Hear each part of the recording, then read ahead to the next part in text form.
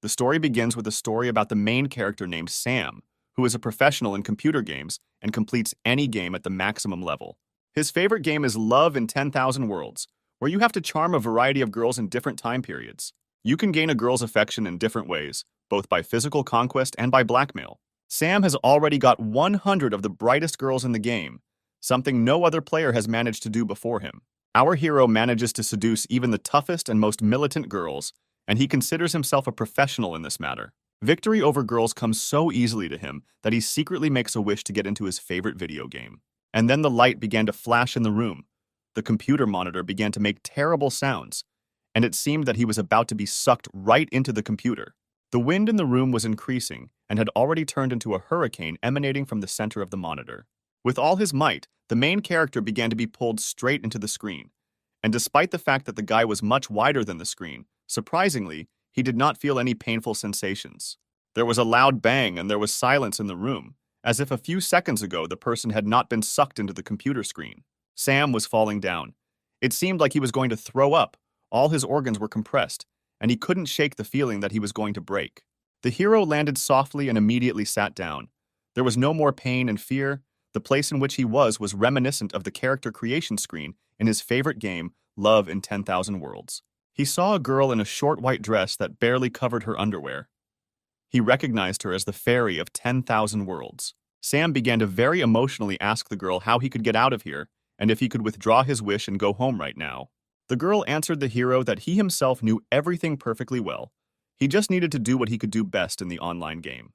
The girl also said that our hero's old game account no longer exists, and he will have to go through everything all over again, with a 0 skill level.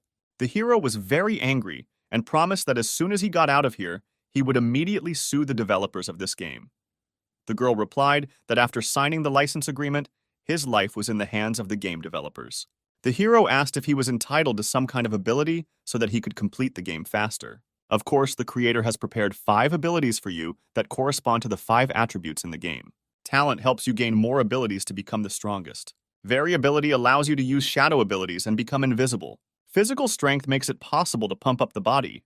Intelligence contributes to the mastery of all types of spells, with the help of which you can destroy the world with one gesture. Sam asked how charisma could be useful. The fairy replied that charisma makes him more attractive. He thought that this was not a very good joke, and did not want to choose charisma when there were other choices. The hero was about to press the intellect, when suddenly something pushed him from behind, and he did not see where he pressed.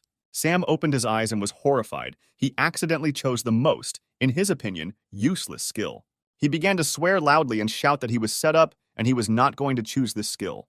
The fairy said that nothing can be changed and you just need to start the game. The girl disappeared. A bright whirlwind began to spin under the hero's feet, which began to drag him into the beginning of the game. The action moves to the first game location, created on the basis of the city of Yunzhou, which is very picturesque and atmospheric. Before us in all her glory appears the sorceress of the snow shadow named Ciri, a student of the great master who kills evil spirits and protects the tranquility of the city. The sorceress walked through the shopping area and looked for jewelry. Suddenly, a bright beam appeared in the sky, which hit directly one of the towers where the baths were located. The sorceress saw how a beam pierced the roof of the tower, and something large, the size of a person, flew along this beam. The main character opened his eyes and did not immediately understand where he was. His head was spinning. His arms and legs did not want to obey. The hero heard women's screams around him, looked around and realized that he was in the women's side of the hot springs. Looking at the gentleman who suddenly appeared, the girls began to behave very relaxed, calling him to swim together without clothes. The hero was not prepared for such a rapid development of events, and with all his might, he began to run away from the place where the girls were about to attack him in order to drag him to take a bath with them. The palace guards also chased the hero, since the appearance of men in the women's bathhouse is strictly prohibited by the law of this kingdom. The hero ran away, and they shouted after him that he was a pervert and would certainly be punished. Although the girls called the hero a pervert, they did it with admiration and adoration in their voices. They found him very attractive. The guards continued to search for the unknown pervert. Sam was very angry about a situation that had happened, which he had no control over. The guards noticed the hero, but he decided to open the skill log and saw that he only had an evil smile of protection in his attributes. Sam was angry at what a useless skill he had received. There is nothing to do, you will have to use this skill and come what may. He began to use this skill clumsily. The first time it was not entirely successful. After one of the guards saw the smile of the defense, he became even more convinced that the main character was a pervert. Sam was simply furious. He realized that he needed to try again, because the grimace he distorted was not evil. He began to try again the skill of an evil smile of defense. And then the incredible happened. The guard stopped, was confused, and a moment later he was beaming and saying to himself that he had fallen in love with a man for the first time. The guard with a smile on his face said that it was love at first sight. Sam picked up a brick from the ground and swung it into the guard's face. While the guard was falling, the main character told him that he loved girls and was not going to reciprocate the man who just a few minutes ago wanted to bring him to execution.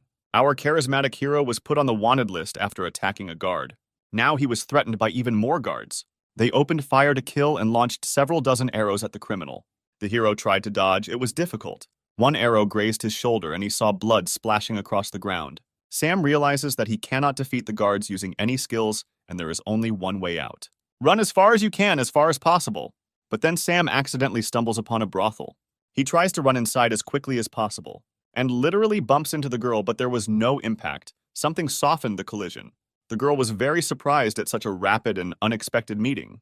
The hero, without having time to catch his breath, asked the girl if she could help him. The girl, without listening to the end of the visitor's request, said that for the sake of such a handsome man, she was ready to do anything. She turned around and shouted to someone, "Girls, welcome the guests!" The hero saw 4 girls of incredible beauty come out into the hall, wearing outfits that made him want to get to know them better. By the time the guards ran into the house, the girls surrounded the hero and covered him with themselves.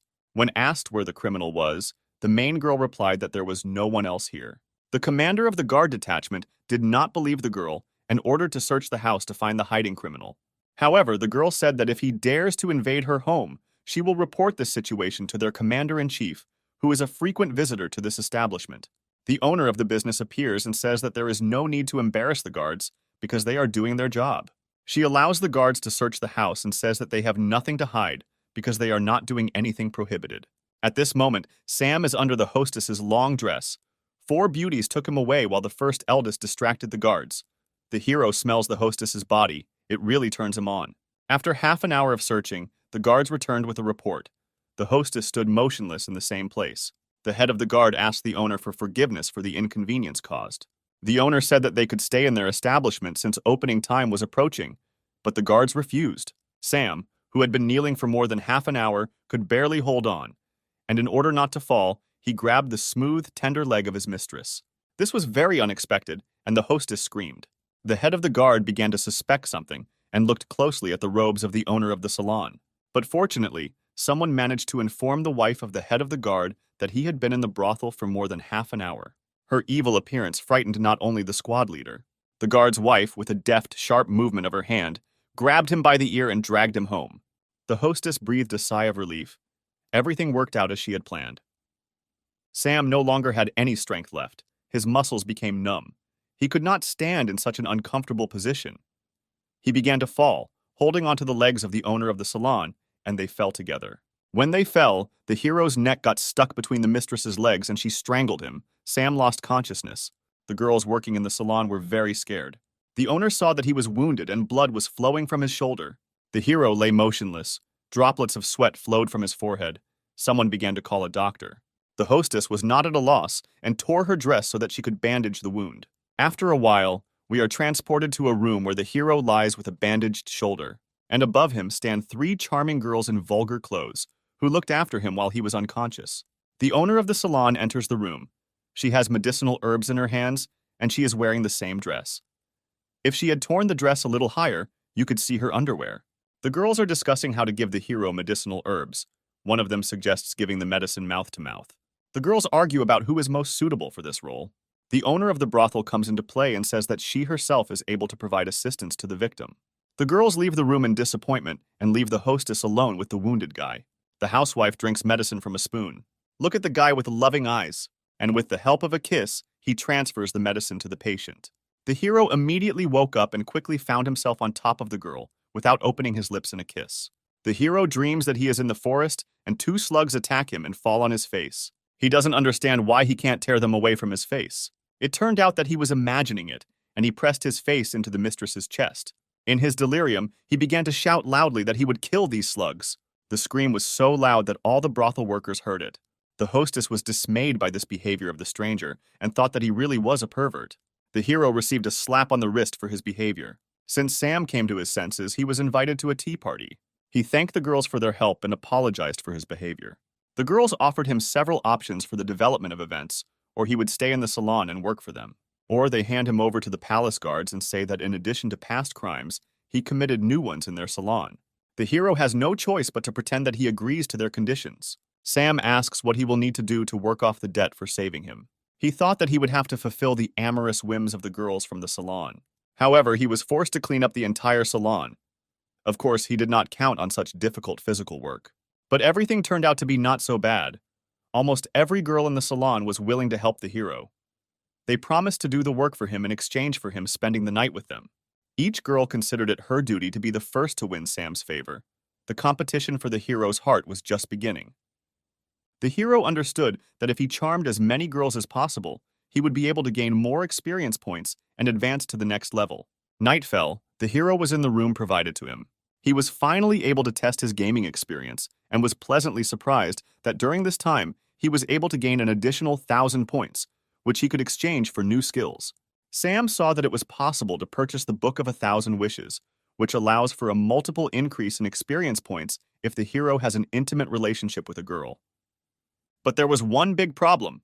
This skill costs 100,000 points. The fairy who accompanied Sam to the game decided to help him because she observed how many difficult trials he had to go through. She made an exception and gave him a 99% discount on skill acquisition for 10 minutes. The hero was incredibly happy about this bonus and decided to take advantage of it. When purchasing the skill, the hero rose into the air. He was enveloped in purple swirls, and he felt a strong blow of wind. Sam glowed both inside and out and felt an incredible surge of energy. The next morning, leaving the room, he began to stumble upon the insanely languid glances of the girls. They literally undressed him with their eyes. The hero heard the girls say that he had become even more attractive than he was yesterday.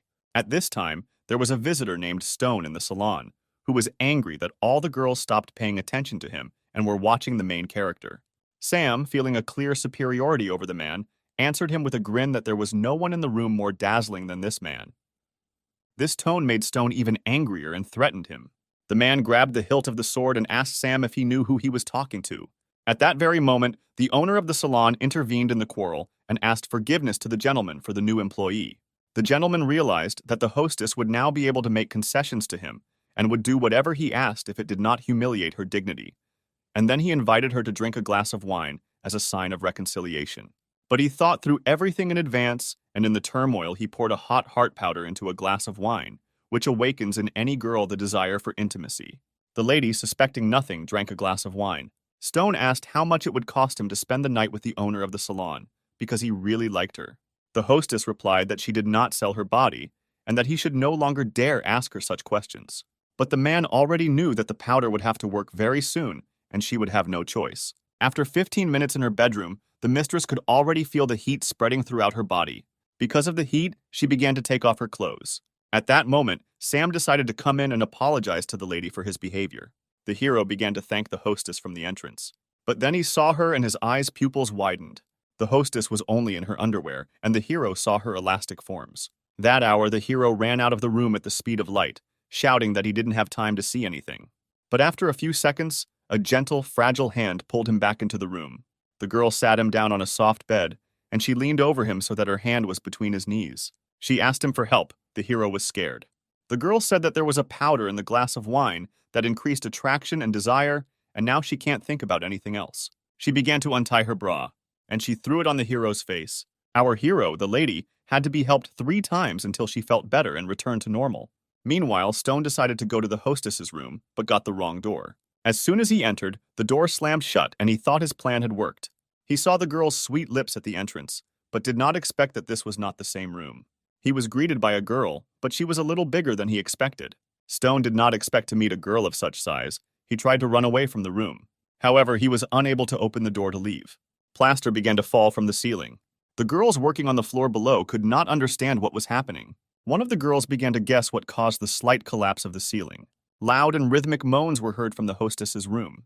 The inhabitants of the cabin had to listen to these sounds for a long time. There was blood on the bed. Sam quickly got dressed and tried to run out of the room. he still couldn't come to his senses. He didn't believe that he had succeeded.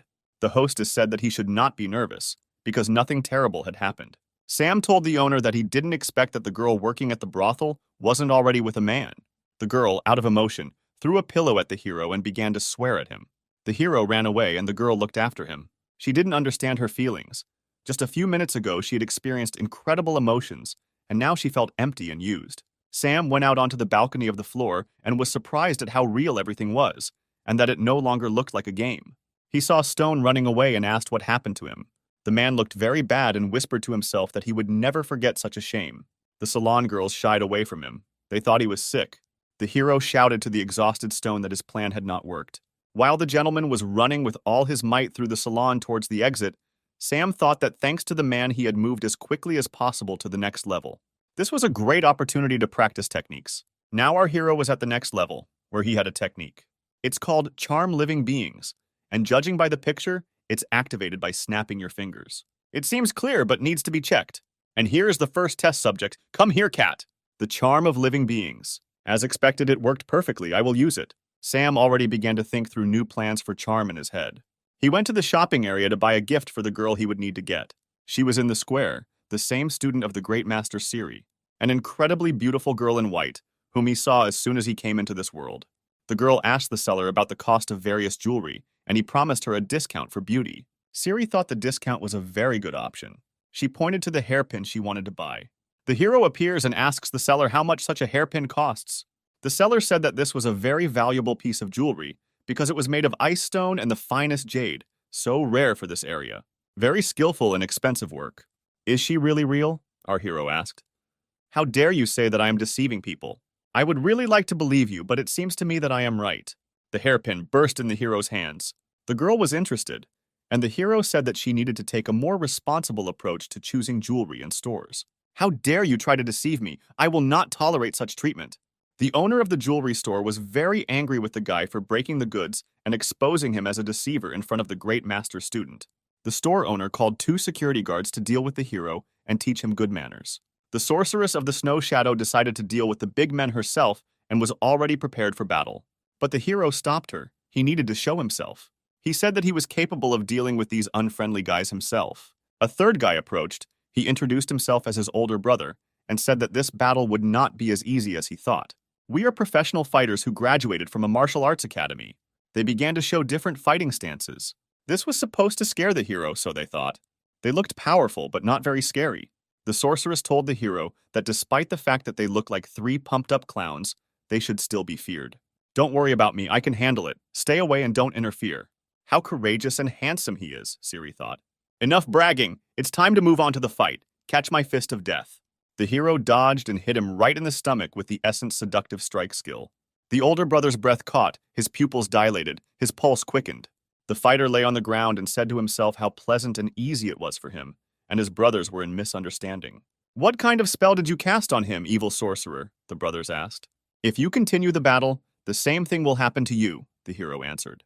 But they didn't believe him, and after a few seconds, they were in the same euphoria of love as their older brother. They could no longer continue the battle. The spell of love turned out to be stronger than muscle. A moment later, people in the shopping area tried not to get close to the muscular guys. Siri noted that she had never seen such a strange but effective fighting technique before. The hero said something incomprehensible and changed the topic. He asked what the name of the beautiful girl was. The sorceress identified herself as a student of the great master. Sam said that it was an honor for him to meet her. Siri said that soon students would be selected to prepare for participation in the tournament for the title of the best wizard, and he could take part in it. Suddenly, a gentleman from an intimate services salon intervened in the conversation and addressed Siri. He called her sister and said that he had been looking for her for a long time. They most likely had a strained relationship because Siri responded that she shouldn't have to report where she was. Sam decided to take advantage of the fact that the relationship between the sorceress and her brother was not the best and added fuel to the fire by asking him how long ago he had last been in a brothel. Siri, hearing that her brother was visiting brothels, was a little surprised, or rather, she was furious. Stone called the hero a vile dog and asked his sister not to believe a single word he said. Sam replied that at first they had fun together in a brothel with the girls, and now he calls him a dog. Stone realized that he could not win the verbal battle and could only make excuses to his sister. He promised to take revenge on Sam, but the hero grinned and said that he would certainly wait until the hour of reckoning came. They went in different directions. The blonde sorceress was also not visible, and the hero went to the salon. Today is his day off. Night fell. The full moon brightly illuminated the Street of Roses, where the intimate services salon was located. The owner of the salon stood at the mirror in her room. She was wearing a new bright red dress. Its slit, which reached the waist, indicated that she had no underwear. She looked at herself in the mirror and could not understand what was happening to her. For several days, her thoughts were only about the hero. Sam met the hostess and decided to make amends. As a gift, he presented her with a gold hairpin, stolen at the market from a deceiving seller. The girl couldn't believe her eyes and ears. Our hero expressed his understanding that this gift was very useless, but he wanted to please her and make amends. "I like your gift," the girl said with warmth in her voice, warmth spreading like a wave throughout her body. "To be honest, I'm very glad that I was able to please you," the hero said. While Sam was talking, the girl deliberately dropped the handkerchief. "Oh, don't worry, I will certainly help you lift your scarf." The hero bent down at the mistress's feet to pick up the fallen red scarf. Before he had time to sit down, the girl stretched out her slender long legs to the hero's chin. He could smell her skin. It could not leave him indifferent. The hero looked up and saw that the girl had no underwear at all. The smell of her body excited the guy's consciousness. He could no longer control himself. But the hero continued his game and said that if she wants to spend the night with him, then it will cost her dearly. The girl said that she was able to pay any amount for time with such a gorgeous man. The hero abruptly pressed the girl to him, held her waist with his right hand, grabbed her neck with his left, and kissed her deeply. The girl melted in the hero's arms. She felt her heart want to jump out of her chest. Sweat appeared on her forehead. Her lips were very wet. The hero took off the girl's dress and laid her on her back. Nothing else held the hero back. There was no longer a businesslike and stern tone in the girl's languid moans. She was in the power of the guy, and she liked it. The next day came. The hero woke up and didn't see anyone nearby. There was a note on the table next to the bed. In the note, the girl said goodbye to the hero and asked him to remember her because she would never forget this best time in her life. The notification system reported that the character's game card has been received and added to the achievements section. The hero was happy about the unlocked achievement, but he felt somehow sad. He decided to leave the salon and continue on his way. The caretaker found out that the hero wanted to leave the salon and expressed her regret. The hero thanked the girl for her hospitality and help. The girl said that she could not forbid him to leave the salon, but she would not let him go so easily. At the same moment, 3 more girls ran into the room and began to hug the hero and take off his clothes. The hero had not yet recovered from the night's entertainment with the hostess, so he decided to use the means at hand. Moans from the cabin were heard throughout the area for an hour. The hero gained a new experience, including a gaming one. The girls were still a little overcome by cramps in the thighs. They lay without strength. Sam left the room satisfied. He went out into the city and again came across a brother and sister he already knew. Stone followed his sister, a disciple of the great master, and asked her to go with him to the clan and help prepare for the initiation ceremony of a new generation of students.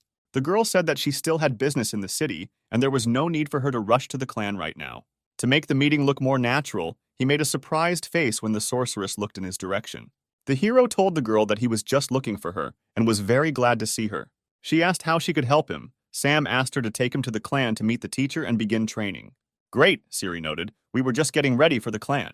The girl's brother was confused because she had just said that she was not going to join the clan. The man told the hero that he could not join their clan because this would require flying through the air and only clan members have this ability. The girl noticed that it was absolutely not scary and she would help the hero get there. The man shouted something after the departing hero and his sister, but no one listened to him. The girl told the hero to hold on to her tightly when they get to the clan's location. Sam replied that if she allowed him to touch her body, he would not let him go again. They swept over the rocks and plains with the speed of the wind. The girl's brother was on their tail. They moved at an incredible speed, and the girl told the hero to hug her tightly, or maybe she specially developed such a speed to force the hero to hug her as tightly as possible. The hero grabbed her just below the waist. He inhaled the smell of her developing hair, felt how her body trembled. Sam decided to say how pleased he was that the girl decided to help him. She was confused. The girl's brother really didn't like watching his sister being hugged by some stranger. The hero understood this and decided to anger the man even more. Stone was furious and decided to fundamentally solve the problem. I took out a box of paralyzing needles, pointed it straight at the hero's back, and he released a dozen loaded needles to the waiting hero. The girl heard the sound of needles flying in her direction. She sharply turned 180 degrees and covered the main character with her chest. At that very second, she was paralyzed. Sweat ran down her face, and a quiet, "Why, brother?" escaped her lips. The man himself did not expect that such a situation could happen. The girl and Sam found themselves in free fall. The hero did not know how to fly. Stone made no attempt to save his sister. He was only thinking about how he could justify himself to the clan elder. He thought that even if he saved his sister, she would tell everything to the master, and he would not forgive him. And if no one finds out about his action, then he can move on with his life in peace. With these thoughts, the man went further across the sky. The girl was drowning. She could not move. The needles immobilized her with poison. She mentally said goodbye to this world, but suddenly, the main character swam up to her, who managed to take a full lungful of air and through a kiss was able to share it with the girl. Siri opened her eyes and regained consciousness. The sorceress's saber was approaching them, but it flew straight into Sam's hand. Did he really also have the abilities of their clan? In this case, I can save us and take us to the location of the clan. The hero raised his saber up and mentally gave the order to fly. At the same second, there was a splash on the water. The hero held the girl in one hand, and with the other, he pointed the saber upward. They flew at high speed. They couldn't fly for long. The girl needed rest. She still didn't feel well. Having settled down in the shade of the trees, the guy and girl considered that the danger had passed. They did not expect that in just a moment they would have to face a new enemy. There were a little more enemies than the hero expected. The warning system sent a message about the enemy. It was a bloodthirsty wolf, a second-level enemy. There is no choice, you have to fight, because not only the guy's life is at stake, but also his companions. The enemy was not going to give time to think. He attacked at the first opportunity. Sam decided to use the points he received to acquire battle skills, a second, and only the skin remained from the bloodthirsty wolf. The hero saw how experience points were credited to his balance for destroying the wolf. With professional movements of a swordsman, the hero scattered the bloodthirsty wolves from side to side, leaving them no chance to profit from the flesh of his companion. The hero swung his blade left and right, and the enemies kept coming. He felt tired in his hands.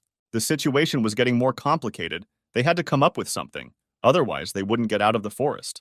The hero wanted to take the girl and step back, run away. But their way was blocked by something huge, of unimaginable size. The animal let out a roar that echoed throughout the forest. A huge animal, similar to a grizzly bear, with bright red wild eyes, a sharp blade on its skull, stood on its hind legs and roared with all its might. It was a forest demon, a level 4 animal enemy. This is all at the wrong time, the hero thought. I urgently need to come up with something. The animal rushed at Sam with a wild roar. He used the art of seduction, but did not know whether it would work. Damn, it really didn't work, and now death will overtake me. The animal held Sam with its huge paws. A second later, the huge bear, like a friendly dog, was licking the hero and wagging its tail. A dozen wolves did not share the bear's mood and continued to show with all their appearance that the hero was their prey. The bear cub clearly did not like the fact that they wanted to eat his new friend. The blow sent some of the wolves flying 200 meters away. The blow and the second part of the evil creatures flew far from the place where Sam was. Those who could still stand on their paws wanted to return to the fight. But the bear let out a roar of such force that they tucked their tails between their legs and rushed into the forest as fast as they could. Night fell. The moon illuminated the rock where the hero and his friends were located. The crackling of a fire could be heard in the cave. The hero thanked the bear for saving his life and providing a place to spend the night. But it was a bear. She didn't speak, but she hugged the guy with all her might and began rubbing her muzzle against him. The hero approached his exhausted companion and said that he needed to try to remove toxins from her body. It is necessary to remove outer clothing to find where the needles hit. The site of the injury was found. The player hit the girl right in the shoulder. The hero began to suck out the poison from the wound. The girl felt a pleasant sensation. The poison is very strong, the guy said, spitting. You cannot stop. Otherwise, the poison will continue to spread throughout the body and lead to death. The hero sucked out the poison, but saw how the girl was delirious. She was making moans and saying incomprehensible phrases. Continue. Don't stop. I feel so good. Morning came. The sun's rays illuminated the cave in which Siri slept. She woke up. She was cold. She was weak. She looked around and saw that she had no clothes on, and there were drops of blood nearby. She thought that while she was unconscious, Sam had taken advantage of her. Meanwhile, the hero returned to the cave, with wild berries in his hands. The girl attacked him with a blade. The tray with berries fell to the ground. The girl said that she would kill him because he took advantage of her helpless state. The hero began to make excuses and say that he did not touch her, but only tried to save her life. The girl pointed the blade at the guy's throat, but the blade resisted.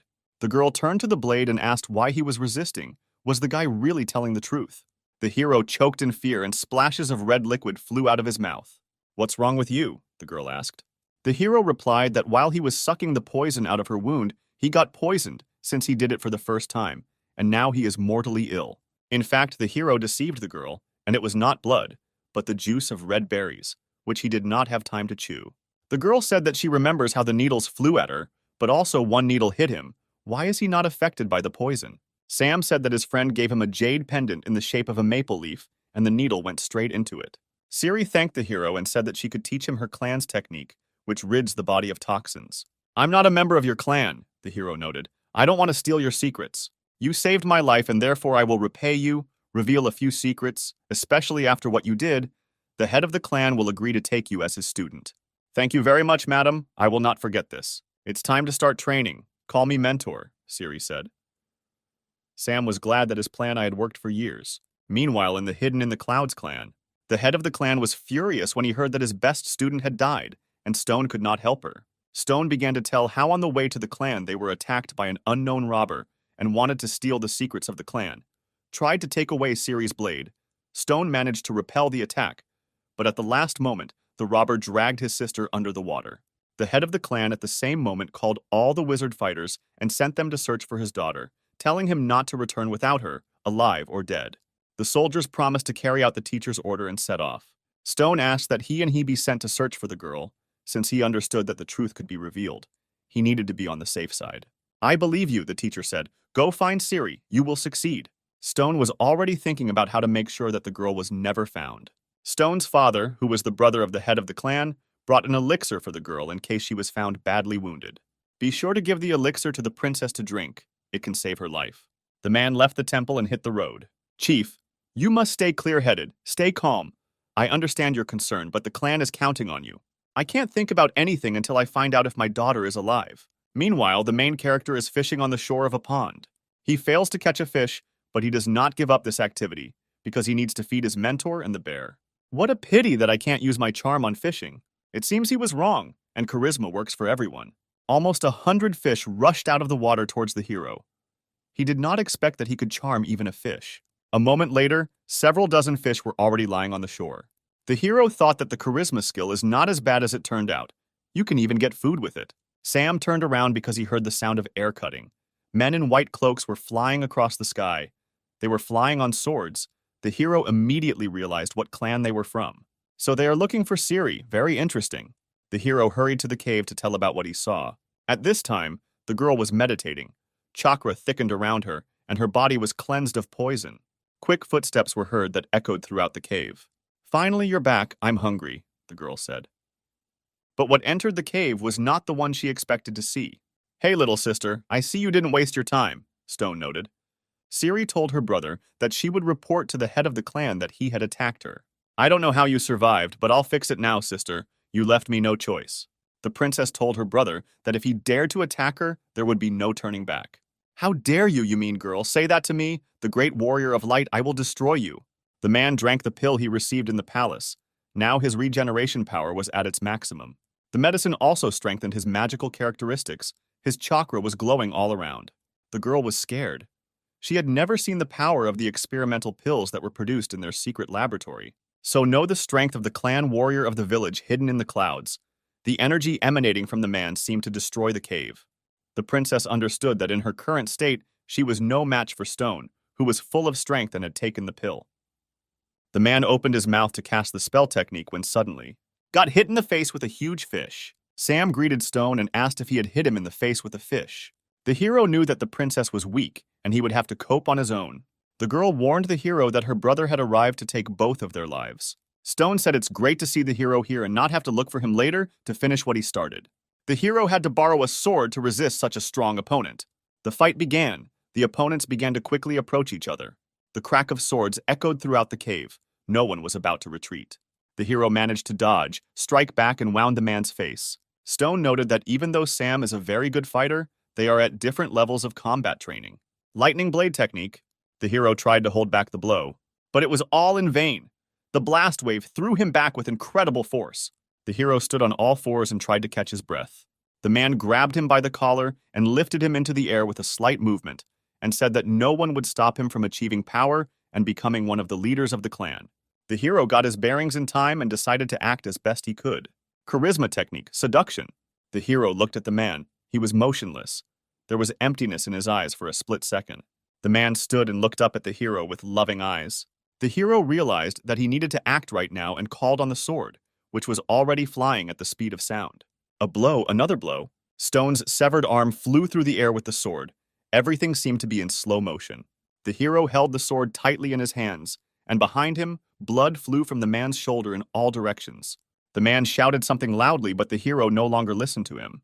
Perhaps Stone would have been able to escape from the cave, if not for one thing. On the way out, they were already waiting for him. He hit his head on something soft. This was a kind, but for some not so good, new friend of our hero. He screamed as loud as he could until he lost consciousness. At the direction of the hero, the bear spared the villain.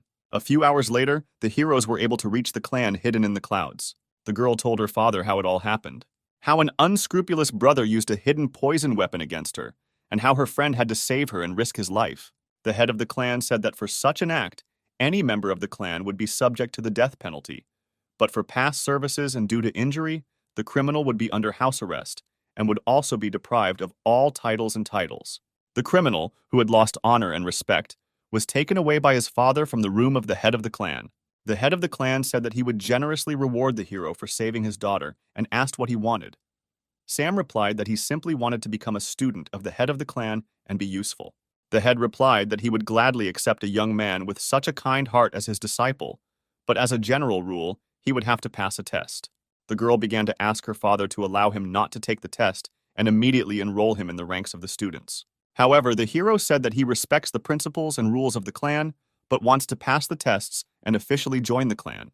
The head of the clan was very pleased with the young man's answer and praised his desire and warm heart. In the meantime, the girl decided to give the hero a tour of the clan's possessions. She showed him the very heart of the clan, a magical tree that gives energy to all living things. The girl said that there was no time to admire and she needed to undress as quickly as possible. The hero did not understand what she meant. He asked if it was too early for her to invite him to undress, since they had not yet gotten to know each other properly. The girl was very angry with the hero and said that she brought him here in order to practice the technique of melting the snow of 6 suns. The snow melting technique develops the maximum concentration of energy for the subsequent use of any technique, including combat. Mastering this technique is impossible without a mentor, so the princess was always nearby. The hero successfully reached the 3rd level in this technique thanks to the help of the princess. She watched how strong his strength and chakra became. The hero incredibly quickly reached almost the 4th level of technology. However, this was the first training, and the body could not take such strong loads. The girl did not understand why the sacred place did not extinguish the fire inside the hero. Is there really no choice and I have to help him release this burning energy? The girl couldn't believe that she would have to do this for the first time, and the hero was getting worse. The pain of conscience did not leave the princess. She could not make up her mind, but she also could not leave the hero to die. She gradually began to move her legs in stockings towards the hero's belt. Closer and closer, ashamed, scary, awkward. She had never done this before. She began to massage part of the hero's body with her feet, and he began to make strange moans. She was ashamed to hear the groans of a man who could not control himself. Several hours passed. The hero came to his senses and did not understand what had happened. Even though the sorceress was glad that the hero had come to his senses, she felt dirty and disgraced. She said that she had to save him, free his body from the accumulated burning energy. Thank you very much for saving me, but why are you so upset and your face is red like you just ran? Sam felt a new strong energy spreading through his body. His power and strength were on a new level. Suddenly, he felt danger behind him and turned around. I saw an unknown entity flying in their direction. The unknown first attacked the hero and sent a palm full of energy into his body. Their palms joined, and the unknown person cast some kind of spell. There was a cold blue explosion from which they scattered in different directions. For a split second, the hero was sure of the enemy's weakness, but he was wrong. The palm, which had recently repelled the enemy's blow, became covered with ice, and the ice continued to encircle the entire hand. Another moment and the hero turned into an ice statue. The princess wanted to free the hero, but a stranger stood in her way. He was already rushing towards her at speed in an attempt to strike. The girl could not withstand a blow of such force. She had not yet recovered from helping the hero. The blow was so strong that the girl was thrown 20 meters. However, the princess was able to stay on her feet because at the last moment she recognized the attack technique of the enemy, who used the technique of her clan. Despite the cold outside, a fire was raging inside the hero. He knew that the ice technique was unable to hold back a wizard who had mastered the 4th level of the solar technique. The ice quickly turned into water and evaporated, Sam gathering all his free chakra to strike back. He was absolutely not interested in the motive of the enemy, because of which he decided to kill them. Solar Gate Technique Level 4. The hero moved as fast as never before and was able to reach the opponent's chest with the first blow. The clothes tore and he saw large, firm female breasts. The hero was slightly surprised by this development of events. The girl went on the run. Her level was lower than the new level of the hero. The princess asked the hero not to pursue the enemy, but to help her patch up her wounds. She said that the enemy used her clan's equipment, and it turns out that their own people wanted to destroy them. Are there really traitors in the clan? The hero asked. Let's not talk about that. Take a better look at my wound. It hurts in my chest area, answered the princess. Then you need to take off your clothes, otherwise we won't see your wound, princess. The hero began to help her take off her outerwear. The girl was very embarrassed. She was in pain, but she wanted to continue. The hero touched the princess's chest. She received damage from the ice technique and was very cold. It is necessary to rub the affected area using the hot palm technique. The hero said that not only the chest was damaged, but also the area below the waist, and moved the girl to a horizontal position. An hour later, the hero got off the princess and said that now her body would never freeze. The princess said that her wounds were healed after half an hour, and she does not understand why the hero did not stop there and used her for another half hour. Sam said it was to prevent possible side effects. Siri replied that she understood that the hero simply took advantage of her condition, and although he saved her, she would not thank him. The hero asked if they could continue preventative measures tomorrow. The girl wanted to use the most powerful technique on the hero, but he said in time that he was joking. How can we identify the girl who attacked us? The princess asked. Sam replied that during the battle he wounded her, and a wound should form on her chest, and Siri needed to start watching the girls from their clan more closely. Meanwhile, in the forest not far from the location of the clan hidden in the clouds, the girl who attacked the heroes arrived at the meeting place with the person who ordered the murder. Our plans were disrupted. I could not defeat the newcomer, said the killer from the clan. So, we have been fooled again. This new guy is not so simple, noted the younger brother of the head of the clan and also the chief alchemist, who developed the pills that increase regeneration. He gave the girl his medicine so that no one could identify her in the clan based on the wound she received in battle. The girl was glad that she would not have to leave the clan for fear of being caught in treason, because the scar could give her away. Several days passed. The day came to take the exam for the opportunity to study with the Great Master. Sam noticed how busy the main square was today. He liked the atmosphere. Siri wished him luck and told him that there was only one way for him to pass the test. Otherwise, she would kill him with her own hands. The princess's older sister Maggie intervened in the conversation, expressing interest in Sam, and said that her sister had been talking about him lately. The princess was embarrassed because she did not want the guy to know that she was secretly in love with him. The hero noted that the princess has a very beautiful sister, and he is very glad to meet their whole family. The princess warned the hero not to even think about pushing his balls towards her sister. Not only the sisters from the main family were crazy about the hero, but also other girls from the clan kept looking at him and sighed languidly after him. The guys from the clan did not like the close attention of all the girls in the village to the newcomer. They planned to get rid of him at the first opportunity. The time has come to begin the selection. The head of the clan greeted the candidate students and spectators of the competition. The task of the first test was announced. Participants need to collect 10 flowers of the magic grass that grows on the top of the sacred mountain in 3 hours. Most participants considered this test to be completely childish. The head informed the test participants that if anyone thinks that they do not have enough skills to pass the tests, it is better to refuse at first. The test begins. The participants took off from their seats, and only the hero was in no hurry to accelerate. He stood and watched from the sidelines what was happening. The princess ran up to him and asked what was the matter. Did he really not want to pass the tests and be closer to her? The hero said that the princess should not worry about him. The girl was surprised. She did not understand what he was up to. Meanwhile, other participants searched actively, but not effectively. 2 candidates walked and discussed how difficult the test actually turned out to be, and in a few hours they found only 3 flowers. Suddenly, they saw something beautiful and stopped. It was our hero. He went into the hot springs completely naked. Turning around, he used the gloating love grin skill. He invited 2 girls to swim with him. One of the sisters felt awkward because this was their first meeting. The second was more determined and accepted the invitation of an attractive young man. Within a moment, the older sister without clothes entered the water. Although it was scary, the youngest was not going to give up the guy she liked so easily. Each of the sisters wanted to get to know the hero better and beat their rival in this matter. But the hero replied that he would not be able to pay proper attention to them since he had little strength and he had not yet found a single flower. The sisters replied that if the hero needed flowers, they would definitely get them for him.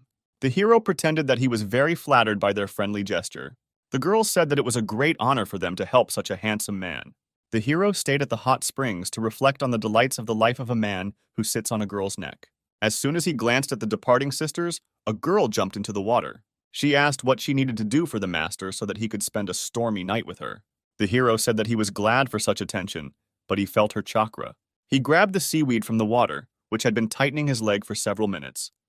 The girl turned into a water witch. Sam said that he knew that she only wanted to suck all the vitality out of him and refused to spend a stormy night with her. The evil spirits gathered green chakra around itself and directed it towards the hero. Green algae surrounded Sam on all sides. A moment later, he was already bound by dozens of strong seaweed.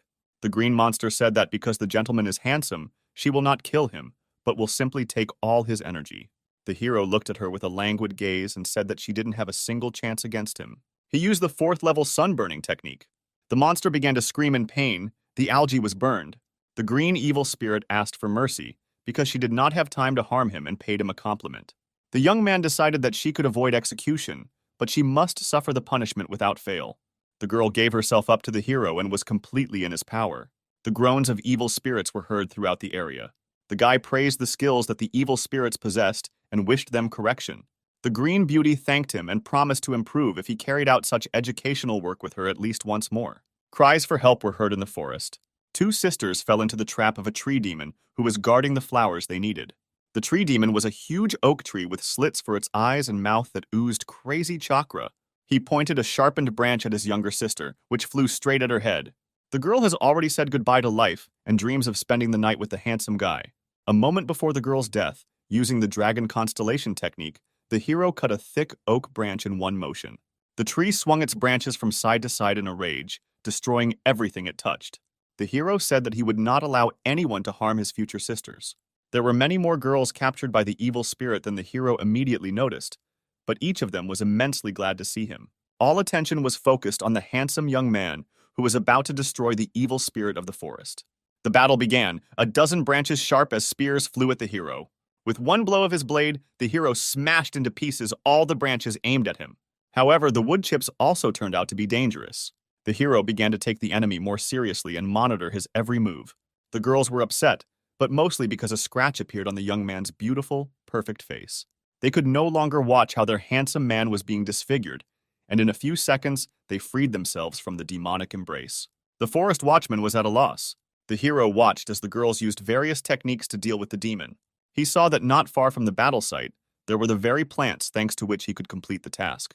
A few minutes later, the demon lay on the ground without moving and looked like an ordinary felled tree. The girls told the dying tree that it was a mistake to hurt the most handsome guy. But the young man was no longer there, and he did not know how the outcome of the fight ended. He continued walking but could only find 6 plants. The sound of air cutting was heard. Again, someone wanted to kill the hero. His quick reaction allowed him to dodge without getting hurt. What was unexpected was the realization that he was attacked by more than just enemies. 4 test participants attacked, who found only 1 plant each and wanted to take away those collected by the hero. Really lucky, Sam thought to himself. The men could not understand why the hero was looking at them with such interest. Level 4 Sunstroke Technique. A moment later, with broken faces, bruises under their eyes, and bumps on their heads, 4 men stood and held out their flowers to the hero. He thanked them for their generosity and set off. The time allotted for the test was almost over. The area was filled with participants. The head of the clan said that the winner of the first stage could immediately become his student. The hero thanked everyone for the opportunity to participate in this test. The princess was very glad to see him returning not empty-handed. The participants continued to admire the handsome man and offered him a room in a women's dormitory. The princess realized that she was not the only one who fell in love with the hero. She did not understand what feelings were overwhelming her. She had never experienced jealousy before. Siri retired to the snowy mountain and thought about him. Sam arrived just in time. She had not yet had time to get angry that he did not share the joy of victory with her. She asked why he didn't have fun with the other girls. "I want to thank you, mentor. Thanks to you, I reached such heights and became part of the clan." The girl said that today is the night of purification, and everyone who has sinned will certainly come to the holy spring, including the girl who attacked them. And when she comes, we will be able to see the scars you left on her body. The hero asked the princess not to risk herself and not try to detain the girl herself. The girls took a bath in the hot spring and said what a pity that their handsome brother was not nearby. The princess looked around, but did not see anyone with a wound on the chest.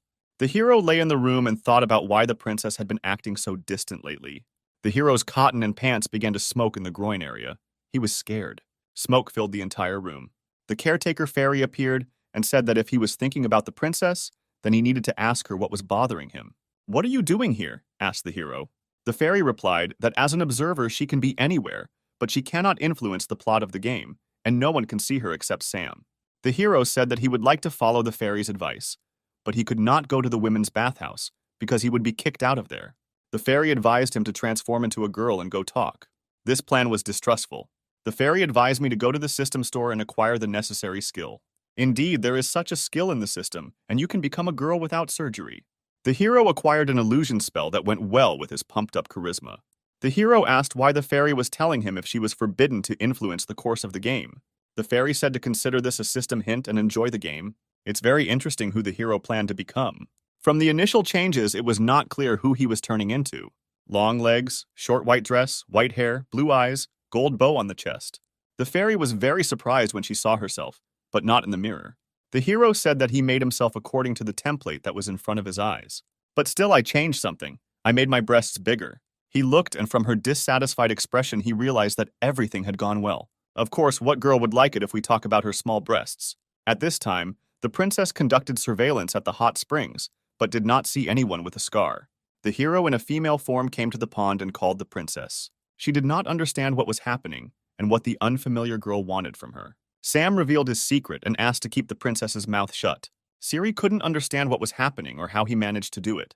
The hero explained that he did this as a cover and wants to help her catch the criminal. The princess was worried that the hero would see her naked. The princess's elder sister appeared at the springs. She immediately drew attention to the hero in a female guise and complimented him, thinking that this was a real girl. The princess had already begun to tell who was hiding under the guise of a stranger when Sam stopped her. He introduced himself as Tsunade, the daughter of the ruler of the Hidden Leaf Village.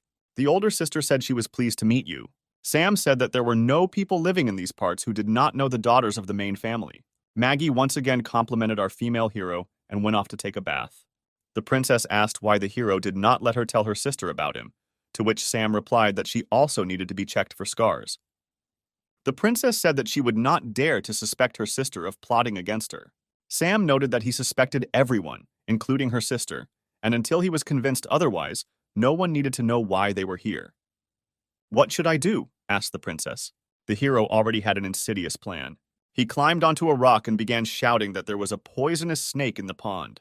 A slight panic began, but the hero still hadn't seen anything. He decided to immediately check his older sister and pretended that the snake was swimming in her direction. Sam shouted that the snake had gotten under Maggie's towel and he would save it. The towel was torn off. The hero achieved his goal. He began to closely examine the breasts of his older sister. He did not see any cuts and was upset by this. Maggie continued to scream and kick the water, fearing a snake attack. She held the main character by the head, pressing him to her chest. His pulse became stronger. A notification has arrived that in case of excitement, the spell of illusion will dissipate. The girl stood close to the hero and began to notice something oblong right under the water. She decided that she saw a snake and tried to grab it with her hands, and then Maggie caught her. But she couldn't understand why the snake was so hard to the touch. The hero looked at her in fear, and she held his snake in her hand and squeezed it tightly. Because of the steam at the holy springs, no one except Maggie noticed the transformation of the hero from a beautiful girl into a guy. She shielded him with her body from the girls and told them to quickly run away, since the snake was very dangerous, cunning, and perhaps not alone. The girls decided to listen to their older sister because she was from the main family and they had no reason not to trust her.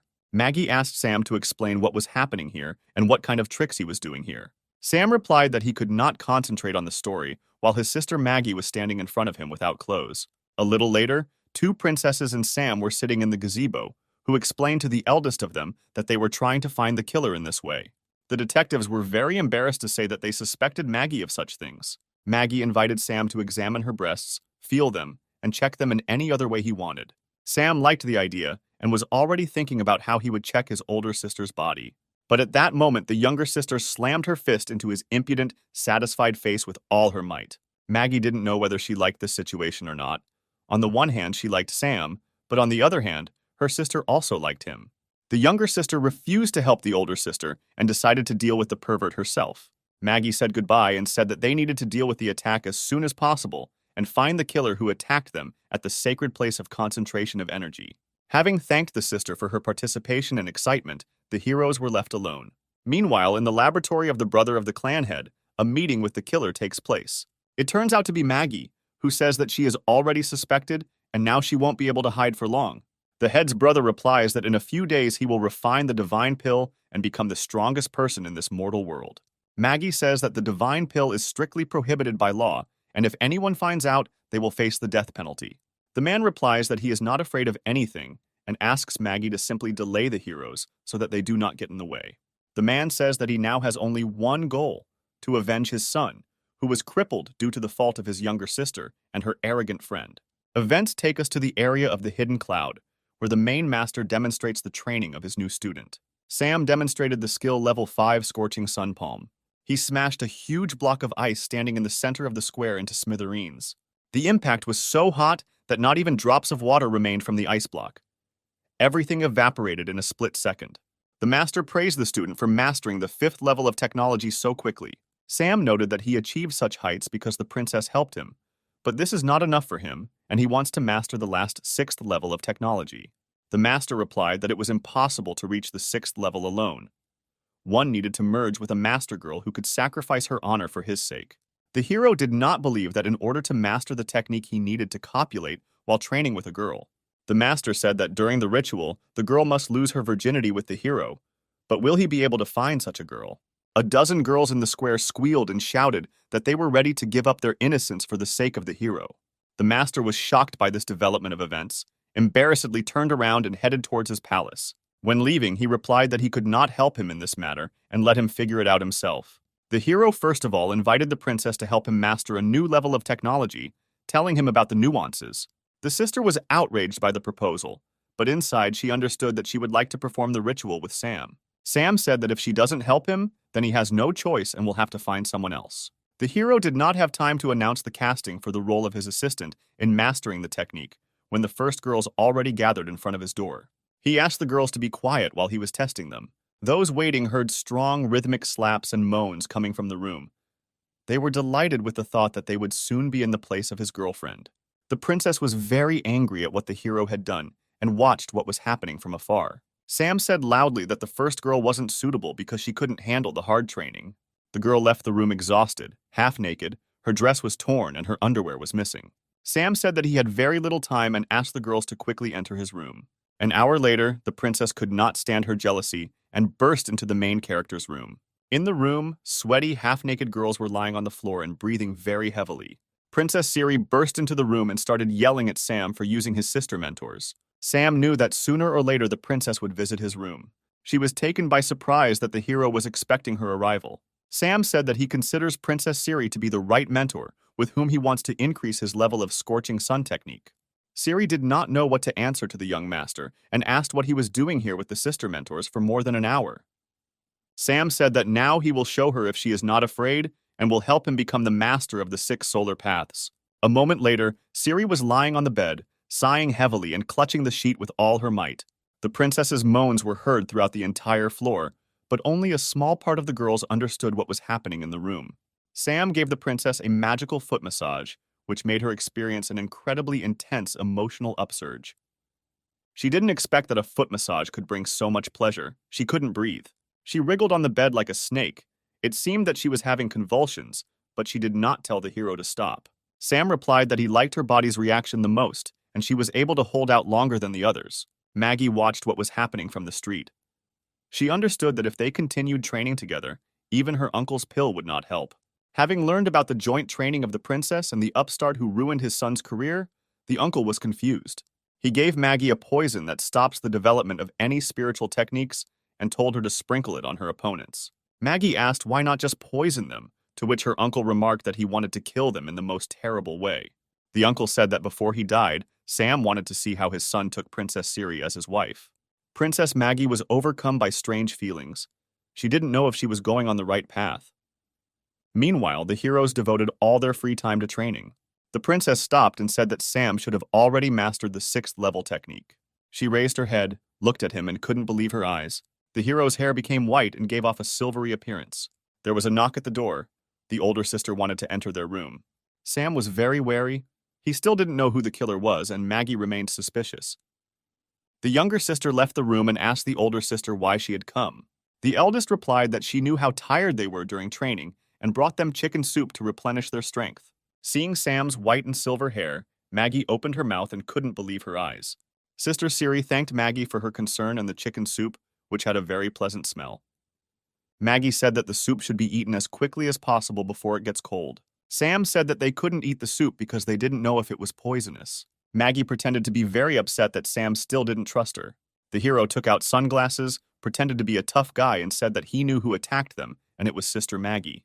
The sister began to make excuses and say that they had checked her for a scar that she did not have. The younger sister began to stand up for Maggie and say that she had known her all her life, and she could not betray her. It is unknown how you managed to get rid of the wound, but you still miscalculated when you talked to us. In that conversation, I only talked about the wound, but didn't say a word about where the attack took place.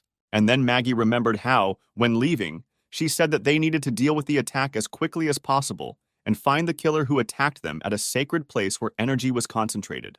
It was just my guess. You can't judge me just based on this phrase. Sam quickly got his bearings and invited Maggie to eat a bowl of her own soup to prove her innocence. Sister Maggie realized that she was taken by surprise and needed to drink the soup because it only contained powder that dissipated power and not poison. She drank a cup of soup with shaking hands, hoping that she had not been deceived.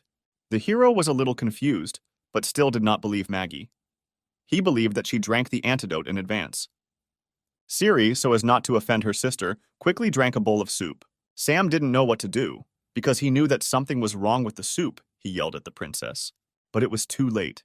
The powder was absorbed into the blood. My head was spinning. My body was burning from the inside. The elder sister, too, could barely stand on her feet and cursed her uncle, who had deceived her. Meanwhile, the brother of the clan head was waiting for the powder that burns from the inside to take effect. The man told his son that he was doing everything for his sake, for his happiness. The traitorous brother had been sitting for several weeks and smiling, delirious. His father thought that he had lost his mind. At this time, the divine pill was being prepared. But to complete the preparation, a guide was needed, the heart of a loved one. The father decided to take the heart of his son, who was now useless, and took out a blade to strike. But before he could turn around, dozens of needles with immobilizing poison pierced his back. The man could not believe that he had been deceived by his own son, because of whom he came up with a plan for revenge. The son admitted that he had been waiting for this moment for a very long time, constantly pretending to be sick and crazy in order to learn more about the pill. The father, lying on the floor, asked to spare him, but the son was only interested in the divine pill. The son was mad and did not hear anything. He wanted to tear out his father's heart to complete the ritual. Meanwhile, the princess's 2 sisters were burning from the inside, and their fire could only be extinguished by merging with a man. The hero understood that what was happening was what he had already seen in the battle against his traitorous brother. The girls surrounded Sam and breathed heavily into his neck, hugging his waist. The younger sister asked to save the older one, because it was not her fault that she was deceived. And the eldest asked to save the younger one first, since she would not be able to live if through her fault she died. The girls did not wait for the hero's consent and took off their dresses, leaving them in underwear and stockings. Sam had to save both sisters at the same time. He had never had such experience, but he liked it. Sam increased his level and gained a new skill, Fascinating Mirage, which can stop high-level opponents. The younger sister thanked the hero for his generosity and salvation.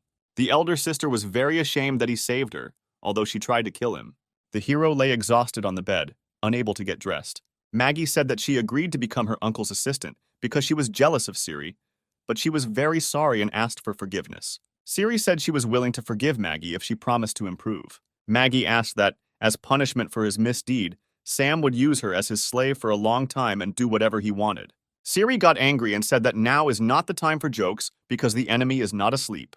Maggie said that Uncle was perfecting the divine pill, and if he wasn't stopped, disaster would happen. Sam began asking the sisters about what the divine pill was. He was told that the pill is a secret forbidden drug that instantly develops a person's abilities to the limit, but he loses control over himself. Sam said that it was time for him to visit the family of traitors and punish them for what they had done. Siri gave Sam a magical blade, a relic of the Hidden Cloud clan, which can only be wielded by a warrior who has reached the 6th level of the Burning Sun technique. Sam thanked Siri, and taking the blade in his hands, felt incredible energy. Before he could leave the bedroom, Sam felt a frantic energy approaching the roof of the house. A few seconds later, a huge explosion destroyed the wall and roof of part of the house. Thanks to Sam's new abilities, he was able to create a protective barrier during the explosion. He again saved 2 sisters who could not feel such a lightning attack. On the roof of the destroyed house, a traitor brother named Gao Gan stood safe and sound. The princess asked where he got a healthy arm and the strength to use such powerful techniques. The traitor brother said that his father, whom he sacrificed, perfected the divine pill, and now Gao Gan is invincible. Sam rushed towards Gao Gan as fast as he could to deal him a crushing blow. But Gan stopped the blow of a blade, moving with incredible speed with one hand. He said that now he is at an incredible level of power and cannot be stopped by an ordinary blade. The hero asked what about the blade called Snow Killer, which has the power of divine flames. And at that moment, the blade caught fire with incredible power, and the hero dealt a devastating blow to the traitor on his sore hand. Gao Gan's hand was smoking as if it had just been taken out of an oven. Sam considered that there were a few blows left before defeating the enemy and prepared to attack. Gao, laughing an evil laugh, showed the hero his whole hand and said that he was immortal. At that moment, several magical blades flew into the self-confident villain's chest. The blades were sent by older sister Maggie, who gathered her mentor sisters around her and hurried to help Sam. It was clear that Maggie's blades had reached their destination, but there was not a single scratch on Gao Gan's body. The hero asked the sisters not to interfere in the battle against the immortal enemy. But Maggie, feeling guilty, could not stay away and decided that she would do everything possible to detain the enemy. Together with other sisters, she began to collect chakra to use one of the clan's secret techniques. The enemy knew that he was immortal, but was still afraid of experiencing such a high-level technique. The sisters gathered energy and used the demonic rain of blades technique. The damage was so powerful that it would have destroyed hundreds and thousands of units of ordinary enemies. Dozens of blades passed right through Gao Gan. Red liquid oozed from his body, but he continued to stand. The sisters celebrated the victory. It was impossible to think that anyone would remain alive after such a powerful technique. But the enemy raised his head, a trickle of blood flowed from his mouth, but a mocking smile was visible on his face. With a powerful stream of energy, the enemy shot blades that pierced his body in the opposite direction. The girls had to defend themselves. No one expected such a turn of events. Maggie tried to rush to her sister's defense, but didn't have time. The immortal brother grabbed her by the throat and did not give her the opportunity to help her sisters. The enemy told Maggie that she had a chance to come over to his side and serve faithfully. But the girl refused her evil brother and called him a coward who could never compare with the main character. Then Gao Dan said that she had left him no choice and would have to kill her, and after that kill her vaunted Sam. At that same second, Sam used a magic blade to separate the traitor's hand from his body and free Maggie. Siri was waiting below, and she helped her sister land without injury. The enemy was quickly able to grow a new arm and decided to destroy the hero first.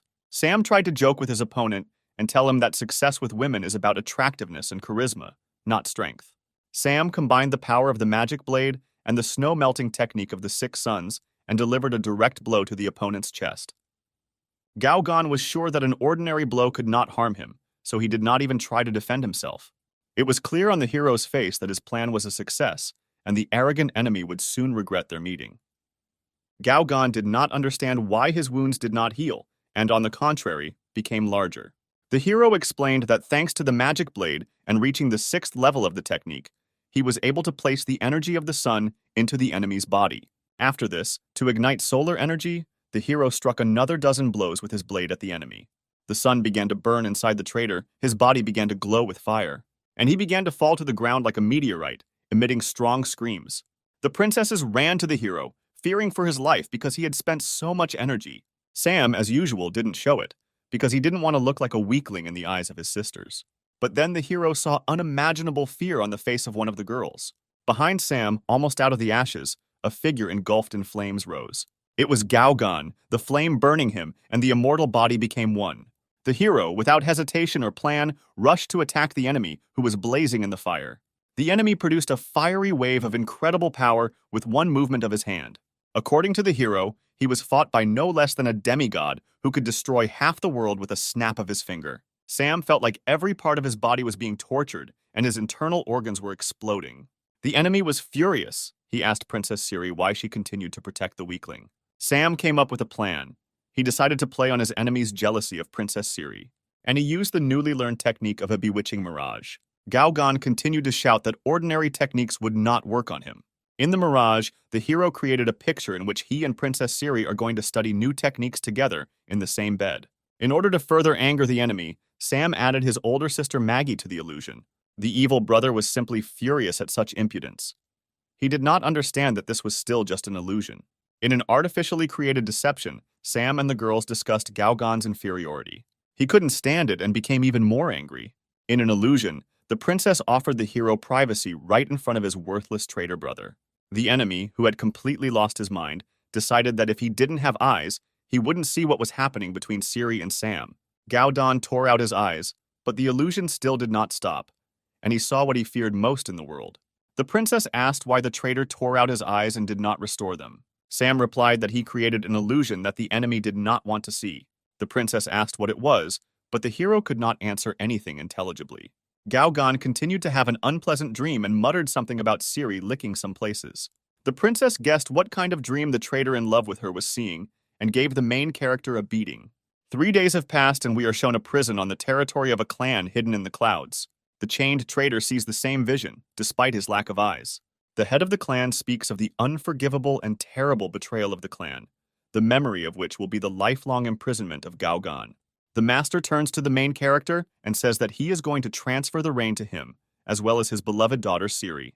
The princess looks confused, but is very happy with her father's words. Sam thanks the master but says that he will not be able to accept the rule of the clan and marry the princess. The girl asks Sam why he doesn't want to stay with them. The hero replies that he has unfinished business and needs to hit the road. Sam headed into the room to collect his things, but was stopped by the master.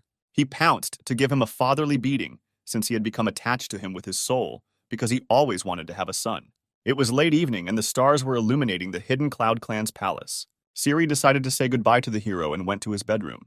But before opening the door, I heard the loud voices of Sam and Maggie. Moans were heard from the room.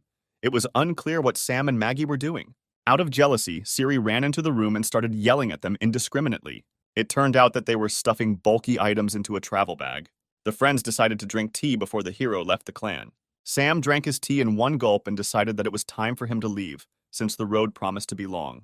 Big sister Maggie looked at Sam suspiciously, as if she was planning something. After drinking tea, Sam began to feel very strange. Everything inside seemed to be flaring up. The elder sister said that she could not resist and added a magic powder to the hero's drink. She told her younger sister that the three of them should spend their last night with the hero. The sisters decided that they would not forgive themselves if they did not try the hero's body before he left the clan. Siri was very shy but could not refuse a magical night with the hero. This is how the hero achieved the achievement of conquering Princess Siri, and also at the same time received a Princess Maggie card. In the morning, the girls woke up, but did not find Sam in their bed. They were very sorry to part with Sam, because he had become the closest person to them. The girls promised themselves that if they met him at least once again, they would never let him go. Meanwhile, the hero was on the playing field and watched the girls from the side. He was a little sad. The game fairy told him not to be upset, because this is not the last breakup in his game profile. The hero did not admit that he had become attached to the girls, and was sad to realize that this round was over. The fairy said that he had earned a lot of points and could try out new features of the system. She told the hero that the place where he is can be arranged to suit his wishes. Sam replied that he would not waste precious experience points on furnishing a room that he rarely visited. The fairy said that the place could be equipped with forges to improve equipment, a botanical garden for growing useful plants and other useful things. The hero decided to first install a forge, also an alchemy workshop to create magic pills that enhance abilities. Now the playing space began to look much better. The hero felt a surge of energy. The fairy liked the way Sam arranged his home space and kissed him. The confused hero asked the fairy how the buildings he had built would function. The caretaker fairy promised him to sort everything out and hire workers. Worker dolls immediately appeared, calling Sam the owner and promising to look after the household. Sam asked when they could start playing the next level in the game. The fairy said that the game would start at any time if he wished, but asked if he would like to study the achievements first. The hero took out the 3 4th-level bonus cards he had received and thought that it would be great if his girls were nearby now. The cards in his hand crackled and began to emit a very bright light, which momentarily blinded the hero. Characters familiar to us appeared on the playing field. The owner of an intimate salon and 2 princesses. They were very surprised to be able to see Sam again. The owner of the salon was in the same form in which Sam had last seen her, in a robe over her naked body. The younger sister grabbed the hero by the collar and began asking him questions about the half-naked girl. The elder sister simply looked at the hero and could not take her eyes off. The situation was heating up. No one understood what was happening, and Sam did not know how he would justify himself to the girls. Sam asked the fairy why she didn't warn him about the possibility of summoning characters. The younger sister pressed the hero the most and demanded an explanation. Sam decided to get out on the fly and didn't come up with anything more interesting than to figure out that he wasn't quite human. He decided to introduce himself as an angel who had descended from heaven to carry out a very important mission. He came up with a story that he was kicked out of heaven for his misdeeds, and now, in order to return back, he must endure 100 love disappointments. The younger sister did not quite believe him and decided to punish him for his deception and dissolute lifestyle. The elder sister said that she believed him because she had never received such divine pleasure with anyone. The younger sister and the owner of the salon thought the same thing. They had never experienced such emotions in bed with anyone as with a hero. The fairy decided to give each girl a spiritual ring that could transport them to the hero's home play area. Princess Siri said that she did not want to communicate with a womanizer, and she also became the head of the clan, and she had little time. The older sister liked the idea of the ring and was wondering if it would immediately take her to the hero's bedroom. The younger sister did not like Maggie's reasoning, as she was jealous of Sam for all the girls. The owner of the salon touched the water with her feet on the shore of the lake and gave herself up to memories. She remembered the times when the hero was very close to her and missed her. And then, as if by magic, handsome Sam appeared. He greeted the girl and asked what she was doing after he left. She said that she traveled and studied magical musical techniques of seduction. Sam asked her to demonstrate her skills on her favorite musical instrument. The girl picked up a jade flute and said that playing it could cloud the hero's mind. Sam said that his level was too high for the girl to harm him. The girl took the hero's words as a challenge and decided to show him what she was capable of. The girl began to play. Magical music came from the flute, and a fire flared up inside the hero. The hero attacked the girl, not allowing her to finish the game. He could not control himself. Sam said that her magical flute playing lit a fire in his heart, and he wanted to let her play his flute. The girl pretended that she was not ready for a joint orchestra right now, but she really wanted to be in his arms. The girl decided to give herself to the hero and do as he wanted, because their desires coincided. The girl played the flute while the hero gave them both pleasure. 3 days passed. The game assistants did their best to improve the hero's playing space. When the hero had a rest and established life in his home playing field, he decided to go to the next level. The hero asked the fairy if she could deliver him to the next level in a different way than last time, so that he would not run from the guards. The fairy noted that the landing point and the identity of the hero are chosen randomly and wished him good luck. Sam again found himself in a whirlpool of gaming energy, sucking him to a new level. This time he found himself imprisoned in a dungeon with slaves who were awaiting an auction. They were going to be sold. His appearance changed. His nose and ears were sharp. It was not clear what kind of creature he was. Next to him in the cell, he saw a beautiful creature in rags. They had strange pointed ears, and some even had horns. A girl with yellow eyes and ears like a fox approached the hero and asked if he was okay. The hero did not answer anything, grabbed the girl by the ears to check if they were real. The girl asked him not to touch other people's ears because they are very sensitive.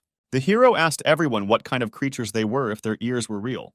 The girls replied that they were half-humans who had been captured and were going to be sold at auction. We are shown the city of Gaia, where humans, demi-humans, and demons live together and contribute to the development of the city. 500 years ago, a war broke out between humans and demons, and both sides suffered great losses, but humans eventually won, after which the Church of the Divine Color proclaimed humans the superior race and demons the inferior, and even later the demons became slaves in the hands of humans. The hero realized that he belonged to the demon race and asked why the half-human girl was also imprisoned. The fox girl replied that people have stopped taking into account not only demons, but also half-humans. Their villages are being captured, and they themselves are being taken prisoner. For the same reason, the rest of the girls from the Uzumaki, Horned, and Slime clan are here. Sam said that he understands why they can kidnap beautiful girls from demons and half-humans, but why they kidnapped him? Because he is a man. The girl explained that men are considered even more valuable for kidnapping. After all, men can be bought by the richest ladies in the city and used for their perverted fantasies. The hero thought that this was a very good plan. To get out of captivity, you just need to please the rich lady. The girl from the Uzumaki clan said that she had not heard of any of the male slaves ending well, because there is no guarantee that it won't be bought by a rich man pervert. The hero was upset and did not understand how he could get out of captivity and complete this level successfully. The time for the auction arrived, and the richest people in the city gathered in the hall.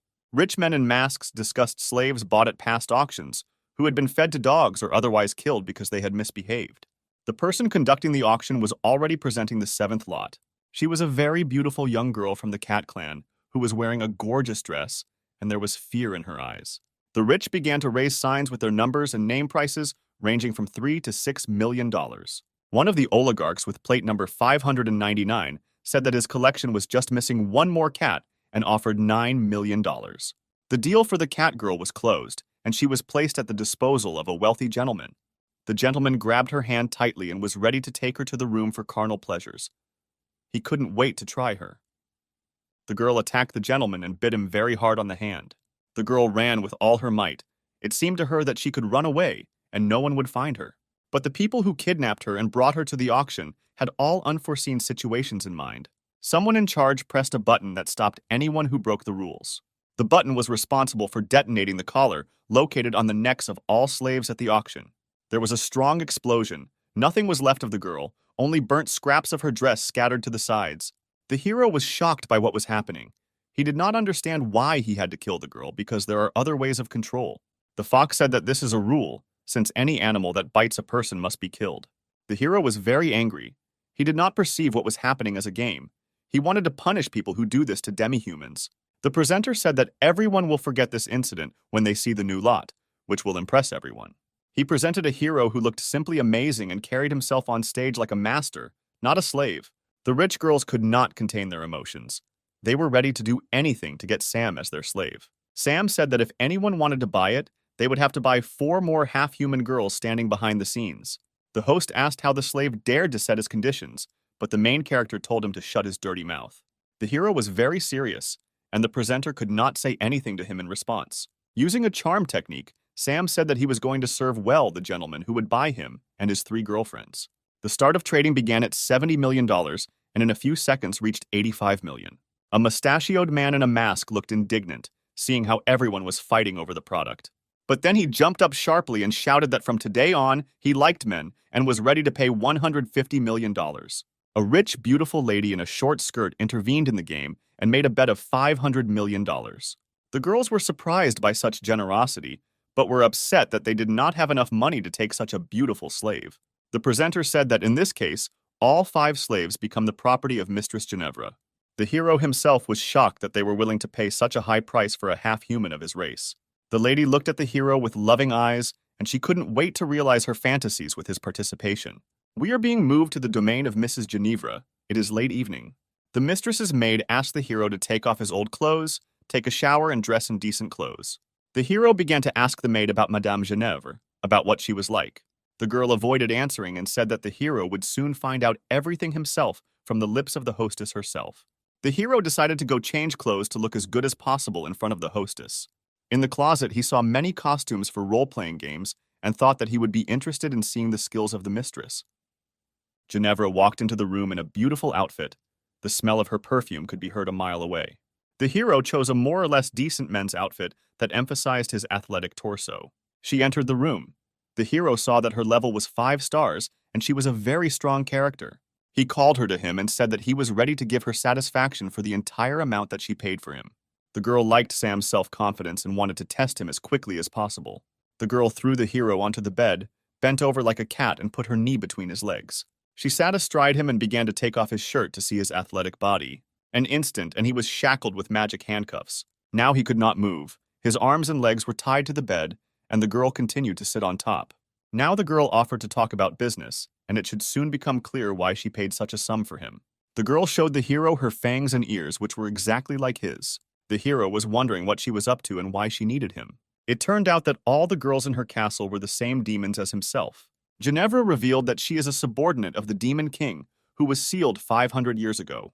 She bought his life so that he could help destroy the hammer and resurrect the king, who was sealed by the 7 sages of divine light. The girl has been trying to find a way to destroy this hammer for many years, but nothing has worked out for her. The hero said that he knows the legend of the hammer and also knows that any demon who touches the hammer will be dead. Ginevra said that she knows a way to remove the seal, but only Sam is capable of this. She said that all 7 sages of divine light are long dead, and there is only one heiress who holds the seal. This is Irina. If you get rid of Irina, the seal will be broken, and the heart of the demon king will be freed. Due to the fact that the members of the Hammer of Light are holy people, if they fall in love with a demon and surrender to him, the seal will be broken. The hero said that he could not destroy an innocent girl in order to free the main demon. The lady said that she had anticipated his answer and learned that she did not need the whole hero. The hero, with fear in his eyes, began to ask what these words of hers meant. The girl said that to complete the mission, all she needed was a holy source, which she could cut off for him and so on to another. The girl swung the knife very hard and wanted to cut off what was so dear to Sam. Sam managed to shout some kind of spell to try to protect himself. From the blow to the hero's groin, the blade in Ginevra's hands bent, and she received a bruise on her arm. She didn't expect that getting his magic source would not be so easy. The hero lay calmly. He managed to use the magic stone spring technique. This gave strength to his entire body, and he easily got rid of the handcuffs. The girl realized that the hero is not an ordinary demon, but a wizard who can do more than meets the eye. Sam again decided to try the seduction technique, but he had to try, since the mistress is a 5th-level character. The girl asked him to earn 500 million in kind and give her heavenly pleasure. She fell onto the bed and relaxed to get the maximum pleasure from their meeting. Sam turned her over on her stomach and told her not to strain herself if she wanted to fly to heaven. His movements were so gentle and fast that the girl at times lost consciousness in ecstasy. But the hero did not stop there and demonstrated to the hostess all the new techniques for controlling his and her body.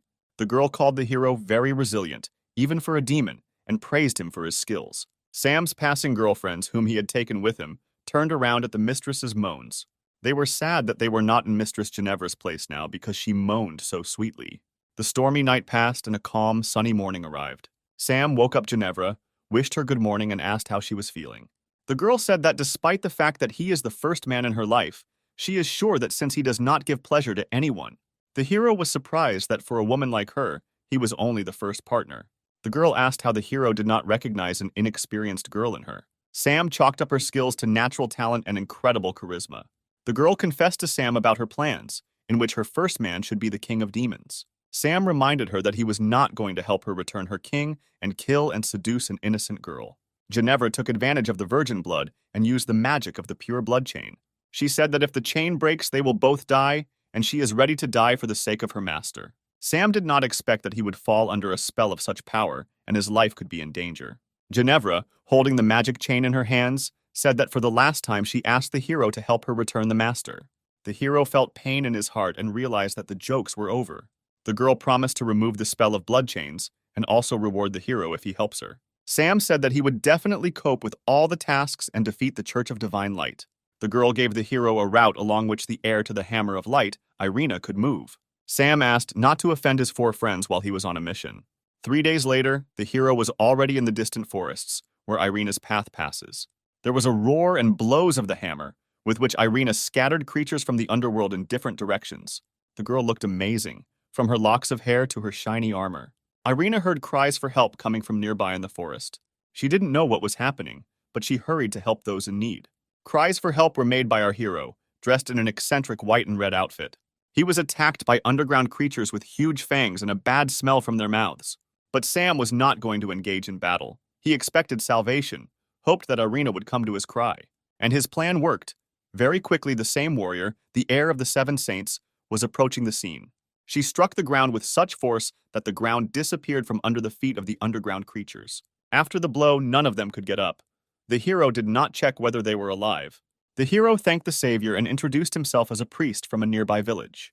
The girl introduced herself as a holy knight from the Church of Divine Light named Irina. Sam replied that goblins had entered his village and kidnapped one of the residents, and since the village could not afford to hire a knight, he went to save her.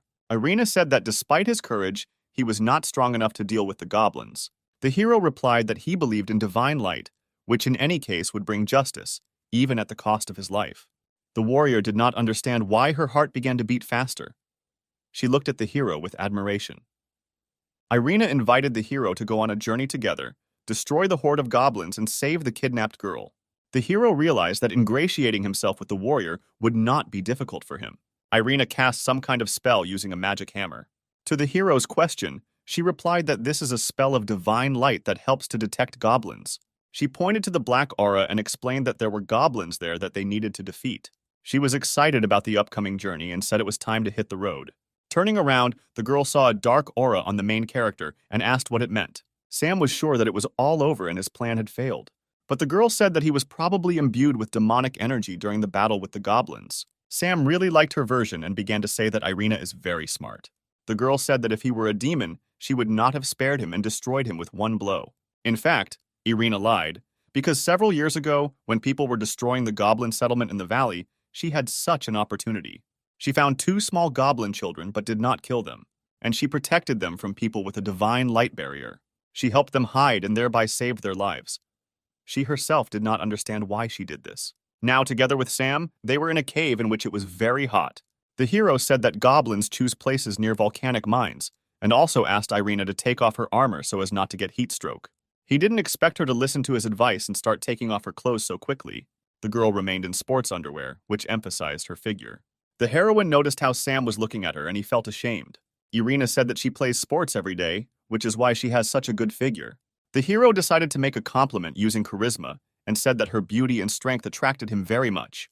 But Irina said that they needed to hurry and quickly walked deeper into the cave. Sam heard the ground crunch under Irina's feet and tried to stop her. But it was too late, and the warrior was already falling down into a deep hole. Having landed, Irina examined herself and realized that she was not injured. But I noticed that I stepped with my hands and feet into something dirty and disgusting. The hero shouted that this was slimy acid, and that he urgently needed to get out before the body dissolved in it. Irina was very frightened. The liquid burned her skin and dissolved her clothes. The warrior Irina's sports stockings also began to dissolve. The hero tried to give his hand to the girl in order to save her and pull her out of the pit of poison. He succeeded, but the girl still had poisonous mucus on her, corroding her delicate skin. Irina tried to cleanse her skin using the divine light technique, but it didn't work out for her, and she thought that now she wouldn't be able to wear such revealing outfits, since her skin would be ruined. The hero said that magic is powerless here, and we need to turn to folk methods. The hero was ashamed to admit what kind of method this was. Irina had no time for embarrassment, because a few more minutes and her skin would not remain its former beauty. Then the hero sat her down on the ground and took her long, gorgeous leg closer to him. The girl did not fully understand what he was going to do to help her. The hero was worried, but could not allow the girl to be harmed. The hero began to lick her foot, each toe separately. He moved higher and higher, and the girl squirmed in his strong arms. The hero continued to use his tongue. Irina could not restrain her emotions and control her body. The girl asked him to be gentle and said that she had never been with a man before. The hero received a new achievement that made his tongue so dexterous that it could be used to knit a sweater. An hour later, the heroes completed their rescue operation, and Sam gave his outerwear to Irina.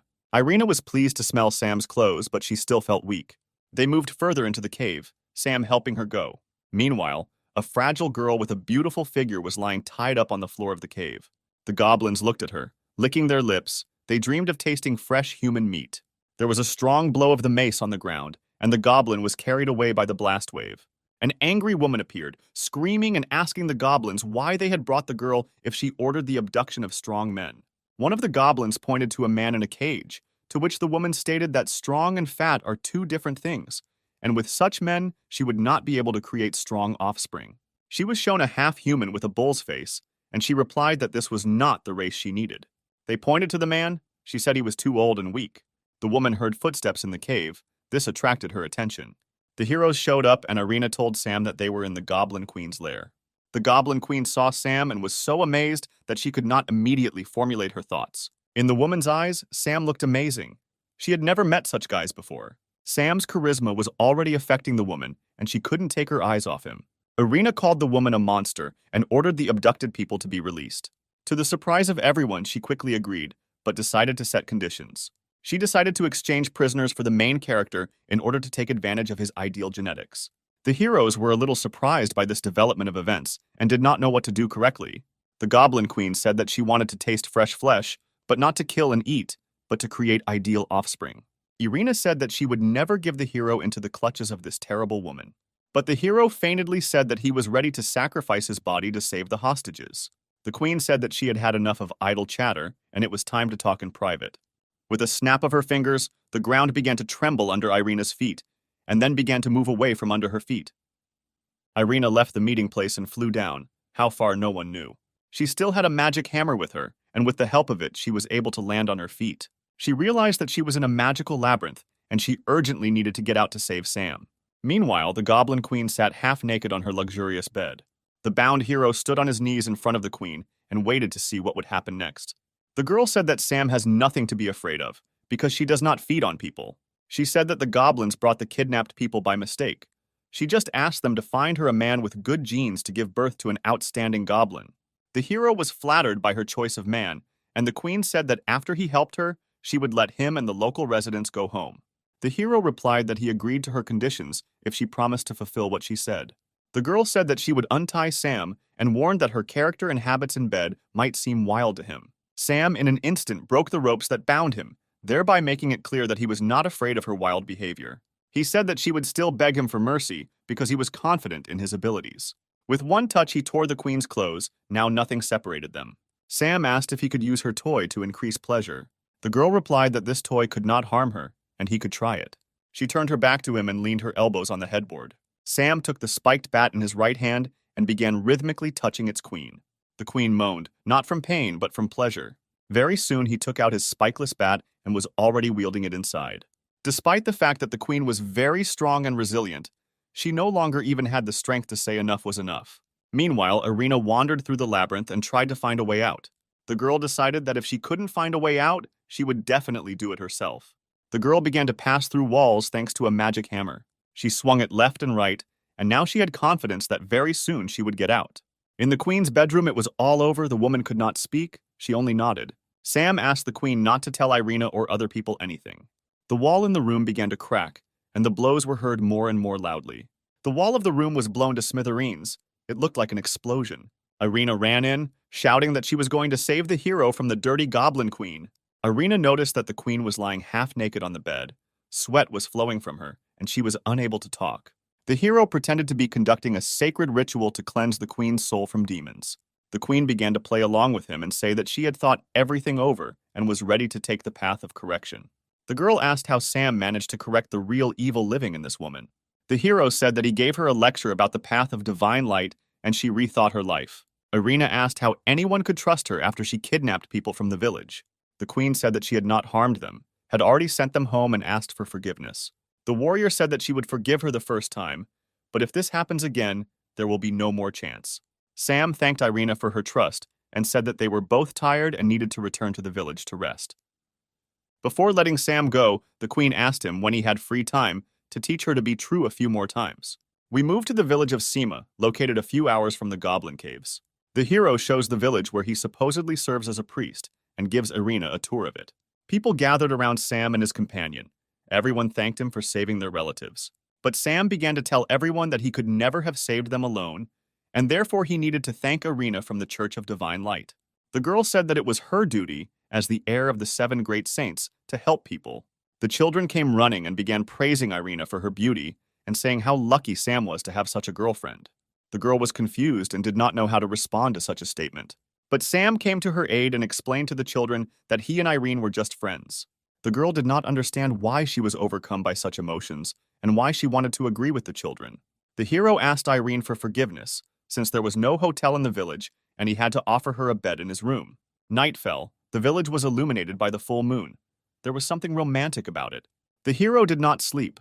He was thinking about how to move on to a closer relationship with Irene. He knew that he had almost won her favor. Ginevra appeared on the hero's bed. She said that they need to meet periodically so that the chain does not lose elasticity, otherwise it will break.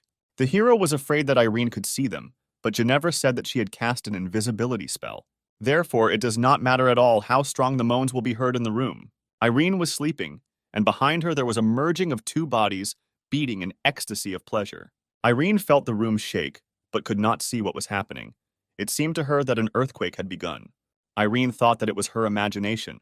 She really wanted to turn around and see the hero sleeping, but she was not shy. 2 bodies intertwined a few centimeters from the warrior. Ginevra was very excited by this. A drop of sweat from Ginevra's face rolled right onto Irene's cheek, who felt it at that very second. She immediately realized that it was the sweat of a demon, as she felt a strong burning sensation on her skin.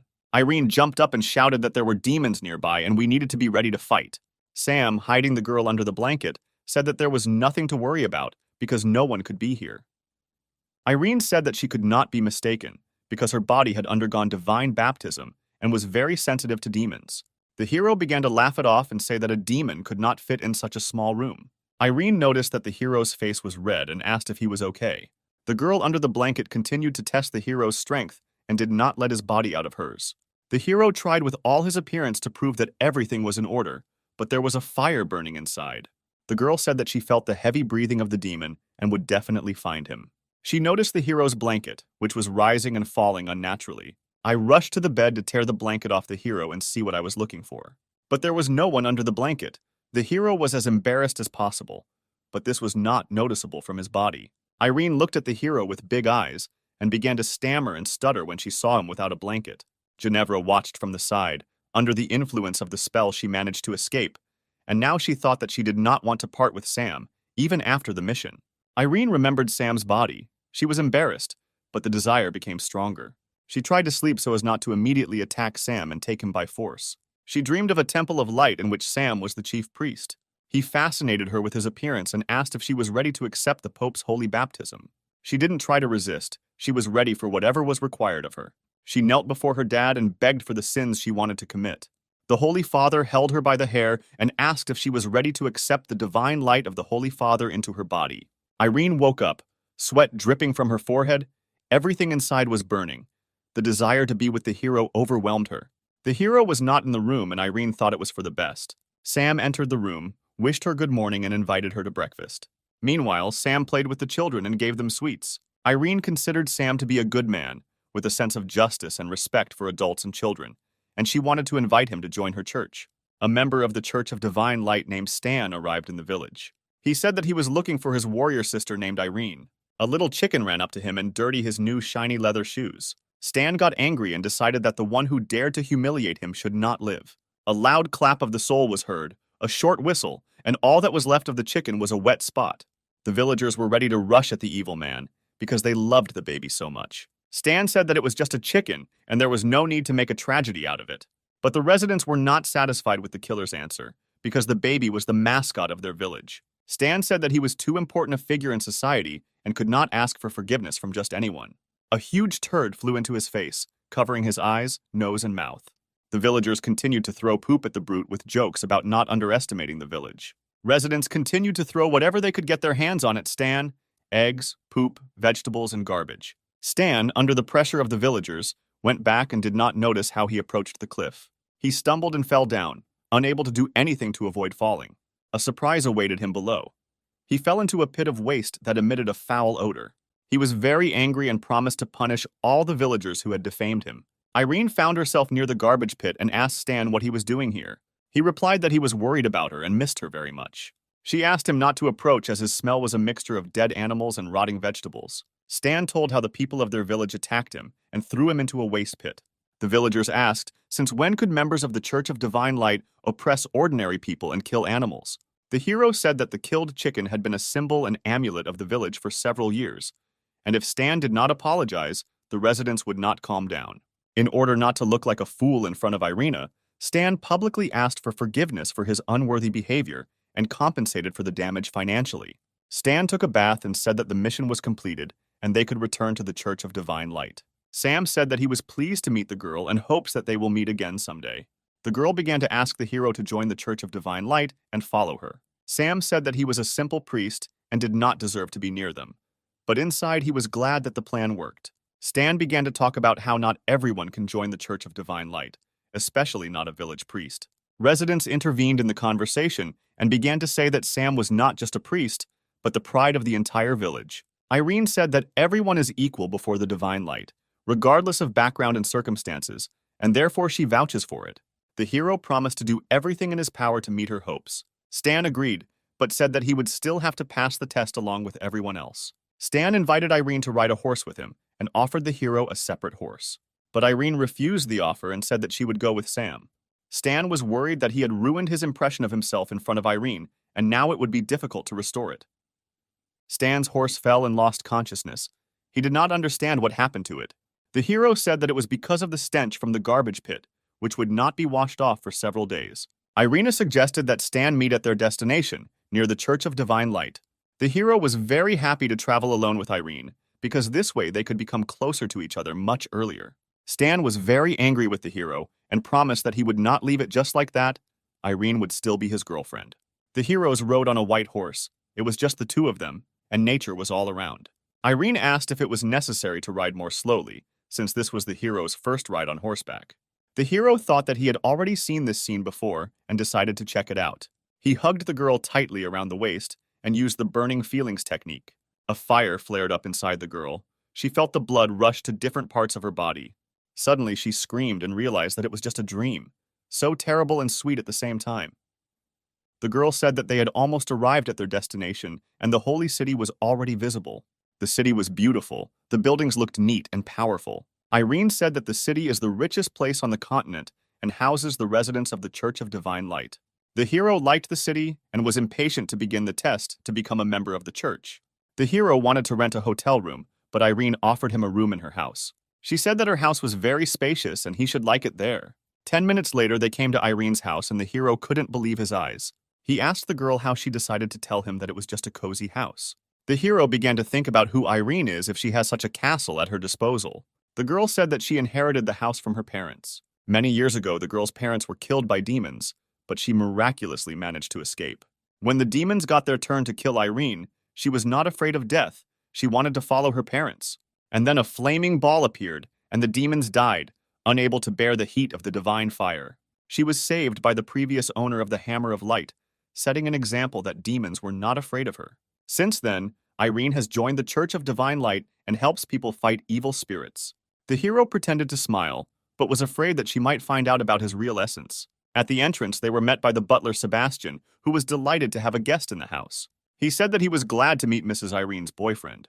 The girl said that they were just friends, and he would stay for a few days to prepare for the entrance test. Sebastian said that while his mistress was away, he hired 2 demi-humans as maids who could help the guest settle in the bedroom. And then Sam saw the girls he knew, whom he saved at the auction. The hero was very surprised by such a meeting. He was interested in the question of why they were here. Hannah and Bella said there was nothing to worry about, and they would escort the guest to a place where he could comfortably settle down. The girls led him to one of the rooms of the castle. They said that he could enter. It was a bedroom for guests. Sam entered the room and said that he was waiting for an explanation from his friends. He was interested in how they ended up here, and most importantly, for what purpose. The friends said that they were sent by their mistress Ginevra to assist the hero in carrying out her insidious plan. Sam thought that he still knew very little about Ginevra's capabilities, but in any case, it wouldn't hurt to help him. Hannah and Bella were glad that the hero took their stay in the castle on the positive side. They promised to do whatever it took. Meanwhile, Sam decided to relax in the bathroom. It was nice for him to take off his priest's clothes and take a break from everything. But Sam's calm was broken. Someone entered the bathroom. The first thing he saw was slender legs and a towel put on a naked body. It was Hannah and Bella, who were already without clothes, only wet towels covering their bodies. They wanted to take a bath with Sam. The hero did not immediately understand why they had come and began to ask them what they needed. Hannah said that she and her friends are very grateful to him because he helped them gain freedom and escape death. Now it's their turn to repay him. The girls entered the water. Hannah offered to rub the hero's back, and Bella approached Sam from the front. She dove under the water and Sam felt her hand grab him between his legs. The girl suddenly emerged from the water. Sam was worried about whether she had time to unclench her hand under the water. Bella said that he doesn't have to worry. She will do everything so that he likes it and doesn't regret saving them from death. Sam noticed how transparent Bella had become and asked Hannah what was going on. She replied that Bella is from the Slug clan, and when she comes into contact with water, she can change her body, taking on any shape. Sam decided to touch the girl and his hand went inside her body. He was pleased with these sensations. The girl said that she also felt pleasant sensations from the hero's touches, and she wanted to feel his whole body. It was visible how her watery shell separated and enveloped Sam's body. Both of them were overcome by pleasant sensations. It seems to Sam that he is at the pinnacle of bliss. He felt Bella with every cell of his body. The girl's sensations were even stronger. Pleasure spread throughout her body. The girl could not stand so many emotions. From overexcitation, her watery body began to split into molecules. It seemed there would be an explosion. Hannah managed to pull the hero out of the water body before splitting occurred. Sam looked in the direction where the explosion had occurred a few seconds ago and saw Bella. But she was not alone. There were 4 girls in the water, and each of them looked like Bella. Hannah explained that this is a skill of the Slug clan. They can create several clones that have common feelings.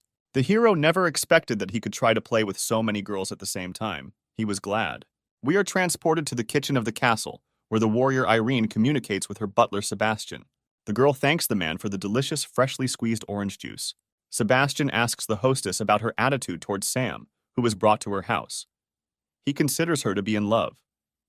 But although the girl blushes at these words, she still says that there is nothing and cannot be between them.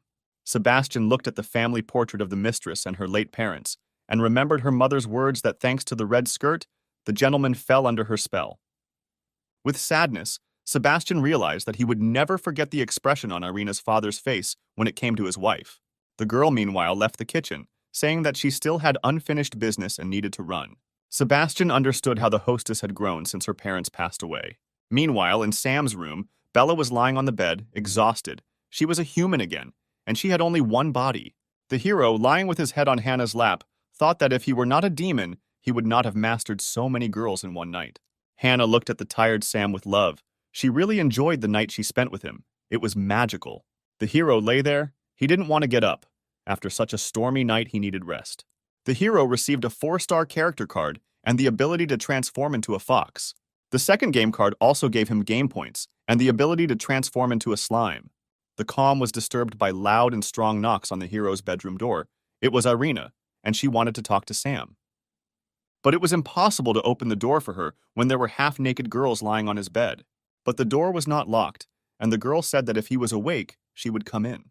Irina sharply opened the door to the room. The hero's heart squeezed harder, and the girls on the bed instantly used their camouflage abilities. Sam was sitting in the bed under the blanket, with a slug on his head covering the tips of his ears, and a small fox lying on his lap. The hero stroked it like an ordinary cat. Irina asked why there was a slug and a fox in his room, and why he was acting so strangely. The hero came up with a stupid excuse and said that they came from the forest. He fed them, and they didn't want to leave. Irina believed in his stories, said that he had a good heart, and her choice in his favor turned out to be very correct.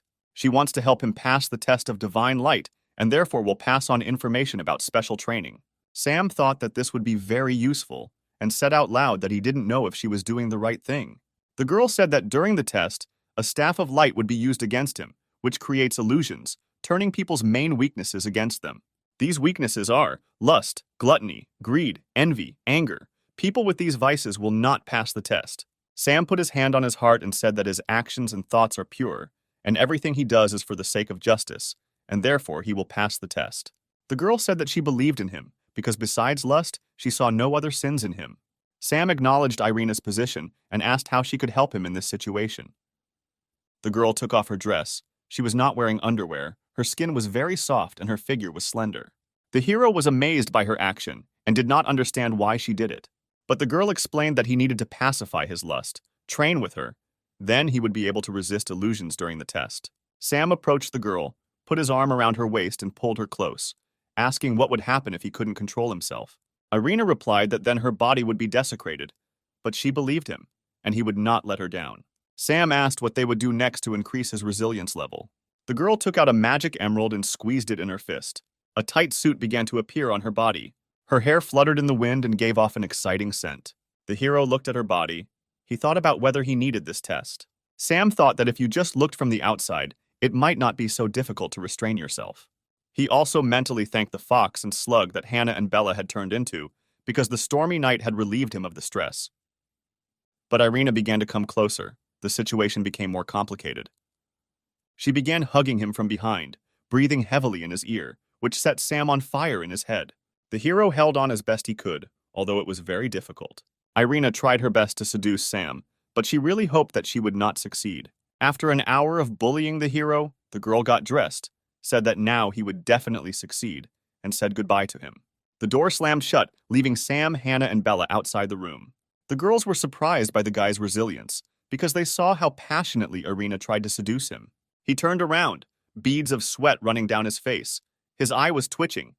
He said that if they didn't help him, he would burn from the inside. He was overexcited. Although the girls were wary of this attitude, they were not against repeating the night games and having fun once again. The next morning came, the day of testing the Church of Divine Light came. Irina asked Sam why his face looked tired. Sam replied that he was nervous before the test and was fine. The girl led the hero to the church, where the test was to take place. Already in the church, Sam saw a man in the robes of a nun. In his hands there was a staff. This person was a delightful girl named Franca. She introduced herself as one of the 7 sages of divine light and the staff of light. Sam introduced himself as the priest of a small village. Stan appeared in the church, who began to call the hero a redneck and also say that he did not have enough strength to pass the test. Franca said that a person whose thoughts are impure will fail the test and will suffer fatal injuries. Sam spoke about his confidence and that he would not let Irina down, who believed in him so much.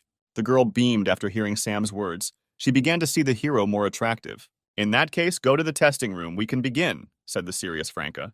According to the hero, Franca looked very cute, and he thought that passing the test would not be difficult. Irina told him not to be deceived by Franca's appearance, because each of the 7 sages of divine light has very strong abilities. Franca is a staff of light and is known for her love of torture. No one can withstand her torment. Sam walked up to the door leading to the testing room and said he was ready to begin. Franca said that he could come in and the test would begin, which would put everything in its place. The girl took off the blindfold and told me to look into her eyes. They were very unusual. Sam tried to compliment her eyes, but she cut him off. The girl talked about how she was wounded in a battle with demons and lost her sight, but divine light gave her the power to see through people. She found herself in Sam's inner world and decided to take a look around to see what he was like. Franca was very surprised when she was greeted. She was greeted by 5 model-looking guys, all of whom looked like Sam, but dressed in business suits rather than priestly robes. Inside Sam's world, the girl had different eyes and saw everything. She was interested in studying the strange inner world of the hero. Sam, in a business suit, invited Frank to sit down and talk to get to know him better. The girl accepted the hero's proposal. She liked such communication. Sam poured alcohol and invited her to drink a glass of red wine. The girl did not know how it would end, and persuaded herself to stick to what the divine light had bequeathed.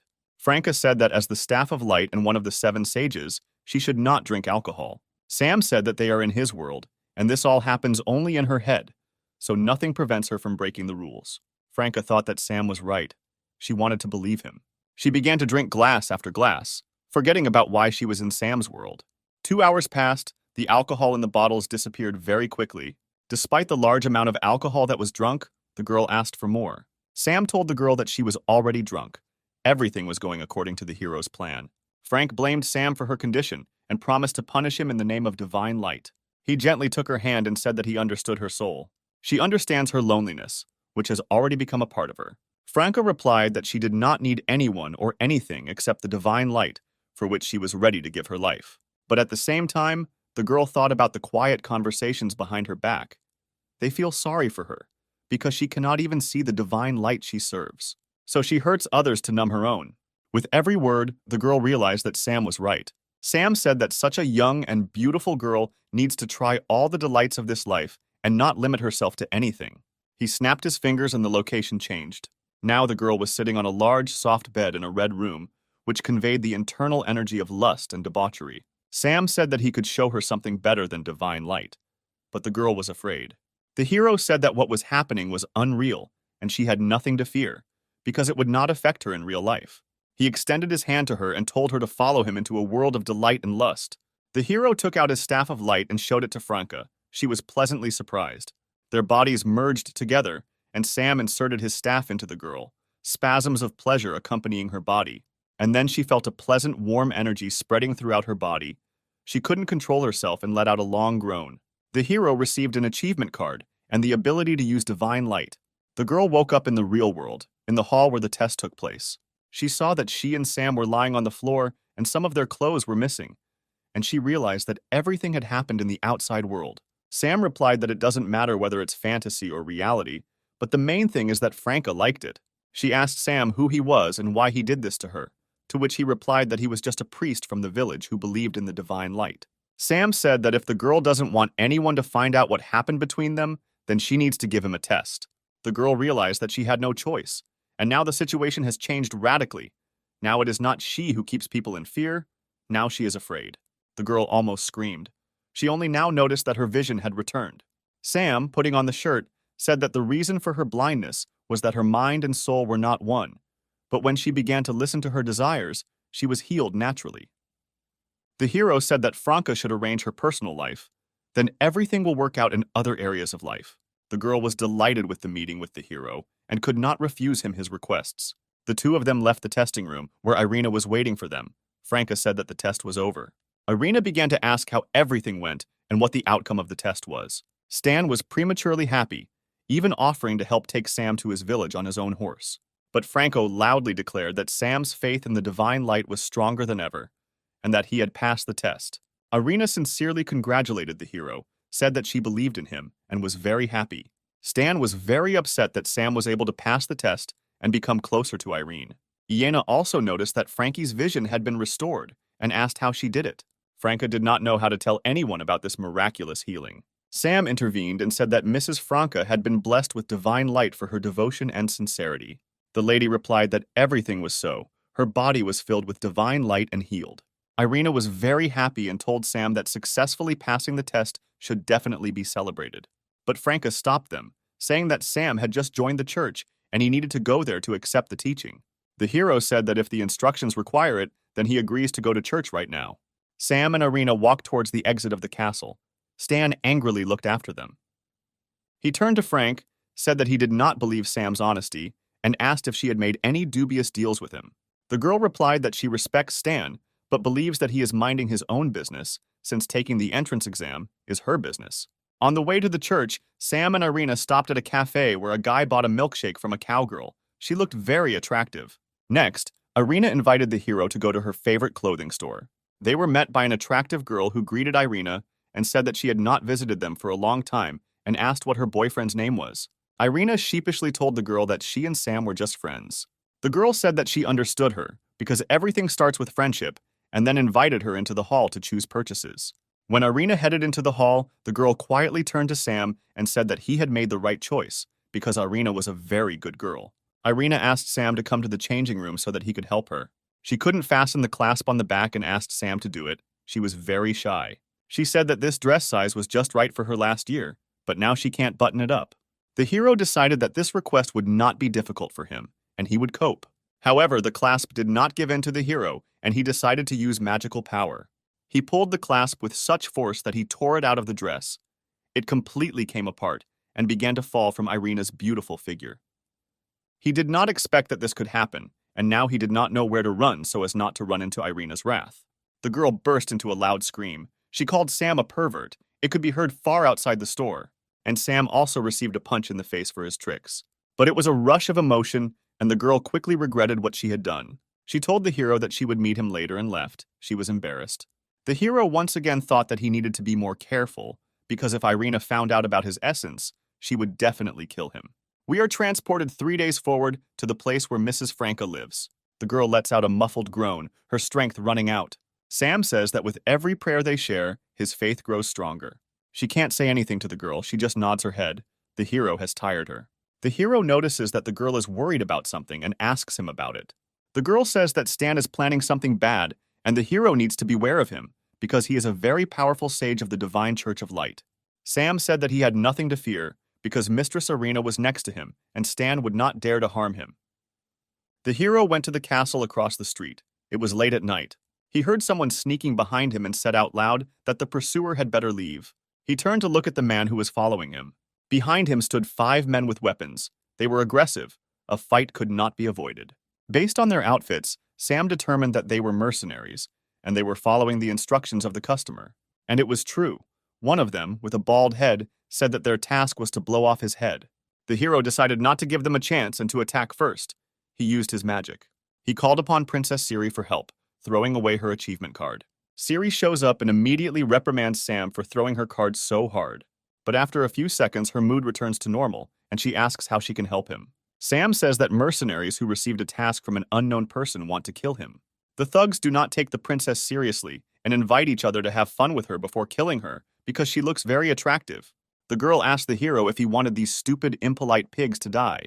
The hero said that she had the opportunity to have fun and train on weaklings. The bald gang leader told them to shut up and surrender or face a harsh death. The battle began. The long-haired bandit sent a fireball at the heroes. Princess Siri easily deflected his blow, cutting the ball in half. She was attacked by 2 other mercenaries, but she easily fended off each of them.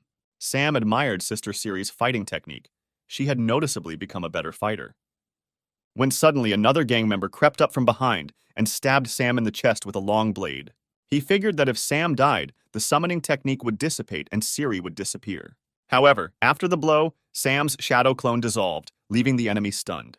The hero said that he knew about attacks from behind more than anyone else, and therefore thought out escape routes in advance. But the blonde did not give up. He said that the village priest could not defeat him and his gang, and was already flying at him with a knife in his hand. Sam weighed the pros and cons and realized that the enemy was counting on his magical power, and he decided to act hand to hand. With his right hand, he drove into the enemy's jaw. The blow was so strong that the asphalt under the body of the fallen man broke in 5 places. Many bones were probably broken as the enemy could not move. Sam was clearly pleased with his knockout blow and felt that he was in good physical shape. Princess Siri also had everything ready. No one except the 2 heroes nearby could stand on their feet. The girl said that he should find out who was behind the attack so as not to wait for a second time. Sam replied that he could guess who the customer might be and would look into this matter. The hero thanked Princess Siri and said that it was time for her to return to her world. The girl asked if he really considered her just a tool that he could use at any moment, without giving anything in return. Sam felt embarrassed and asked what he could do for her so that she would not consider him a bad friend. The girl said that if they spent the night together, he would not owe her anything and would be able to call her again if she needed help. We are transported to the hotel, where the manager asks the heroes if they have a preference for the love room. Sam said he wanted to try the most unusual room they had in the hotel. Princess Siri was embarrassed and surprised by such a hotel, which has unusual love rooms. Sam told the princess to put aside her worries and trust him, even though he himself didn't know which room they were going to. In the room, they saw various oblong-shaped objects. The girl said that it was the first time she had seen such strange objects and was not sure that she wanted to use them. The object began to move and vibrate. Siri fell into a stupor and could not say a word. Sam said there was nothing to worry about, and they would figure out how to use it as the evening went on. The girl lay down on the bed. She did not understand why she felt shame. We are abruptly transported to the Church of Divine Light, where Irina, Sam, and Stan are standing. The hero yawns because he spent the whole night exploring various oblong-shaped objects with his girlfriend. Irina asks the hero why he didn't get enough sleep. Sam says he studied new techniques all night and didn't have time to sleep. Stan warns that when the Archbishop of the church comes, Sam needs to behave decently, and not as usual. Sam said he was much better behaved than Stan Stinky, who liked to kill little animals. Stan gets angry and promises to impale the hero when they leave the church. The Archbishop appears on the stage, greets the arrivals, and addresses the newcomer. Sam greets the boss and feels the fashionable aura emanating from him. The Archbishop immediately gets down to business and says that the activity of demons has increased recently, and he has 3 tasks for them. Stan needs to destroy the demons who are killing merchants outside the city. He accepts the task. Irina's task is to track down the demons that live in the city and destroy them. The girl accepts the task. The hero is sent to the Red Moon nightclub. Without finishing the task, he immediately accepts it. Then he realizes that he has already heard about this club and asks again about the task. The Archbishop says that he has information about the sale of demon slaves in this club, and his task is to prevent transactions from happening and demons from entering their city. Irina asked why Sam had such a difficult task. The main one replied that the Church of Divine Light does not need useless people, and if she believes in him, then he will cope. Sam confidently stated that he would cope with the task and would not let Irina down. The girl was pleased to hear the hero's words, and she decided that she needed to help him in his mission. Irina took out a bag full of money and gave it to the hero. The girl said that he needed a lot of money, since he would not be able to withdraw it through the security. He would have to ransom the slaves. Sam realized that the Church of Divine Light is not as simple as it seems from the outside. The hero thanked Irina, but refused the money, saying that he had a plan according to which he would not have to spend her money on slaves.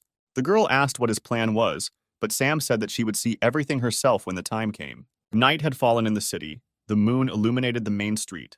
A man leading a horse shouted at someone on the road to get away. A girl with a very familiar hair color was lying on the ground, showing her hopeless situation with all her appearance. The horse driver told the girl to get out of the way and not disturb his important gentleman. An obviously rich gentleman, covered in gold chains, looked out of the carriage and asked what was happening. The girl apologized, saying she had no choice, and she began to make eyes at the gentleman, using the magic of charisma. The man immediately fell in love with the attractive person. The carriage was moving towards the Red Moon nightclub. The carriage shook all the way, either from the bad road or from something else.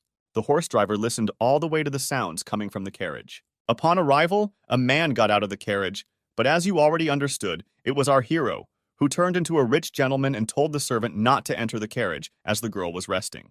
Sam was glad that his plan worked, and now he, in the guise of a rich man, will be able to participate in the auction.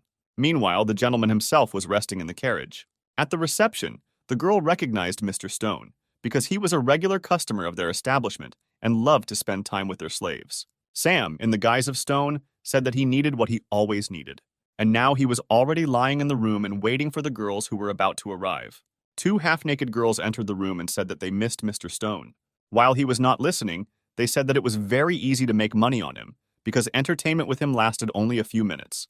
The hero thought to himself that today they would not be able to get their honestly earned money so easily. An hour later, Sam called the manager and said he needed help. He said that the girls she sent to him did not cope with their mission and passed out earlier than he needed, and asked if there was fresh goods. The manager replied that the client's desire is law for them, and they will be able to help him with his problem. She invited him to the dungeon, where new slaves were sitting behind bars. She showed him 3 tied-up girls who had very short dresses. She said that these demons are a very rare race and asked which one he wanted to choose. Sam said that it was not serious to offer such a rich gentleman only 1 girl, and he would take 3. The girl asked how he was going to pay, in cash or by check. Sam said that he would pay with a check for any amount because money is not a problem for their family. The girl asked Sam, in the guise of Mr. Stone, if he could buy her if he had so much money. The hero said that he could buy it next time, but now he asked to pack these 3 girls. The girl said that she would go get their clothes, and in the meantime, he could get to know them. Sam walked up to the cage and told the girls he wouldn't hurt them. The girls were afraid of the hero because everyone who wanted to buy a slave said that they would not cause harm. Then Sam took off his mask for a while and told them that he was a demon like them and had come to save them. The girls were very happy about the amazing rescue and thanked the hero. Sam said there was nothing to worry about and they would be free soon. The manager returned with the clothes, but Sam completely forgot to return to the guise of Stone. There was silence. Sam used charisma magic and ordered the woman to submit.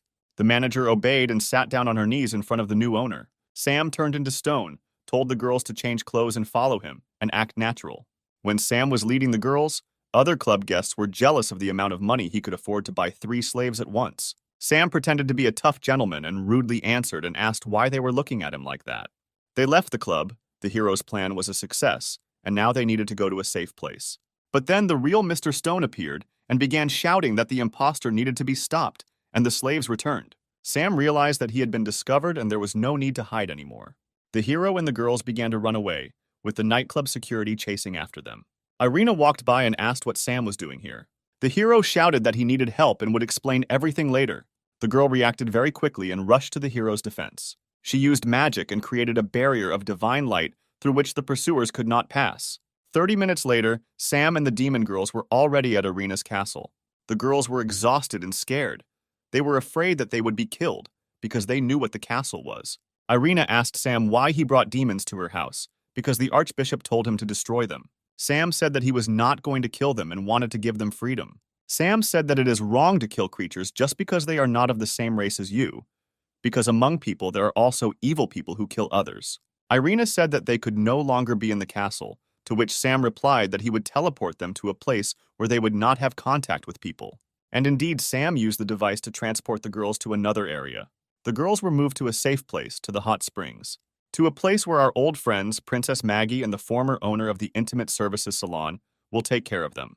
The princess looked at the girls. They were confused.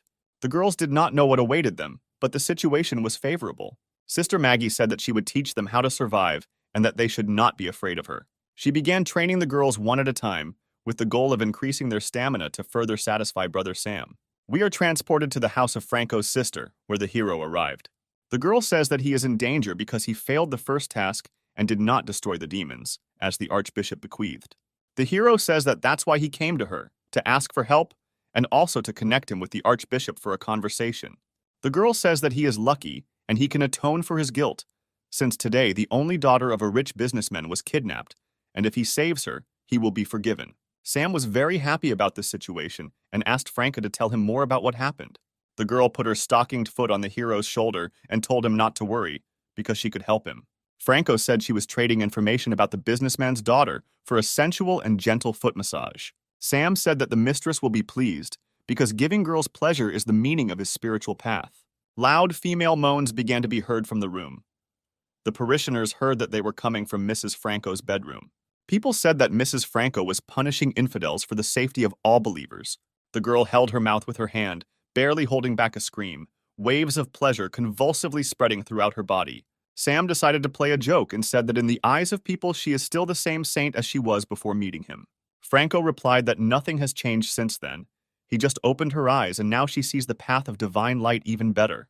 The hero said that it was time to discuss information about the stolen daughter of a businessman. The girl said that with the help, we cut to the Razor Gang building, where Sam is already trying to come up with a plan to break in. The hero decides to use a plan that always works. Cotton, a smokescreen, and we understand that Sam is turning into an attractive girl. He, in the guise of a girl, approaches the entrance to the building, and he directly asks the guards how he can find the Razor Gang. It is worth noting that Sam chose a very elegant appearance in order to save the girl as quickly as possible. The security confusedly asks the beauty why she needed the Razor Gang.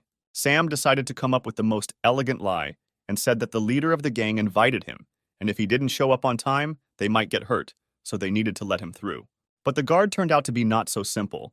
He knows that his owner does not bring girls home, but goes to have fun outside his borders. Sam has to use the skill of seduction to prevent the situation from getting out of control.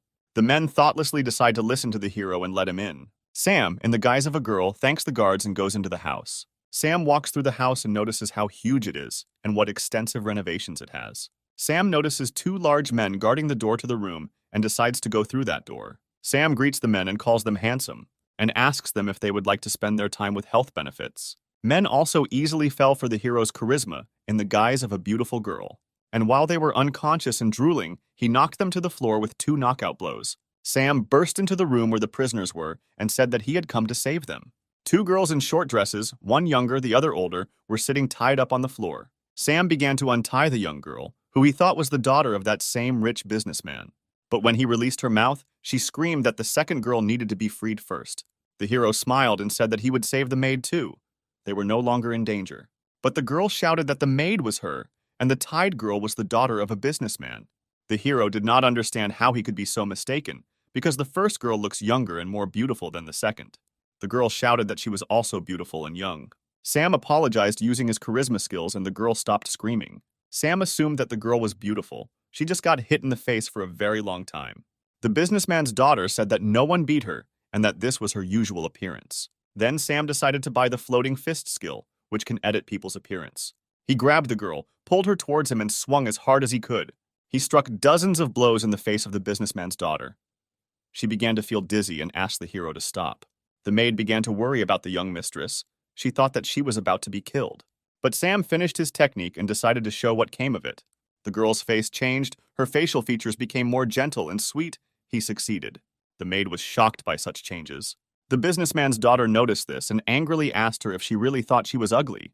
Popping noises were heard and someone entered the room. It was the boss of the knife gang. He asked Sam how he dared come to his house and try to take hostages. Sam suggested that the gang leader go out and talk like men to find out who is more right. The leader asked who he works for and whether he even knows how to fight. Sam said that he works for the Church of Divine Light, the head of which is the Supreme Archbishop. The man said that he did not care about the Church of Divine Light, and anyone who came to his house without asking should be punished. The leader ordered his maid to kill Sam. She said that she would carry out the order. The girl was holding a golden whip in her hands. Apparently it was a weapon that she knew how to handle. The gang leader headed out of the room, leaving the girl to destroy the hero. But the girl had long noticed how attractive Sam was. He asked her why she was doing the leader's dirty work. The girl said that she likes it and she likes cruelty. Sam met her gaze and cast a spell the same as he had used on Mrs. Franco. He transferred it into an illusion. The girl stood in a brightly lit room all alone and wondered where she had ended up. Sam said that now she is in his power and will play by his rules. The girl turned out to be very self-confident and said that such tricks would not work on her. However, Sam, using his powers, took her whip, tied her hands, and hung her from the ceiling. Her legs trembled. She began to beg Sam to take her by force. The fire of desire flared up inside her. The girl screamed. It was Sam who began to use her whip against her. The hero said that he would allow her to enjoy cruelty if she so desired it. The girl said that even if he hit her 10,000 times, she would not ask for mercy. 2 hours later, the girl received almost 3,000 blows from the whip. But the girl continued to laugh. It seemed that she liked it. Another hour later, the girl came to the chief's office to report on the work done. Her appearance excited the gang leader. He asked if she liked having fun with the young guy. The The girl walked around behind the man, showing fake interest, and asked him to close his eyes. The man obeyed her and was caught in a trap. The girl used the whip to strangle him. His life was in her hands. Sam appeared in the office and said that the bald old man had made a mistake by asking him to kill a young, attractive girl. And now Sam will decide who lives and who dies. The girl, her name was Maxim, began to squeeze the whip harder. The bald old man began to lose consciousness. With all his strength, he tried to reach Sam. But with every second, he became weaker. He quickly lost consciousness and could not control his body. Finally, he went limp in his chair and didn't move anymore. The hero asked Maxim if there were explosives in the house. When asked why, he replied that he wanted to set off fireworks. Having done everything he had planned, Sam turned into a bald old man and, together with the girls, went out to his gang to say that he was going to hand over the hostages and ordered them to stay put. The gang members wished him a good journey and remained waiting on the spot. The door slammed shut, and the gang members saw a clock mechanism on the inside. They could not immediately understand what was happening. Everyone crowded around the door and tried to look at the clock mechanism. A bright light filled the knife gang's headquarters. A monstrous explosion woke up the city, and the knife gang became history. It was very epic when Sam and Maxim walked away from the explosion. The mission was successfully completed, the hero was proud of himself, and the girls admired him. Sam arrives at the home of a wealthy businessman to return his daughter to him. They were met at home by the butler, who said that the girl's father was already hurrying home. The girl said that her dad was very rich and would generously thank Sam for her return home. The hero said that this was not necessary, but he himself remembered that he had changed her appearance beyond recognition. And now it is unknown whether her father will now recognize her. The door swung open and the girl's father ran into the house. Yes, this is the same Mr. Stone who likes to have fun with girls of easy virtue. The hero was also a little shocked by the realization that he had just recently been left tied, naked, and gagged in his carriage. Mr. Stone began to cry, hugging his daughter and saying that he would not be able to live further if something happened to her. The only thing Sam didn't understand was how he recognized his daughter when her appearance completely changed. The man replied that any parent would recognize his child among thousands of others. Their family also has a distinctive mark, star-shaped birthmarks on their necks. The man began to take a closer look at Sam and asked where he could see him. Sam said that there are a lot of people in the world who look alike, and he is sure that he is seeing Mr. Stone for the first time. Stone's daughter said that whether they had seen each other before or not does not matter. Now the main thing is to thank the hero for saving her life. Stone said that in honor of saving his daughter, he was organizing a banquet today and inviting Sam, where he would give him a big gift. Sam accepted the invitation and said that he would definitely attend the celebration. Meanwhile, at Stan's house, the maid brought him a fresh newspaper with news. On the front page, he saw the man he hated most. Every news of his victories aroused Stan's ire. He crumpled up the newspaper and threw it at the wall. He believed that it was inappropriate for a smelly hillbilly to act on behalf of the Church of Divine Light. He took out his anger on the demon slaves chained to the wall in the basement of his house. The girls asked to stop, begged for mercy, but Stan began to beat them even harder, saying that they were unworthy to live. All this was observed by a servant girl who wanted to stop the violence. In her hands was a small mirror. Meanwhile, the hero returned to the castle. He called his girlfriends to him. He asked the girls to help him prepare for the evening event. They were glad to be useful to the master. They quickly moved into the room, and the girls said that they wanted to relax him first. Sam didn't immediately understand what they were hinting at. But the girls had already decided that the gentleman should be pleased. They immersed him in their magical illusion. He felt good. In the illusion, the gentle water caressed the hero's body. But in the present, one of the girls made him feel good. Sam received the next achievement card, and with it, the bull rush skill. And the next card with the dragon transformation skill fell into his piggy bank. A girl from the Dragon Clan said that the hero needs to contact Mrs. Ginevra in the evening via a magic mirror, and be careful so that no one sees it. The hero asked where this magic mirror was. The girl said that she was in a hurry when she was getting ready here and forgot it in the toilet. Sam didn't know how to react to this, but there was nothing he could do. He had to go to the toilet. In the toilet, he opened the lid of the toilet and saw a golden mirror glued to the inside. Mrs. Ginevra appeared in it and greeted Sam, her appearance stern. The girl was clearly angry. She called him a poorly educated demon who doesn't even know about magical objects, like a magic mirror. The hero still found it funny, because Ginevra didn't know from which part of the room she was talking to him now. The girl said that a few days ago, the scout troop was attacked by the Divine Light Sword, and the entire army was destroyed, except for the 3 demon girls.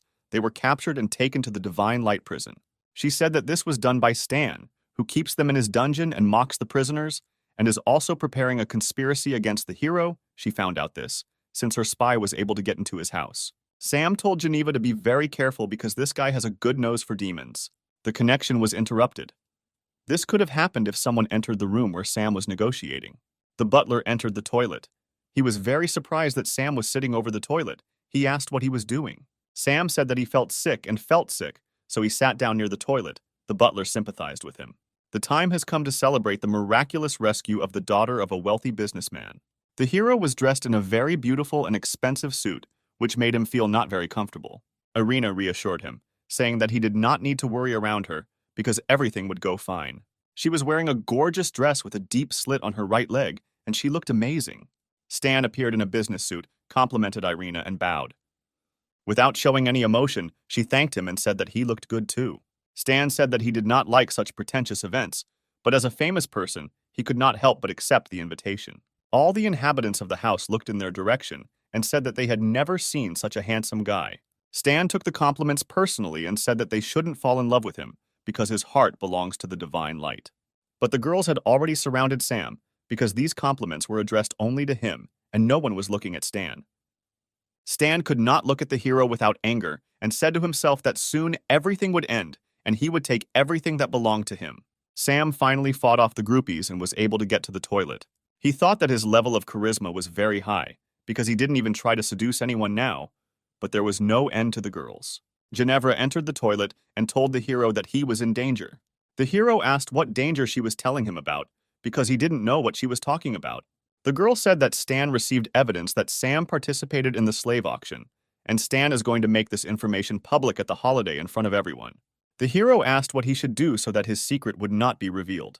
The girl said that he is a very important ally in their common plan, and therefore she found a solution to the problem that arose.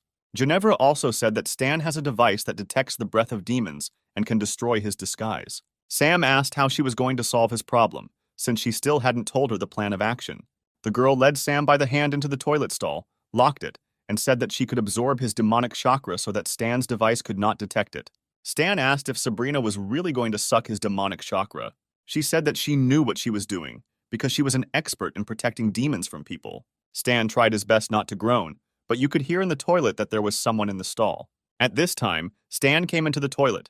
He was thinking about how sweet a victory over this village upstart would be. He heard moans coming from the toilet stall and became wary.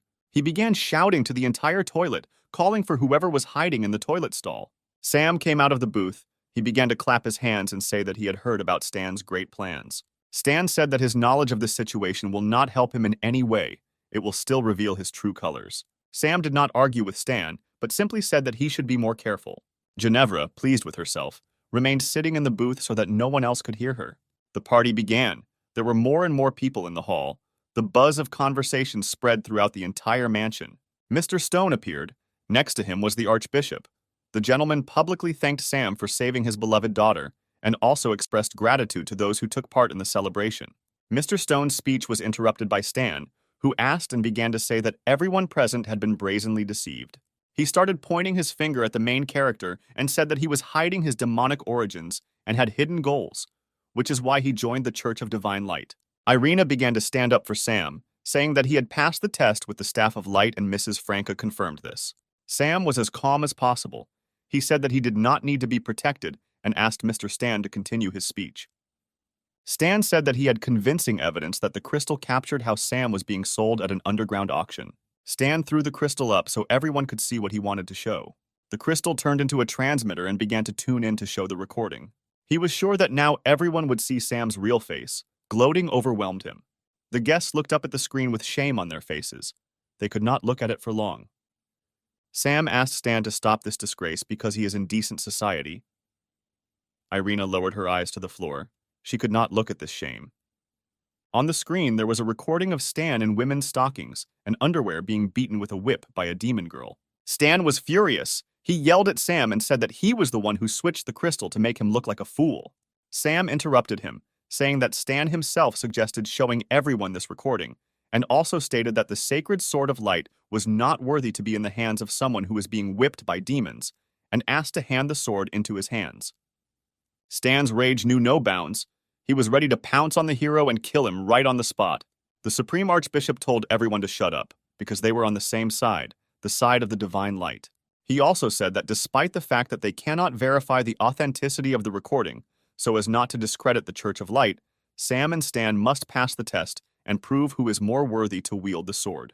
Sam said that he is ready to fight, but will Stan accept his challenge? Irina stood up for Sam and said that he did not yet have the necessary fighting skills to resist the Sword of Light, that is, Stan.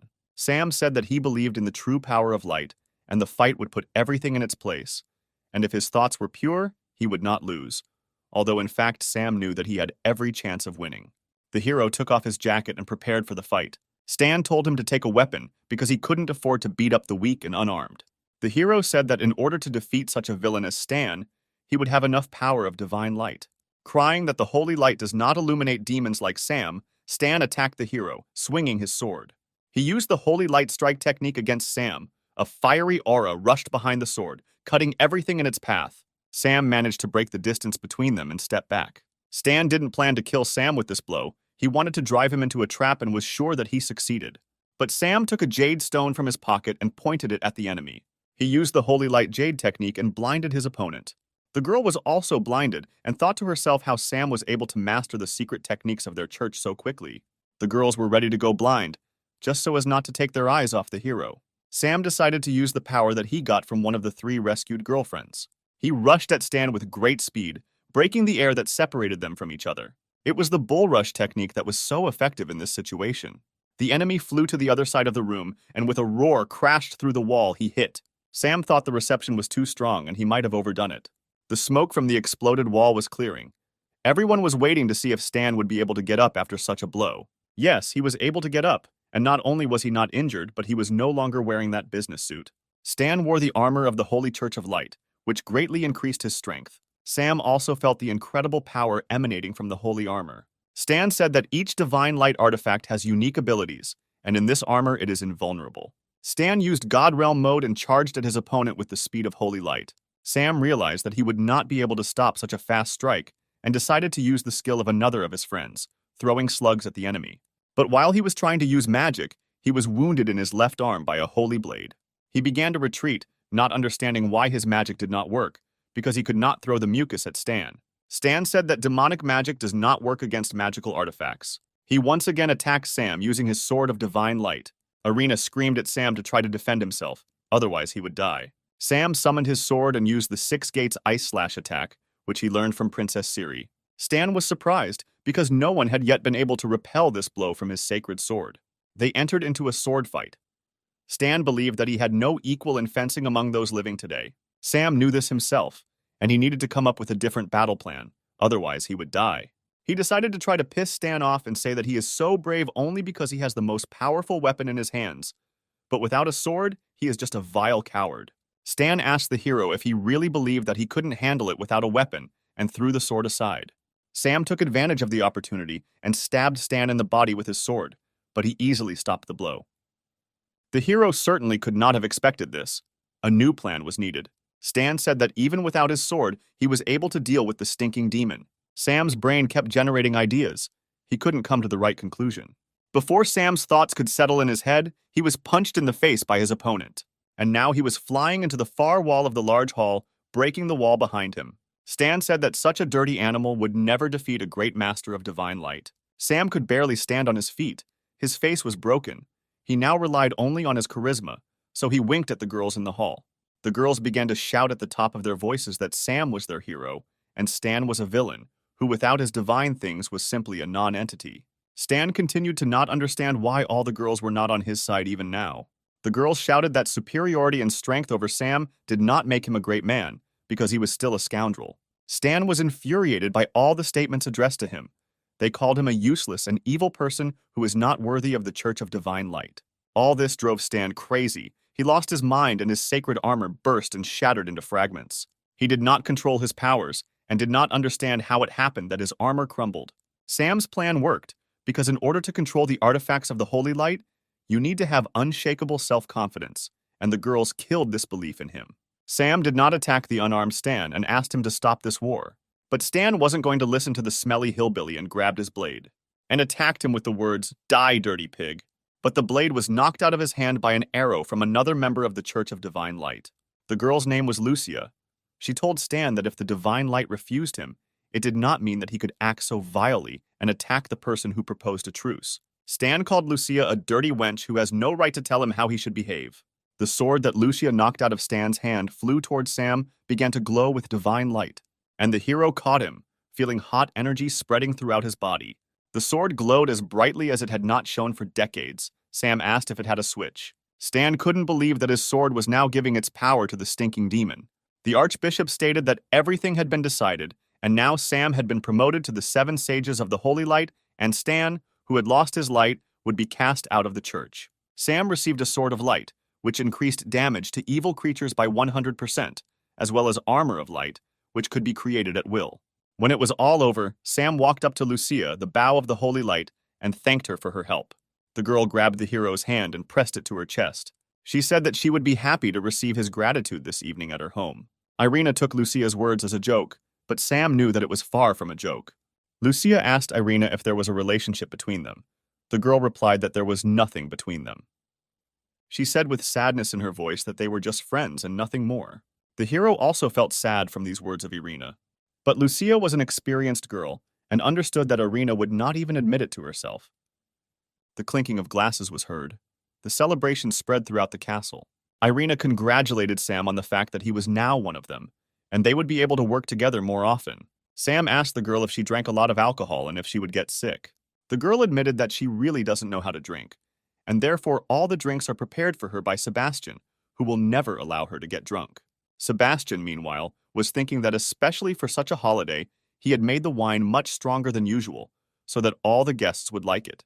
He believed that even if the lady was drunk, Sam, being a real man, would not take advantage of her condition for his own purposes. Sebastian talked to Irina's late parents and said that he would be happy if she gave birth to a child next year. Irina herself began to notice that she was very drunk. Sam noticed this too and began to worry about her. He offered to take the girl to her bedroom and put her to bed, to which she replied that he could not appear there and that she still needed to take a shower. Sam brought the girl to the bath. She began to call Sam to take a shower with her. Sam didn't immediately know if he had heard what she was saying correctly. She fell silent and he began to worry, asking if everything was okay, but she continued to remain silent. Sam burst into the bath to see if she had passed out in the shower, and then her hand grabbed him by the collar and pulled him inside. She hugged him and kissed him deeply. He couldn't leave. A few seconds later, the girl was sitting in a hot bath, but she was very sad. She asked the hero why he refused her, because she showed enough initiative. Sam reminded her that she talked about the ban on desecrating her body. The girl said that since he was appointed one of the 7 saints, their union would not stain her body. Sam asked her with bitterness in his voice if she would like him if he were a demon. She said that even if he is a demon, he is now a holy demon, and she will follow him both to heaven and to purgatory. Sam said that he was very glad to hear such words from your address, and also wanted to spend this evening with her. The girl opened up to him and they united as one. The pleasure these two felt was beyond words. A 5-star character card has become available in the hero playing field. We are transported to Stan's mansion, at the entrance of which there is a guard of 2 priests. Sam screams and asks why they won't let him into their own house. One of the priests punches Stan in the face and tells him to talk kindly to them. They explain to him that all his property now belongs to the church again, and all his past merits now mean nothing. The members of the Church of Light are very angry with Stan because he has caused great damage to their faith. Stan leaves, leaving his mansion. He has nowhere to go. He wanders until nightfall, and then he meets 2 demons. The demons recognize Stan as a former swordsman of the Holy Church of Light. Stan asks them what they are up to. The demons want to repay his debt, to avenge the thousands of relatives he killed. Stan begins to run away, because he no longer has the powerful power that the artifacts gave him. But they surround him from the other side and say that it has been decided to take him into account. He tries to justify himself and begs for forgiveness from the demons. But they do not want to listen to his dirty words. The sounds of blows and screams of the victim are heard. Morning comes, we are transported to the castle of Mrs. Arena. She wakes up in her room. Her head hurts a little after yesterday. Meanwhile, Ginevra comes to Sam and says that she knows about the work he has done. Sam asked if the seal on the Demon King's heart had been removed. The girl said that she felt his strength growing, and she needed to wait a little longer. Sam said that he had fulfilled his part of the agreement, and asked Ginevra to remove the chain of death from him. He didn't want to feel like a toy in the wrong hands. The girl said that perhaps she would like to free him, but of course she would not do this. Sam asked what this meant, since she promised to release him when he fulfilled her conditions. Ginevra asked what he didn't like, because many demons would dream of being connected by a chain of pure blood with her. The hero replied that not only his life depends on this chain, but also hers, so he can also threaten her. And he pulled with force the ghostly chain sticking out of his chest. The girl screamed. It was clear how much pain she was in. She did not expect that Sam would use her trap against her. The hero said that he deserved a reward for his efforts, and she should repay him.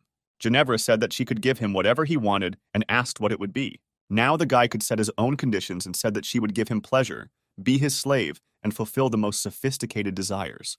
He asked what she was waiting for and ordered her to kneel. He threw a chain of pure blood around her neck, like a domestic dog, and said that now she would sit on the chain. The girl enjoyed this game. Sam noticed this too and decided to continue. Sam now has access to Ginevra's game card and the ability to use the demonic song skill. We go to the city outside the castle, where the demons are discussing how they cruelly humiliated the former saint of the Church of the Holy Light. They say that there is no need to tell anyone that they did this to Stan, because despite the fact that he is now a weakling, you can run into revenge for him from other saints of the church. Stan lay on the ground, beaten and disgraced, and suddenly he saw how the demons who attacked him were blown to pieces with one blow. Stan did not immediately understand what happened and who destroyed them. The familiar robe and boots appeared in front of his face. The Supreme Archbishop called him a son, said that the Holy Light had not abandoned him, but had only tested him hard, and asked if he was ready to take revenge. Stan said that despite the pain he suffered, he would take revenge on the offender who took everything from him. The head of the church had an unhealthy light in his eyes, and he invited Stan to follow him and accept his gift. The leader led him down a long, circular staircase deep into a secret basement. They left in a room unknown to Stan. The Archbishop said that they had arrived at the place. He showed Stan a huge sword emitting monstrous evil energy. Stan was in a state of shock. He recognized this sword. At the center of the dark sword's hilt was the sealed heart of the Demon King. The head of the church said that a year after the death of the Demon King, he began to study a spell that could unite the heart of the Demon King with his sword, and he succeeded. And now there is nothing in the world stronger than this sword. Stan asked how he can use the power of the Demon King when he is on the side of divine light. The head shouted at him, saying that it doesn't matter whether pure power or demonic power is as long as it can be used in the path of justice. Stan believed the Archbishop and went to the sword. He decided to use the power of the Demon King to destroy his main opponent, who disgraced him in front of everyone. Stan put his hand on the hilt of his sword. His whole body began to burn like fire. He felt the blood flowing through his veins. Dark energy filled the entire room. A storm arose. And then huge demonic wings began to appear from his back with splashes of blood. He felt wild pain. The Archbishop said that with such power, the Church of Divine Light could illuminate the whole world. He was mesmerized by the light that the Demon King's dark sword emitted. Stan's face and body took on demonic features. His faith changed, although he did not understand it yet. Morning came. Irina woke up in a good mood. Sam came into her room and wished her good morning. He himself looked very bad, and the girl asked what was wrong with him. The hero said that he was tormented by insomnia all night. Hannah burst into the room and said that trouble had happened to the Church of Divine Light, and she also said something incomprehensible about Stan. Meanwhile, a dark figure was circling over the city, and fleeing passersby shouted that it was the Demon King who had returned. Many also saw the characteristic sword that this demon was holding in his hands. It was Stan, he told everyone to shut up. Blood was oozing from his wings in different directions. It landed on people's bodies, burned their skin, and did something irreparable. She turned the townspeople into bloodthirsty evil demons who were ready to kill everyone in their path. The little girl, who was not exposed to the blood, was crying and calling for her mother. One of the newborn demons, perhaps her mother, wanted to attack the child. But he was successfully cut into 2 parts by an ice sword, and the baby was saved.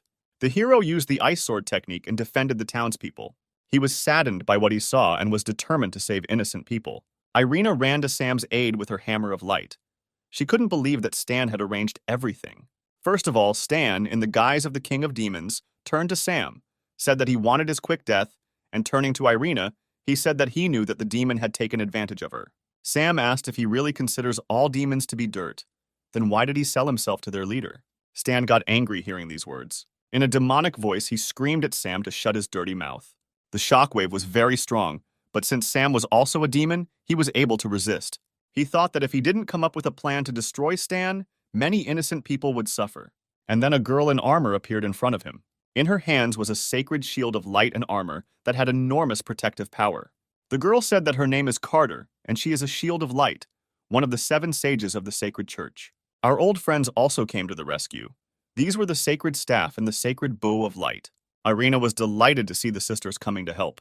Franco asked Stan to stop, ask for absolution and return to their side before it was too late.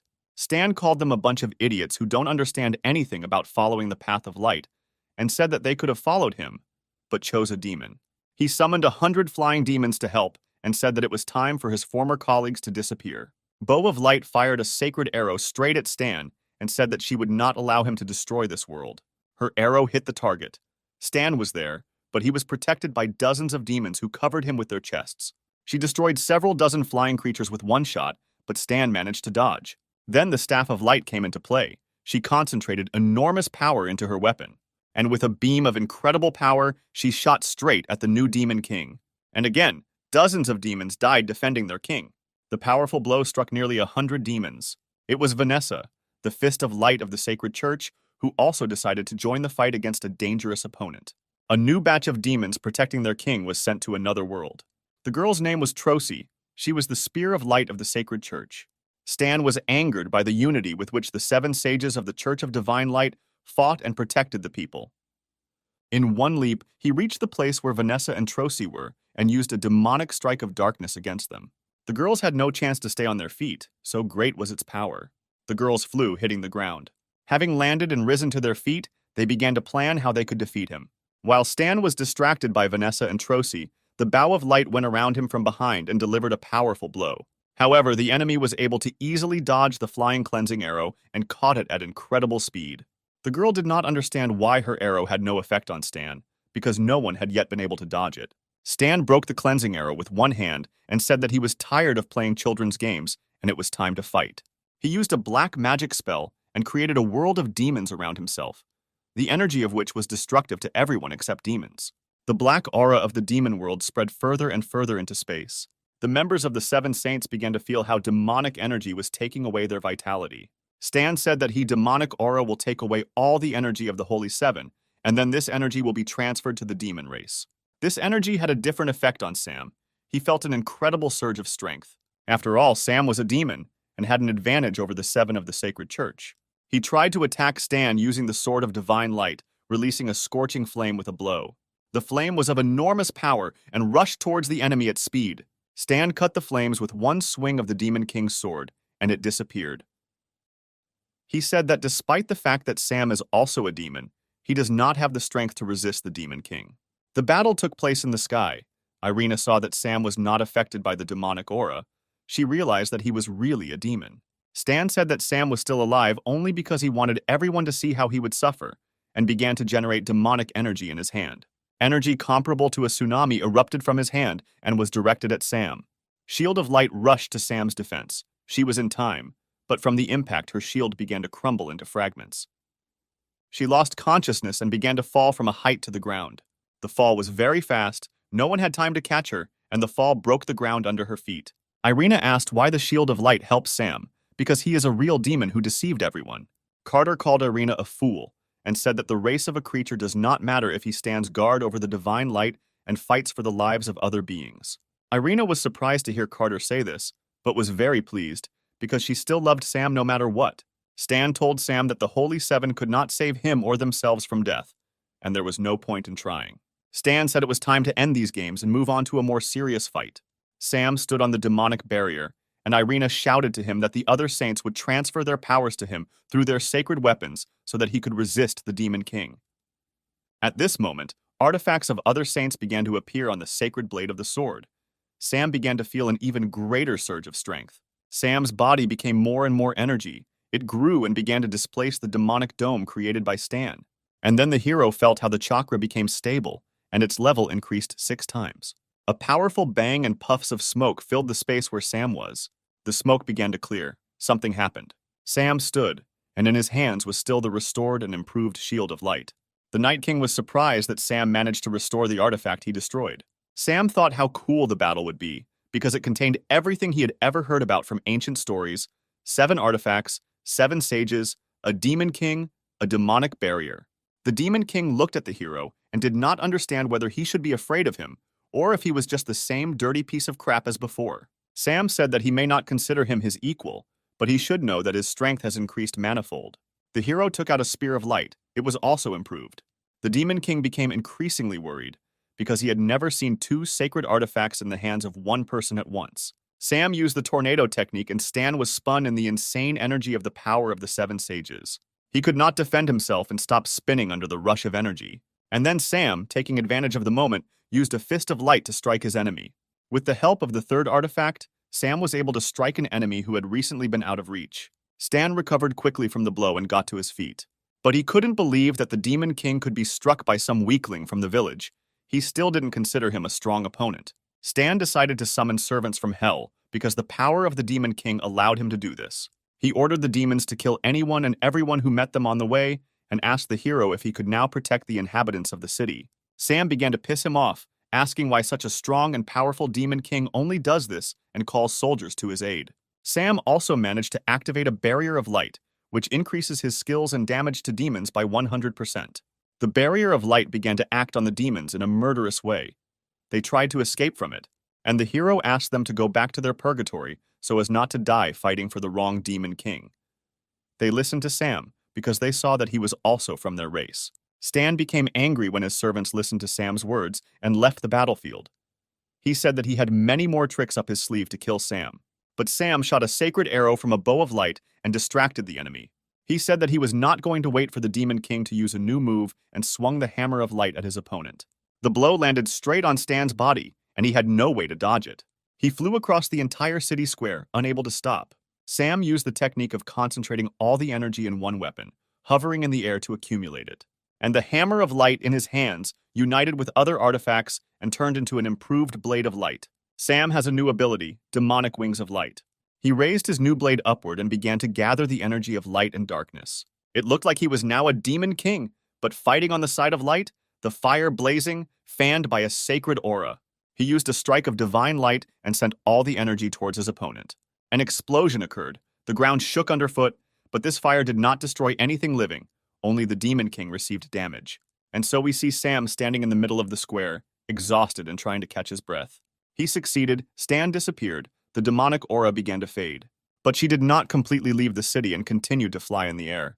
Ginevra appeared. She was shocked by what she saw and decided to help get rid of the Demon King, and said that the black aura would not dissipate until it acquired a new body. Then it could be sealed. We see the broken sword of the Demon King on the ground, in the hilt of which his heart is pulsating. Ginevra says that she has a plan to seal the Demon King forever, but it is very dangerous. The hero asks her how to do it. The girl says that only a very strong demon who is not afraid of the sacred light can try to seal the Demon King within himself. Sam asks what could happen if he doesn't succeed. Ginevra says that she does not know this, since no one has tried it before. It is just an ancient legend, and it is unknown whether anyone's body can withstand the king's power and not succumb to his dark heart. Sam's in-game interface shows that the quest has been completed, and he can complete the mission. Meanwhile, a dark aura begins to fill the city again, and members of the Holy Church begin to lose their powers. The hero decides to stay and help the people who believed in him, despite the fact that he belongs to the demon race. He picks up a dark sword with the heart of a Demon King, and he feels pain piercing him from the inside. His body is burning, and his mind is switching off. He begins to cough up blood and feels his internal organs melting. The saints do not know how to help him, but they really want to save him.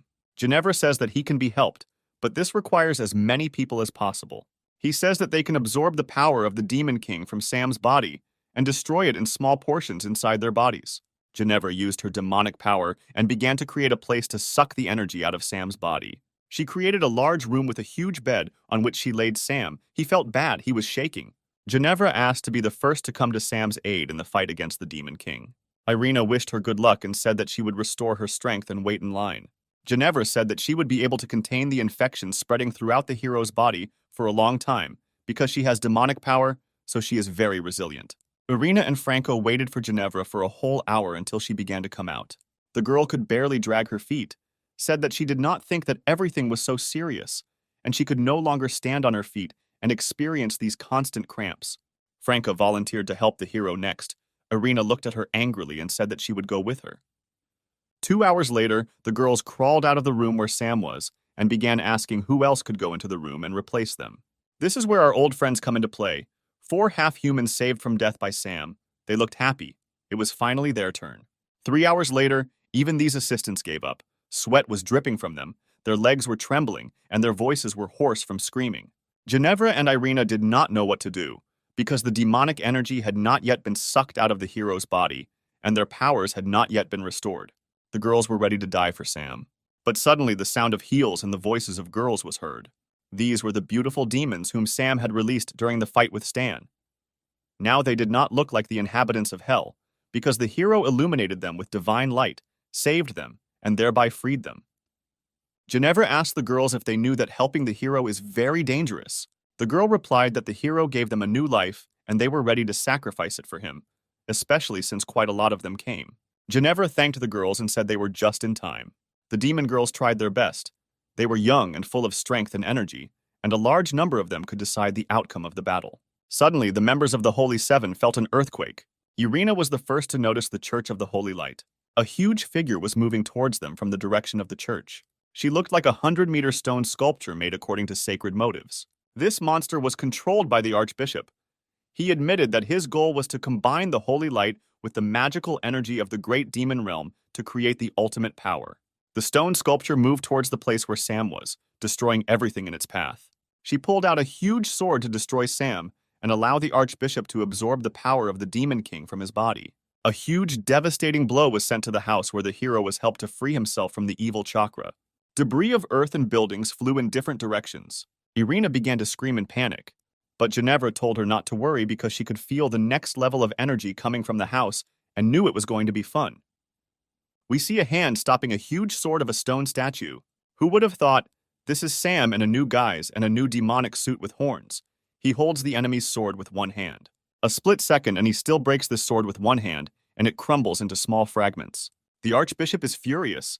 He does not understand how Sam managed to cope with such strong energy. He generates light chakra in the hands of the statue and is about to send it towards the enemy. Sam says that it is difficult for him to control this energy in his body for a long time, so he will finish everything very quickly. He creates a spinning sphere of celestial energy in his hands, and he shoots it straight into the giant's chest, where the Archbishop is. The result is a fireball of such power that even Itachi would envy it. The fire, created by combining the energy of light and darkness, leaves no chance for the Archbishop to win. The mission is completed, the enemy is defeated. Sam fell to his knees, his demonic god suit began to fade. He still found it difficult to control such power. A few seconds later, he was lying on the ground unconscious. Irina quickly ran up to him and tried to help him, but he did not come to his senses. And then she heard someone tell her not to worry and leave the matter of saving Sam to them. Sam's most important friends, two princesses, Siri and Maggie, and the former owner of the salon, Alice, appeared and asked how this guy got into trouble again. Irina clearly didn't trust them and asked how they got here and what they had to do with Sam. Maggie said that the three of them were able to help him, and Alice said that Irina did not know them at all and could not talk about whether they could really save the hero or not. Siri said that she would tell Irina some secrets about Sam, and she would understand everything herself. We are transported to the system space of the game. Sam wakes up and doesn't immediately realize where he is now. He got dressed and left the room in the hope that someone would explain to him what was happening. Before he could leave the room, he saw a huge table flying towards him. Out of surprise, he did not have time to dodge, and the table flew right into his face. This table flew into Sam from a blow from Irina, who was trained by Princess Siri, who did not even notice how the table hit the hero. They apologized to him, as they did not expect that their training could harm him. Sam's nose was bleeding. Irina asked Sam how he was feeling, whether he was able to conquer the power of the Demon King that settled inside him. Ginevra explained that Sam could not yet fully control the power of the Demon King. He was able to seal it, but not use it to its full potential. This needs more time. Sam asked Ginevra how she ended up here. She replied that all her life she wanted to follow the King of Devils, and it doesn't matter who he becomes. And now the king's power is forever sealed in the hero. Sam said that he understood why Ginevra was here, but why Irina was here too, why she didn't stay to guard the sacred Church of Light. She replied that after what the Archbishop did, the church lost its authority, and also all the power of the Holy Seven was absorbed by the hero. And now there is no point in the girls being in the church. Also here were the rest of the girls from the members of the Holy Seven, who said that they did not regret losing their jobs, because they were able to find a new, worthy leader. Then Hannah, who suddenly appeared, rushed to hug the hero. She stated that the half-human girls whom he saved from slavery and death would also serve him faithfully and follow him to the ends of the earth. Sam became more and more surprised by the number of people who followed him. The rest of the rescued people also confirmed Hannah's words and said that he couldn't escape them. Sam said he wouldn't have any problems feeding a few more friends and finding a home for them. Princess Maggie told the hero that everything is not as simple as he thinks. Siri did not want to keep the intrigue and said that they were not the only ones who returned to the gaming space for Sam. Sam couldn't remember who else might have gone after him or who he had saved to make it happen.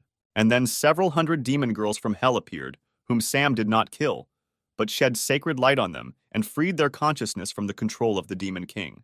Ginevra said that these 200 girls helped free his body from the evil energy of the Demon King, and without them, he would have died. Sam said, although it is very difficult, he cannot leave the girls in a difficult situation. If they want to follow him, then he will help. Sam decided to use the game system to build a house that would accommodate the required number of people so that they could live in comfort. He spent several thousand game points to build a magnificent palace with a capacity of 500 people and complete infrastructure. He also understood that all his girls were fighters and they needed to train, and he built a training camp for them. He also built an alchemy room, a forge, premises for growing vegetables and fruits and other premises. The game fairy asked him to be more reasonable and not spend so many points if he is not sure of the need for a purchase. He also found a home for himself, which could increase his demonic energy and maintain the energy of light. It was a large mansion with everything necessary for life. Sam's main girlfriends decided to visit Sam's new house. Irina was the first to enter the house, and she was shocked by the sensations that this house gave, because it allowed ordinary people to feel the power of demons. Ginevra said that Princess Maggie has already mastered this energy and enjoys it. Maggie and Ginevra decided to check how much the hero had regained his strength. He had no options to refuse the test. The two new girlfriends felt very confident together, as if they had been friends for many years. Maggie even allowed herself to make fun of Ginevra and her weak points. Time passed, and Sam was being used to the fullest by his girlfriend. Princess Maggie said that she felt that in this magical house, her energy continued to grow and her stamina increased. Ginevra also liked the feeling the house gave. Due to the fact that the girl's stamina had increased, it was difficult for the hero to cope with them, since his body had not yet fully recovered. Irina and Siri looked at all this and realized that this place had more demonic power than the power of light. This frightened them.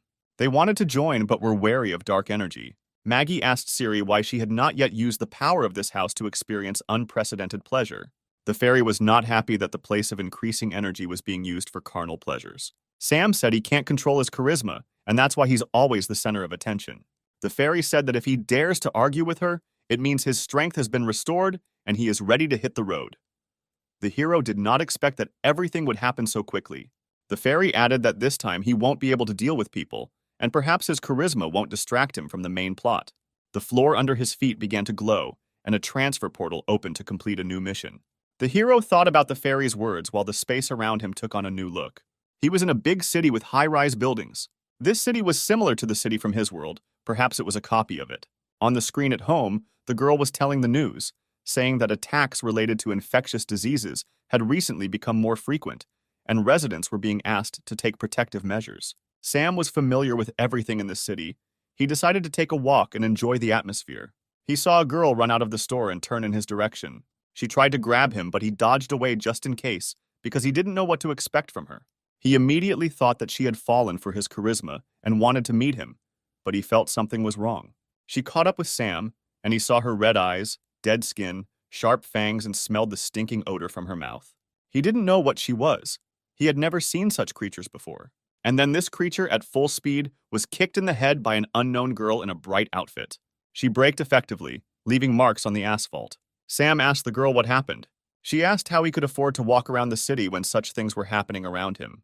And why didn't he even try to escape from this creature? Or he doesn't know what zombies are. Sam was a little unprepared for this development of events. She said that her name was Samantha. She was a member of a special rescue squad, and she would take him to the shelter so that other zombies would not kill him. The girl said that she would not deal with why he did not know about the infection of the population, but he must be careful if he did not want to die. Men quickly die after contracting the infection, and women become the walking dead, who keenly smell the scent of men and come after them to kill and make offspring. Sam began to think about how he could use his previously mastered skills in this world in order to survive and pass the level. First, he decided to meet a girl to learn more about the situation and introduced himself as Sam. But as soon as he said this, sharp tentacles flew at them from above. The girl with a quick kick brought him out from under the attack of the tentacles. An agile zombie with tentacles stood on a lamppost and was ready to attack again. The zombie was not going to let Sam and his new girlfriend Samantha think. She screamed for Sam to run away, and she would delay the enemy. She pointed the gun at the zombie and started shooting. but the bullets flew off him like from a steel wall, and she failed to harm the enemy. The pistol was knocked out of Samantha's hands by the blow of the tentacles, and it flew towards Sam. He caught it with a flick of his hand. He decided to use a pistol since his magical skills were blocked. The girl shouted at him not to try to shoot at the zombies, because without training he would not be able to hit the target accurately, but would only anger the enemy. Sam told her not to worry and quickly logged into the game interface to improve his shooting skills. He traded several of his magical skills for his marksmanship skill. He received confirmation of the skill he had acquired, and he applied it. At the same second, he fired a pistol, pointing it at the enemy. Despite the heavy recoil from this powerful pistol, he knew that he would hit the enemy right where it was vulnerable. And so it happened. From the very first shot, the hero hit the zombie with an accurate shot in the heart. Sam was glad that he could be useful in this fight even without magic. But while the hero was distracted, Samantha grabbed him by the collar and dragged him along with her. Sam did not understand what had happened. But a crowd of zombie girls were already running behind them, ready to pounce on him. Sam realized that his charisma was working against him here. Because of it, more zombies were trying to take over his body. He started running quickly and was able to get into the car. There were keys in it, he started the car, and he and Samantha drove to meet the zombies. They rushed at the car and died under its wheels. The hero asked where he should go in order to leave the area of a large concentration of zombies. The girl said that she did not know for sure, but she needed to go to the hospital, since she was wounded and the infection had begun. Sam pressed the gas pedal and began driving at full speed through the crowds of zombies. Several of the monsters tried to rush at the car, but they were unable to stop it. Sam looked at the dead girls trying to get into the car. He felt sorry for them. But we had to rush to the hospital to save our new girlfriend from infection. The girl thanked the hero and praised his shooting and driving skills. Sam said it was all thanks to the computer racing game Mario. And so they got to the hospital. It was surprising why there was no one in the hospital, because just a day ago there was a rescue squad base here. And then it became clear why there were no people here. A zombie was running towards them at full speed, and again Sam was the target. Before reaching a few meters, the monster was destroyed.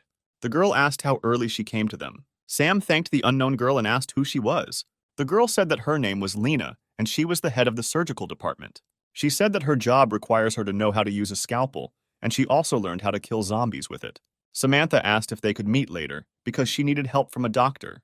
And then Sam remembered why he was driving so quickly across town to the hospital. Lena said that she doesn't know if she can help Samantha, since a lot of time has passed since the infection, but she will try to see how bad it is. As they walked into the operating room, Sam asked where all the people who were supposed to be in the hospital were. Lena said that everyone was evacuated when zombies attacked the hospital, but they couldn't get through to her because she was sleeping in the morgue, and there was no mobile phone service there. She was forgotten. Lena told Sam to remove Samantha's clothes so the examination could begin as soon as possible. Sam said that he didn't want to offend her, but she needed emergency medical attention. Otherwise, she wouldn't be saved. The girl had no choice. She did not have the strength to undress herself, but had to hurry. The hero undressed the girl and laid her on the operating table. She was very beautiful. Sam could see the infection spreading through his arm. It would be a shame if this girl turned into a zombie. Lena warned that the infection could also be transmitted sexually, and that he didn't even think about it. The examination of Samantha began.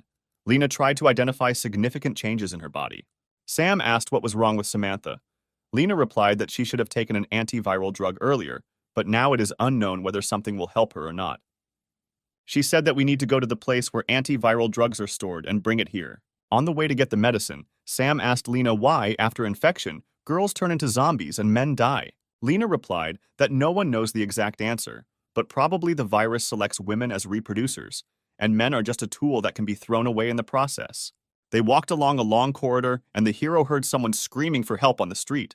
He looked out the window and saw a guy running along the avenue, followed by a dozen zombie girls. Lena said that you shouldn't pay attention to this guy, because he doesn't have a single chance of survival. Female zombies surrounded the guy. Sam could not quickly move to him to help. He felt very sorry for the guy, but this is natural selection. Lena said that he needs to distance himself from what is happening around him. He will see many more deaths, and therefore there is no need to be nervous and blame himself, because it is impossible to save everyone. The girls, having killed the guy and taken advantage of him, dispersed in different directions with a calm look. For a while, they no longer needed to hunt. There was a smile on the dead guy's face. He did not die a terrible death. Lena said that the virus puts a man's body into a state of continuous arousal, after which it is used until there is not a drop of the required liquid left in it. They say that some guys themselves are looking for thrills and go to certain death. They came to the medical department and began to look for an antiviral drug. It was difficult, since the group of evacuees took almost everything with them. Lena said that if they want to save Samantha, they need to hurry, because the minutes are already counting. The girl will be attacked by a zombie in the form of a nurse. Sam manages to get between Lena and the zombie, but while protecting her, he is bitten by the creature. The zombie bites into the hero's hand and chews it with sharp teeth, bleeding. Lena uses her scalpel and kills the zombie with a blow to the head. The enemy is neutralized, but another problem appears. Lena asks the hero how he feels after being bitten by a zombie, whether excitement is already setting in his body. But Sam doesn't feel anything, only pain in his arm. Lena tells him to take a virus blocker, despite the fact that he does not feel changes in his body, since everyone has their own body, and perhaps it will manifest itself a little later. The hero said that he doesn't see the point in this. He feels good and is not going to die. He asked the girl to give the only medicine to Samantha so that she would have the opportunity to continue the fight against the creatures. They returned to save the sick girl. She was covered in sweat and her body temperature was rising. Lena gave Samantha an injection. All that was left was to wait. When Sam asked if the medicine would help her, Lena replied that they would be able to find out no earlier than in half an hour. Lena said that he should think about himself, because no man has ever survived a zombie bite. Sam said he had already come to terms with his death, but was glad to help another person survive. But he went to the game store and decided to exchange a few more skills for the antidote, because it was too expensive to buy. The girl asked him not to be shy if he wanted to ask her for his last dying wish. Sam said that he had no desires, but only regretted that he had to die in the company of such a beautiful girl, whom he never got to know better. The girl asked him if he really wanted this. Lena began to take off her robe, revealing only her underwear underneath. The hero was a little embarrassed, but inside he was sincerely happy. The girl said that he was bitten because he saved her from death, and now she must repay him if this is truly his last wish. Sam pretended to fulfill his last wish, but had already taken the antidote and knew that he was in no danger. Lena said that they need to be quieter so as not to attract more zombies, as they sensed the excitement in the men's voice. Sam liked to manipulate the doctor. She played by his rules. The girl said that as soon as he runs out of strength and male fluid in his body, he will die immediately. Sam said that he didn't mind dying on such a beautiful and charismatic girl. Their lips intertwined in a passionate kiss, their pulse increasing. Lena felt helpless in the strong hands of the hero. They switched places and now Lena was on top, and the hero lay and tried to restrain the spasms of pleasure. When they finished, the girl asked him to save his strength, because as soon as they ran out, his life would end. She looked at Sam lying on the bed. It seemed that he was no longer breathing. The girl said that she would try to spend her life for the good of people, because he did this for her sake. She began to cover his body with a sheet and said goodbye. Lena didn't understand why she was so sad about this parting, because she was used to seeing people die so often. The hero's hand began to move. She got scared. With an angry look, he got out from under the sheet and rushed at Lena. But at that very second, he was stopped by a powerful kick to the head. He flew across the entire ward, unable to stop. When he landed, he broke the doctor's desk. Lena didn't wait for the hero to recover from the blow and attack again. She grabbed a wooden chair and prepared to plunge it right into Sam's heart.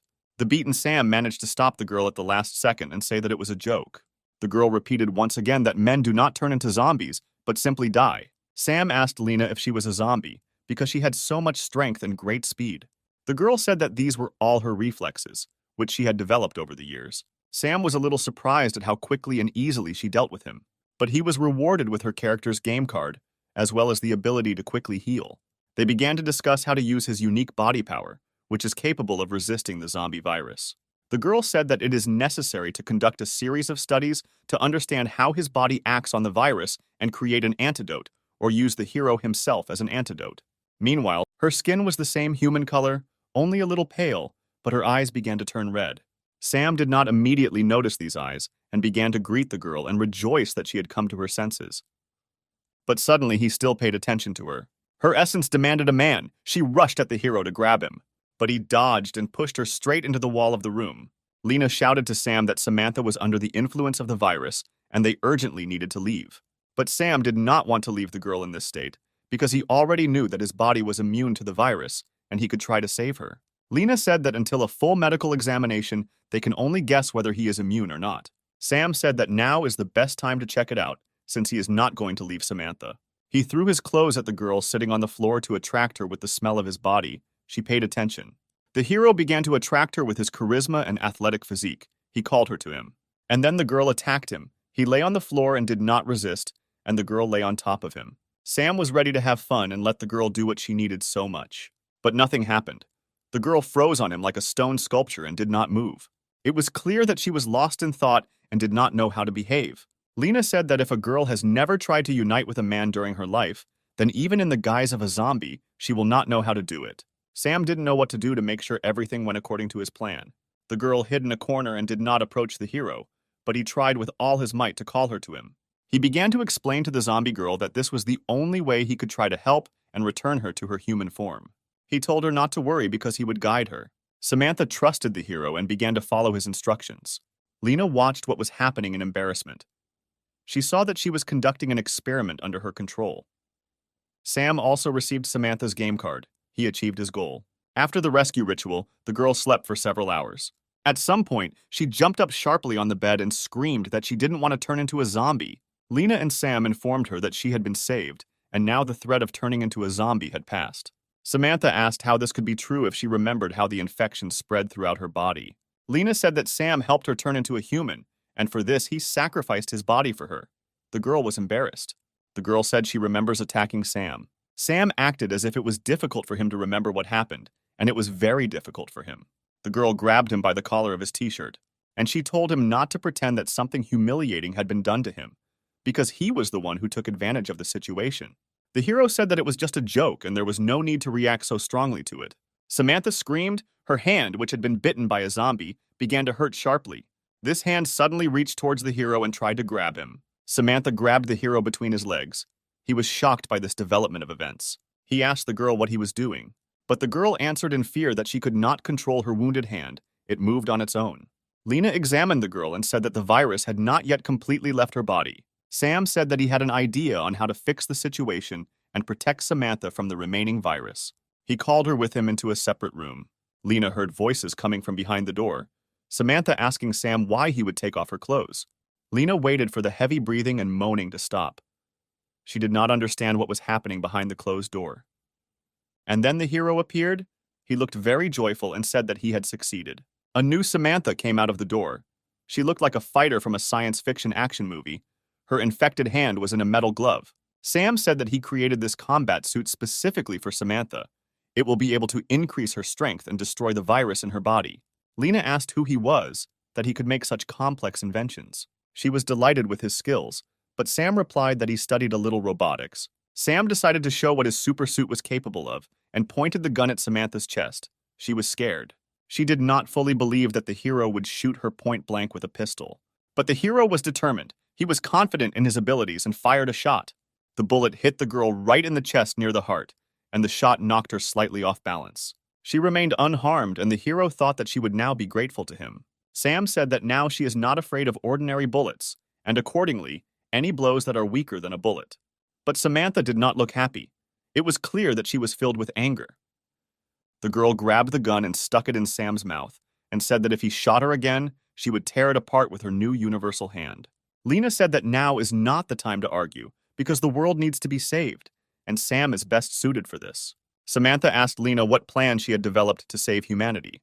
Sam, wiping his drool, also began to ask questions about how soon Lena would be able to develop an antidote. Lena said that it is high time to understand that the same thing should be done as was done with Samantha, since he is not only not susceptible to the virus, but can also treat people through close contact. Then this must be done. Samantha said that first he needs to save 100 people who were part of the resistance unit and were infected. Now they are in quarantine. Sam's sweat dropped when he learned that spending time with 100 zombies was just the beginning of a mission to save the world. Lena said that he would not be able to save so many people with his body, so she needed to develop an antidote so that this virus could be destroyed en masse. Samantha asked Lena if she knew how to create an antidote, to which she replied that she was the best student at her university and also wrote a dissertation on the topic of viruses. But in addition to Sam's blood, she needed the source code of the virus. Samantha said that the source code couldn't be bought now, even on the black market, and asked where they could look for it. The source code was located in the Central City Laboratory, on the 3rd floor in room 308, Lena said. Lena said that she has a twin sister who participated in a secret project related to viruses and told her about it, and then disappeared. The hero told Lena not to worry and leave the investigation of her sister's disappearance to him. He will try to find traces of her presence in the laboratory. The girl said that she has already come to terms with the loss of her sister, because if she can stop the zombie apocalypse, then her sister did not live her life in vain. And if Lena manages to make an antidote, then she will not only save the world, but will also gain eternal fame and wealth. And he will also be able to become the chief physician of the hospital and stop obeying stupid bosses. Samantha was surprised by this answer. Sam and Samantha arrived at the laboratory. Many monsters were roaming around it. They understood that with so many zombies around, it would be difficult for them to get inside the building. But Sam, as always, came up with a brilliant plan. He was going to distract everyone so that his partner could get into the building unnoticed. He took off his t-shirt and invited all the zombies to try a small piece of fresh young meat. They could smell Sam's body and were very excited. Some of them shouted at him to stay where he was. Sam told Samantha that once he got away from them, he would meet her inside, and he sped up. He ran faster and faster and hurried the walking dead. He needed to take them as far as possible from the entrance to the building. When the zombies were distracted, Samantha ran as fast as she could towards the laboratory. She understood that Sam was now risking his life to save humanity, and she could not let him down. Sam, meanwhile, led several dozen zombie girls behind him. He decided to get on the bus so that the girls would follow him. When the last zombie entered the bus, Sam closed the doors, asking everyone to fasten their seatbelts and hold on to the handrails. Samantha watched this picture from the side and waited for him to free himself and join her. Sam knew that he needed to neutralize the zombies and save them if possible. Samantha watched the bus rock from side to side. The girls tried to climb out of the windows and asked for help. After a while, each of the girls stood and tried to breathe air. Sam did a good job. But Sam decided that once was not enough, because they still had not begun to turn back into people. Soon Sam left with a feeling of accomplishment. He felt a little hot because he had saved so many girls in a row. Samantha met him as he got off the bus, but he was surprised why she didn't take advantage of the time he'd bought especially for her. She replied that she could not get in because the doors were bulletproof. This once again confirmed for Sam that they were on the right track, because who would put such protection on an ordinary laboratory? He said it was worth trying out the equipment he made for Samantha. She replied that she did not yet know how to use the new metal hand. The hero said that she is directly connected to the brain, and if she imagines a weapon in her thoughts, her hand will turn into this weapon. The girl said that if this was such a joke, she would kill him.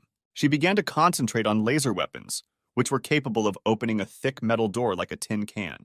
The hand obeyed her. She felt how it was being rebuilt. And just minutes later, the door was almost opened by a laser beam of light. Samantha was delighted with what she could do with her new hand. But Sam said now is not the time to be surprised, because they are in danger. And indeed, the laboratory was filled with monsters. But they were a little different from those on the bus. Samantha said that these are stalker-level zombies, since they have been converted for a long time, and now they only want to kill. And they also have enormous power. Sam asked how many levels of zombies there were. The girl said that the most important division is between those who can still be saved, who have turned recently, and those who have already lost their minds. These zombies no longer hunt for the entire body of men, they only need their brains, and the one killed will not die in pleasure. Sam said that this was very good, and he would not be ashamed that he did not even try to save these. Samantha asked to underestimate the guy of these high-level monsters. They can cause a lot of trouble. Sam pulled out 2 huge pistols from the sacred stone, which have an unlimited number of cartridges and incredible killing power. He warned the monsters for the last time that he would shoot if they attacked him. But judging by the girls' growls, they did not hear him or did not understand him. And then Sam showed his skills in shooting a pistol and began hitting zombies with shots to the head. Thanks to his skills, Sam never missed and every shot hit the target. The girl understood that the weapon in the hero's hands was a non-standard pistol. Otherwise, the bullets would have bounced off the zombies like they were off a wall. While the girl was watching, they began to walk around her from behind. The zombie tried to use his long tongue to kill Samantha, but she already knew how to use her new arm and imagined a new weapon in her head. A sharp, double-sided, huge blade was preparing to meet the attacker. With a striking blow, Samantha overtook the enemy. Only once was enough. The attacker's body scattered in different directions, as did the blood that filled the entire space around. Samantha strikingly struck a winning pose. It was disgusting to feel dirty blood on my body. The hero said that the suit has a cleaning function and she can try it. The girl was again surprised by such technologies. She liked her costume more and more. Mechanical arms with brushes emerged from the suit and began cleaning. Sam said that these brushes could clean even the most hidden corners of her body and suit. The girl was embarrassed. She felt the cleaning work. Sam asked if she liked feeling such soft and gentle brushes on her body. The girl was embarrassed. She had just experienced a surge of pleasure on the battlefield. Suddenly, the ground began to shake underfoot. The building swayed from side to side. Something huge began to break out of the ground. The heroes began to worry about whether they could get out of this building alive. A huge, fat, purple monster of terrible size came out. Samantha said that there was no point in engaging in battle with this monster because their strengths were unequal. She suggested that they go in different directions and meet in room 308 after escaping. Sam did not come up with a better plan, but simply began to run away, wishing his partner good luck. But since the monster was also a female zombie, she began to catch up with the hero because only men attracted her. She ran very fast and the word man was heard in her growl. A new rescue plan could not be born in Sam's head out of fear. He simply ran as fast as he could. The monster was getting closer and closer with every second. The chances of escaping were disappearing before our eyes. A huge force leap smashed the floor to pieces. Due to the resulting chaos, the monster could not see where Sam had disappeared. Sam ran into some room and hid. He was very tired and understood that if he had not hidden, he would have been crushed like a cake. His gaze fell on the huge incubators. Perhaps someone was being raised in them. He began to look more closely at the incubators, trying to see what kind of animals were growing there. He was amazed that small children were being raised in the incubator. He didn't understand how they survived, because the zombie apocalypse had begun quite a long time ago. He came closer, wondering if he had found a holy place. But the child opened his eyes and turned his head towards the hero. And now he had already broken the glass and jumped straight at Sam. It happened very quickly, and the hero did not have time to jump away. The little zombie bit his hand. Before Sam had time to come to his senses, he heard the crash of other incubators and the glass shattered. And new little zombies crawled towards him. They wanted to play. Sam didn't know what to do right. They are children, but zombies, whether to kill or save, and whether it is even possible to save them. Sam decided to call a friend because he didn't know how to deal with children, and he needed help. And then she appeared, a beautiful girl. Irina appeared in front of the hero and was a little dumbfounded by such a sudden movement in space. She asked what help her beloved friend needed. Sam said that he would explain the whole situation to her later, but now he needs to deal with small children and laughed at the end. Irina said that she felt black energy from them, and they were no longer children, but terrible monsters. The girl began to use a spell to split black energy. The room was illuminated with light. The monsters began to dissolve in the sacred light, and children's crying was heard. Sam said that he was very glad to see her, thanked her for her help, and asked what she was wearing. The girl said that she was in the store and was choosing an outfit for herself, so that when he returned she would give him herself in this outfit. But suddenly she was called into this world. Sam said that he liked her gift and could accept it in advance, that is, right now. The girl asked if he had time now, because they were saving the world from evil. Suddenly, Sam's recently bitten hand suddenly began to hurt. Irina asked what was happening to him and how to help him. Sam said that he was probably infected with an infection that one of the little zombies gave him through a bite. Irina said that it was necessary to suck the poison out of his body to stop the spread of infection. Sam asked why suck out the poison if she knows many spells to neutralize the poison in the body. But the girl had already grabbed his hand and began to suck the poison out of the wound. Sam asked if it would harm her own body, since she could get infected too. The girl said that her body is immune to most poisons and toxins around the world. She looked into his eyes and suddenly her expression changed. Irina said that the wound on her hand was too small and that the poison needed to be sucked out from a more effective place. Sam didn't understand whether he and his charisma were to blame for what the girl had just proposed to do. Irina told the hero not to worry, she would be able to block the spread of the poison and save him. Sam was pleased to feel the poison leaving his body. The girl asked him to be careful next time and not expose himself to the bites of these creatures. Maggie and Siri stood and discussed the fact that Irina had disappeared and had been gone for a long time. They realized that Sam had called her and were jealous. Maggie asked Siri why he didn't call her, what happened the last time between them. The princess said that there was nothing wrong, she was just helping him solve a few problems. And then the younger sister burst into tears.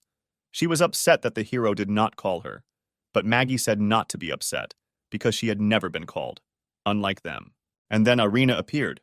Sweat flowed from her forehead, and she felt short of breath. Siri asked what they were doing with the hero.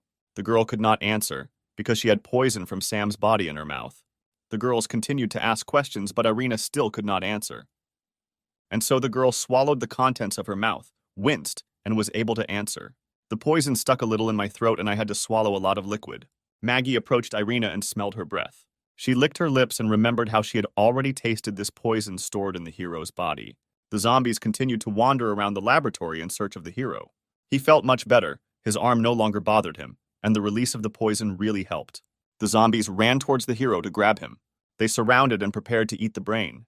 But suddenly they were torn apart by an incredible force. Sam felt a surge of strength throughout his body, and most of all in his recently wounded arm.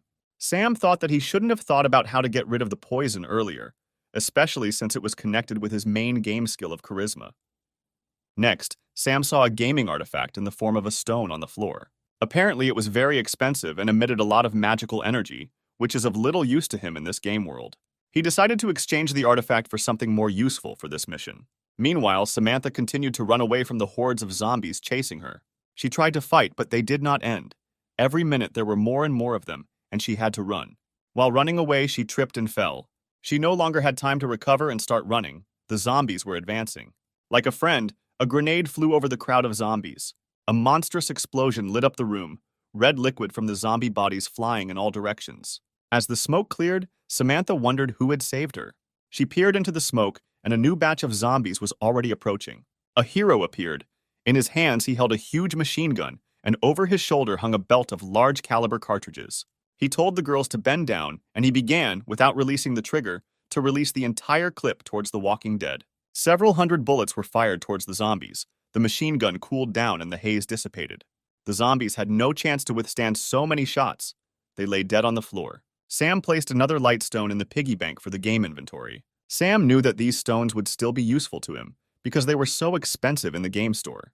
Samantha asked where he got the machine gun, since he did not carry it with him from the shelter. Sam said that he found it in the laboratory on the floor above. The girl noted that if there is such a weapon, then not everything is so simple with this building and the experiments that were carried out here. Sam said that the owners of this complex clearly knew that their experiment was not so safe, so they had a weapons warehouse. The girl asked if Sam wanted to say that the zombie apocalypse was not an accident, and it was all planned in advance. The hero replied that he could not say this for sure, but they were already near room 308, and now they would be able to find answers to their questions. So they approached the desired room and prepared to enter. Samantha said she would cover for him, but he still had to be careful. The door was not closed, and Sam pulled the handle. The door opened. When the door opened completely, the trap was triggered and the rope broke. A dozen sharp blades flew at the hero at great speed. Thanks to good reaction and physical preparation, the hero managed to dodge the flying knives. He thought that the defense had been passed and the path was clear, but he felt the cold muzzle of a pistol pressing against his temple and the trigger being pulled down. Sam asked not to shoot at him because he did not come here to steal something. A small copy of Lena, a girl with a double-barreled shotgun, lowered it and said that if he was not a zombie, she would not harm him. Sam said that he really wasn't a zombie and thanked her for her prudence. Samantha asked why the girl looked like Lena's younger sister if she said that she had a twin sister. The girl asked if they really knew her sister Lena. Sam heard from Lena that her sister was dead, and so he decided that it was a small zombie, like he saw in the incubator, only a little older. The sister did not like how the hero decided to test her humanity. She told Sam that if he didn't stop, her gun would help clear his head somewhere outside his head. Sam began to say that they got here on a tip from her sister, who told about the source code that was needed for the antidote. The sister said in disappointment that Lena only wanted information, not to save her sister. The girl said that her name is Inga, and she has long been holding the defense of this room from a zombie attack. Samantha told Inga that her sister Lena was sure that the girl was dead. Inga said that her sister does not think that she is dead, but wishes it. Sam asked why Inga is so small if she should look exactly like Lena. Inga said that it was due to an incorrectly prepared antidote. It reduced her body in size and made her look like this. Sam drew attention to Inga's chest and asked if she thought that some parts of her body still remained as adults. She replied that her breasts also became 3 times smaller than they were. Sam was shocked by this information. He imagined what she looked like before her body was shrunk, and he began to drool. But Samantha quickly brought him to his senses with a blow to the head from a mechanical hand. Inga said that from childhood she surpassed her sister in everything: studies, relationships, career.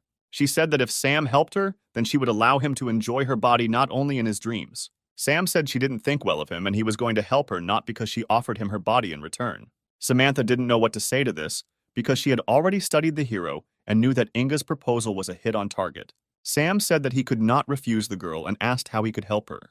She replied that her goal should be his goal too, because the antidote would restore her to her former appearance, and he would be pleased. Samantha asked how Inga plans to make the antidote and what it will take.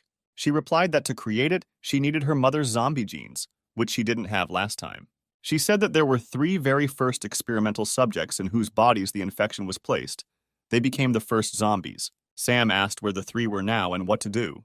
Inga said that all the necessary information is stored on the computer, but it is under a password, and if you enter the wrong password again, the computer will self-destruct. Sam asked what password options there might be and where to look for answers. The password for the computer is Lena's birthday, but for some reason Inga does not remember this date. Samantha asks how the password associated with Lena ended up on this computer. The password was set by Lena's father, who was one of the creators of the project. He said about the password a moment before he died from an infection that he himself created. Sam asked how she could not know this date because it was impossible. The girl said that a long time ago she decided to forget everything that once connected them because she always tried to offend her as a child. The hero asked why she had not yet gone to her sister and asked her date of birth. If this is so important for humanity, or because of childhood grievances, she decided to die and kill everyone. The girl said that she could not go out all this time because in addition to the zombies, there was a Class B zombie walking around the building who would crush them all and not even wince. Sam said that he wants to make explosives, but he needs materials for this. Inga said that there were explosives, but in order to destroy the zombies of rank B, they needed to be detonated at close range. Sam said that he was a man and could attract her as close as possible. A huge zombie was wandering around the building, carrying in his hand the corpse of a young, recently turned zombie. Sam began to call her to him. She heard a man's voice and became interested. He called upon her using the charisma skill so that she would lose her head, literally and figuratively, as quickly as possible. The huge monster rushed towards Sam, but he did not move. The zombie grabbed the hero tightly with both hands, but something went wrong. It turned out that it was a shadow clone created using magic.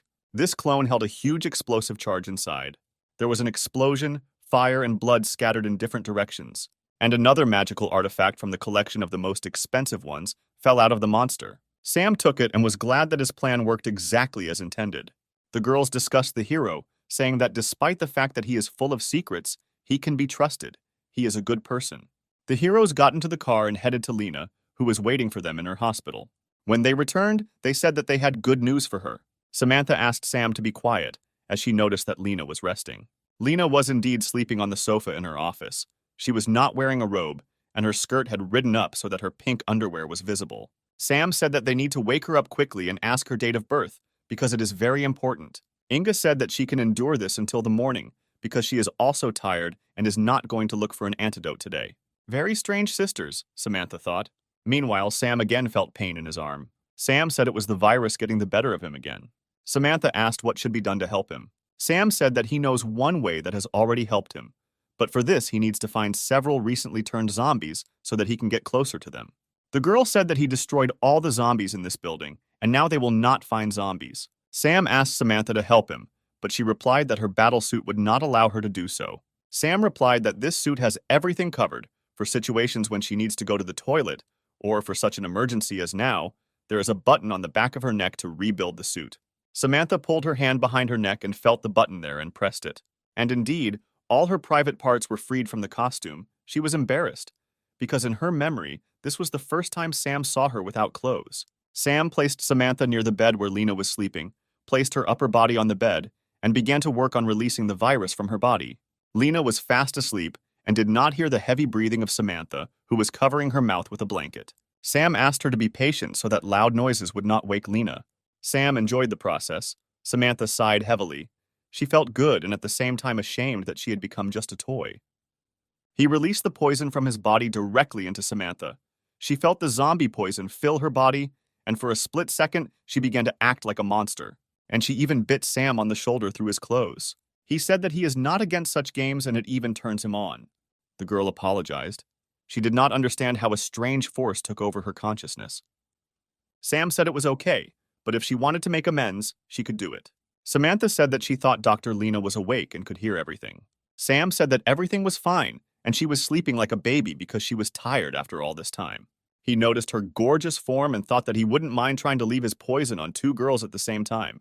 In fact, Lena was not sleeping, but she was embarrassed to admit it and disturb these two. It was still dark early in the morning. Sam meditated, tuning his internal energy so that in an emergency, he could quickly use one or another technique. He didn't know what he had to do next, because the salvation of the world was at stake and his mind had to be sober.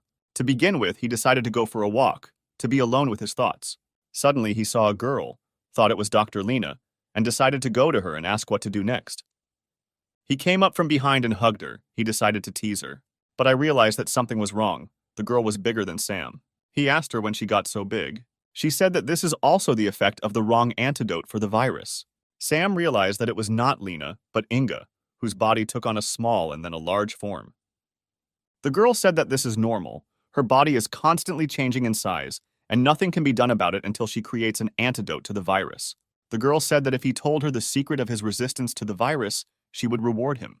Sam said he doesn't know why, but his body is rejecting the virus. That is, after infection, it is enough for him to release the infection through another male opening in order to return to normal, Inga asked. The girl said that she was not against providing him with such help so that he would stay alive as long as possible. While they were talking, Lena came up from behind. She asked Inga how it happened that she was still alive. Inga asked whether her sister was more disappointed that the guy she liked was trying to establish contact with her sister or that her sister was still alive. Sam asked the girls to be more friendly because they are relatives. Two girls attacked him. It seemed like he could die at any second due to his unsolicited comments.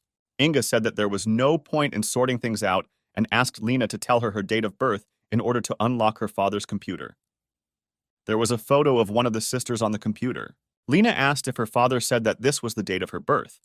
Inga said that he simply said about the date, and she concluded that this was the date of birth of his beloved daughter. Sam listened to the sisters' conversation and understood that it would be incredibly difficult to reconcile them. Lena said that what surprises her more than her father's death is that Inga doesn't remember her date of birth. Lena said that, unlike her sister, she remembers her birthday and reached for the computer. Inga tried to stop her, saying that she needed to enter Lena's date of birth and that there was only one chance left to enter the password. Lena said that she herself knows what she is doing and there is no need to interfere. She entered the expected password. It was Inga's date of birth. A photograph appeared on the computer screen of two sisters standing next to their father. Inga was shocked that the password was her date of birth, and not her sister's. Lena said that as a child, she had the wrong impression about their father's attitude towards his daughters, because he treated her so warmly so that Lena would not feel inferior compared to Inga. One day, Lena heard her father say that he considered Inga a genius who would change the world. Inga had tears in her eyes. She didn't know that all this time she had been thinking badly about her loved ones in vain. When she calmed down, she said that even if this was all true, it did not cancel the difficulties she faced in childhood. Lena said that she was not interested in her speculations, and now it was only important to find the first experimental subjects and create an antidote. All data on the 3-0 patients was blocked. Everyone was surprised by this. Inga did not expect anything else from her father. After all, this information cost him a lot.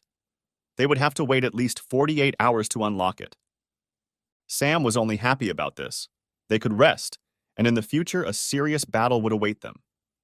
To his words, the eldest added that there was a good healing bath here. She was definitely hinting at something.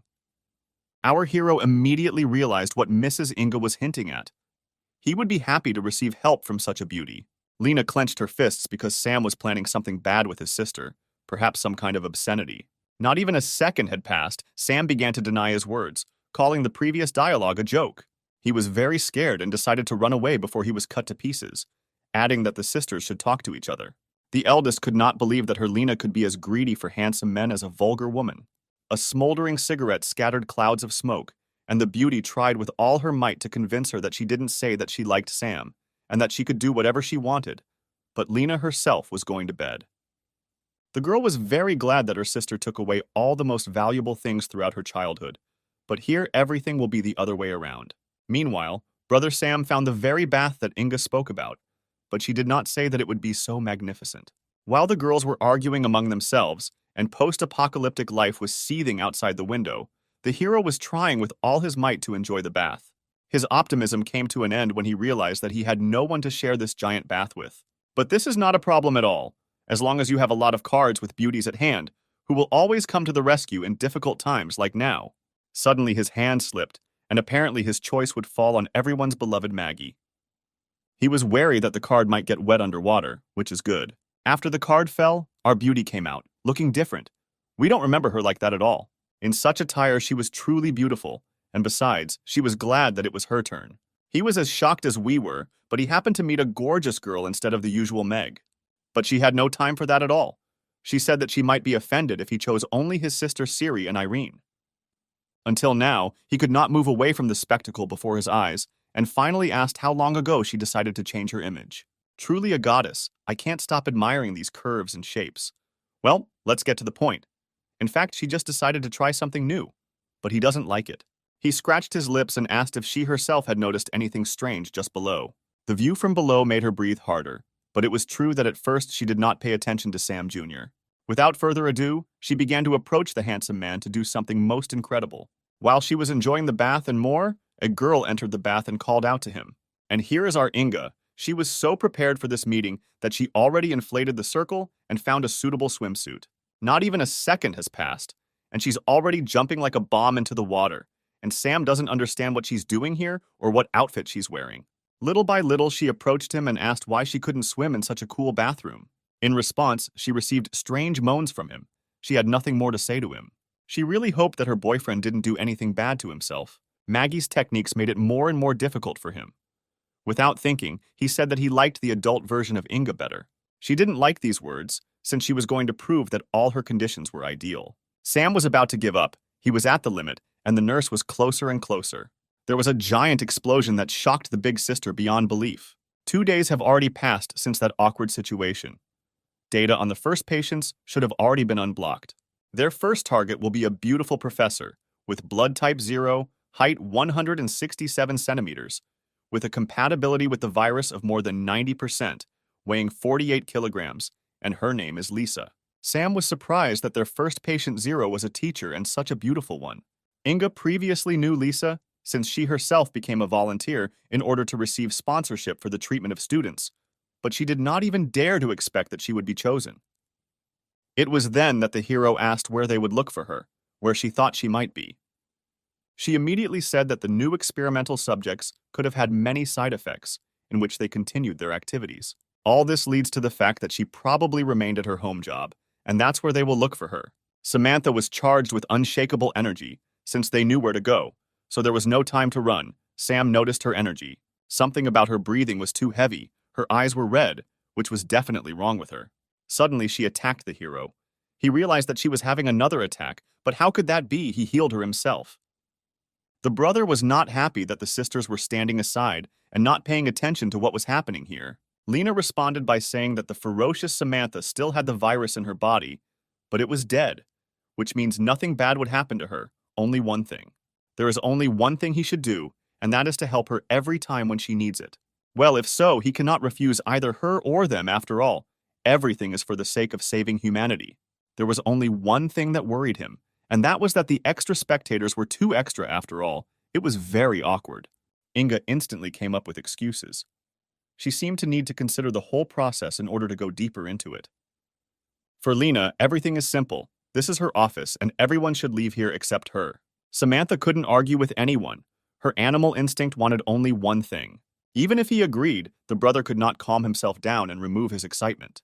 The girl didn't like the way her partner was moving at all, and besides, he was blocking the whole view. He was furious. What is this? Inga has become an operator. Could someone help with this? Still, Samantha is in such a state that she cannot be restrained so easily. Lena noticed this as just a reason to join in. Even her cheeks shone. What a girl's.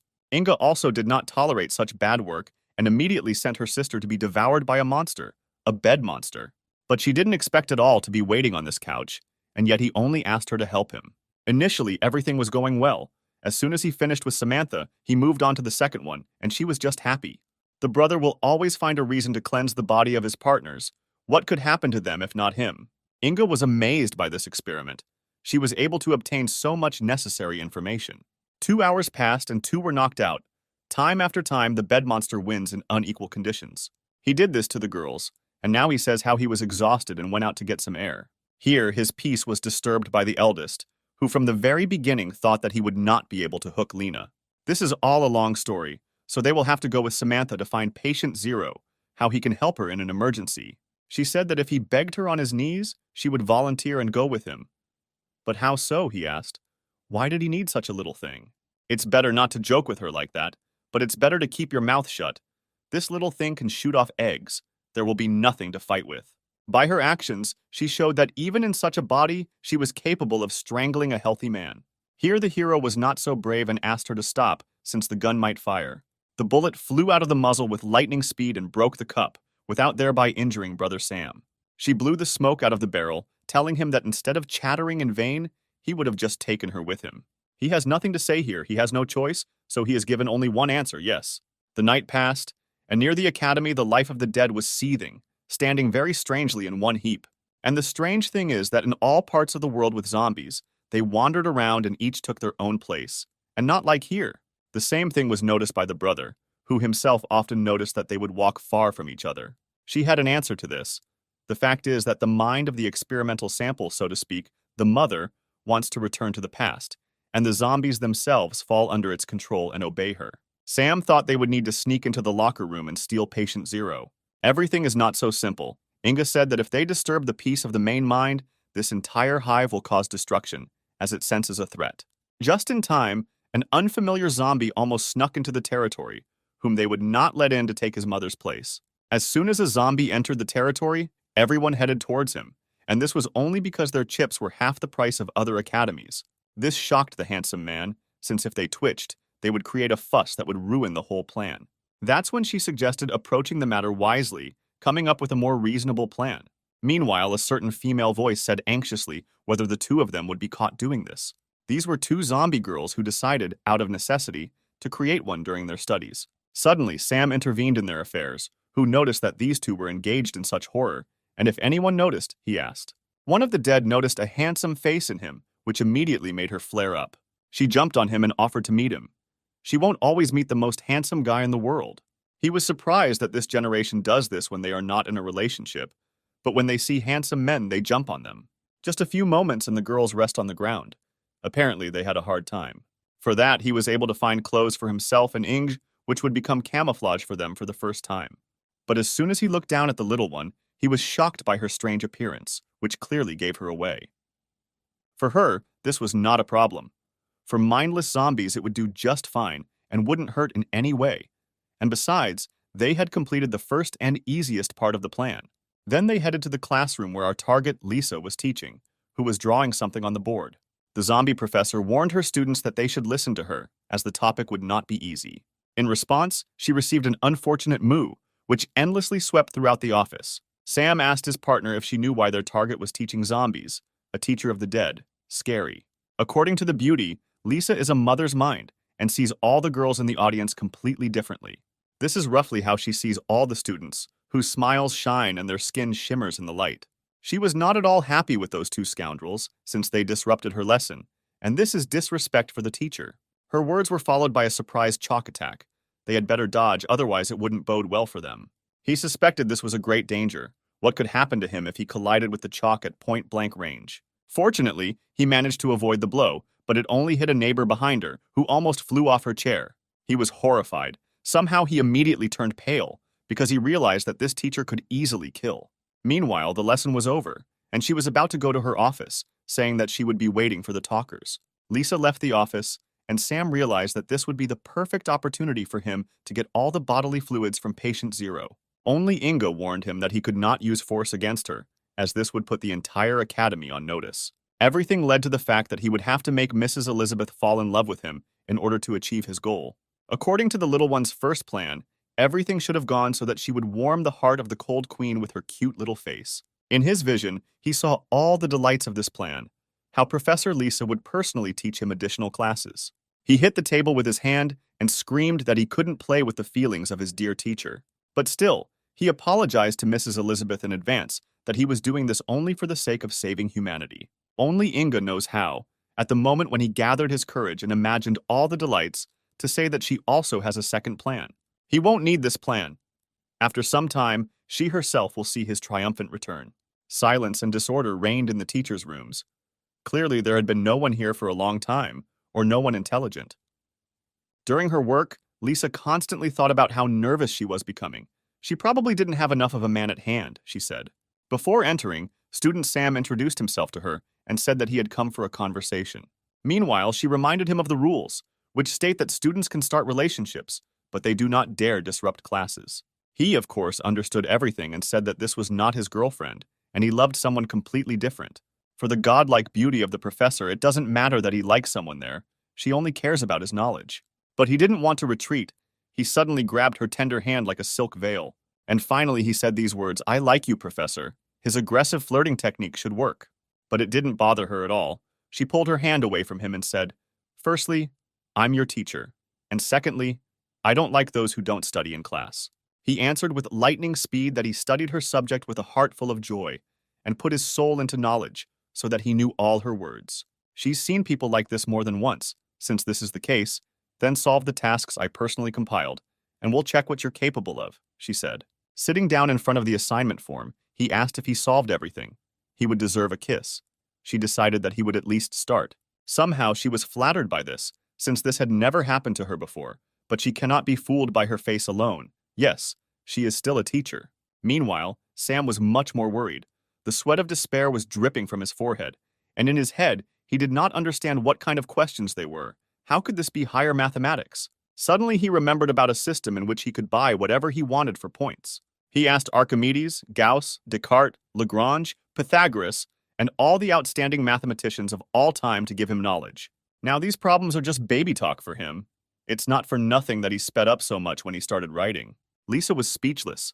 Her magnificent eyes became wider and wider as she saw his unsurpassed speed. He stood up confidently and handed her all her assignments, which definitely surprised her. She had never met such a mind. He literally exceeded all her expectations by several heads. The speed was incredible, and everything was right. She couldn't recover from what she saw, but he grabbed her and pressed her lips with his lips, and then they came together. The heroine immediately flared up from this. Her body did not obey her. She could not even push him away from her. Why can't I refuse a kiss? What draws me to him, she asks.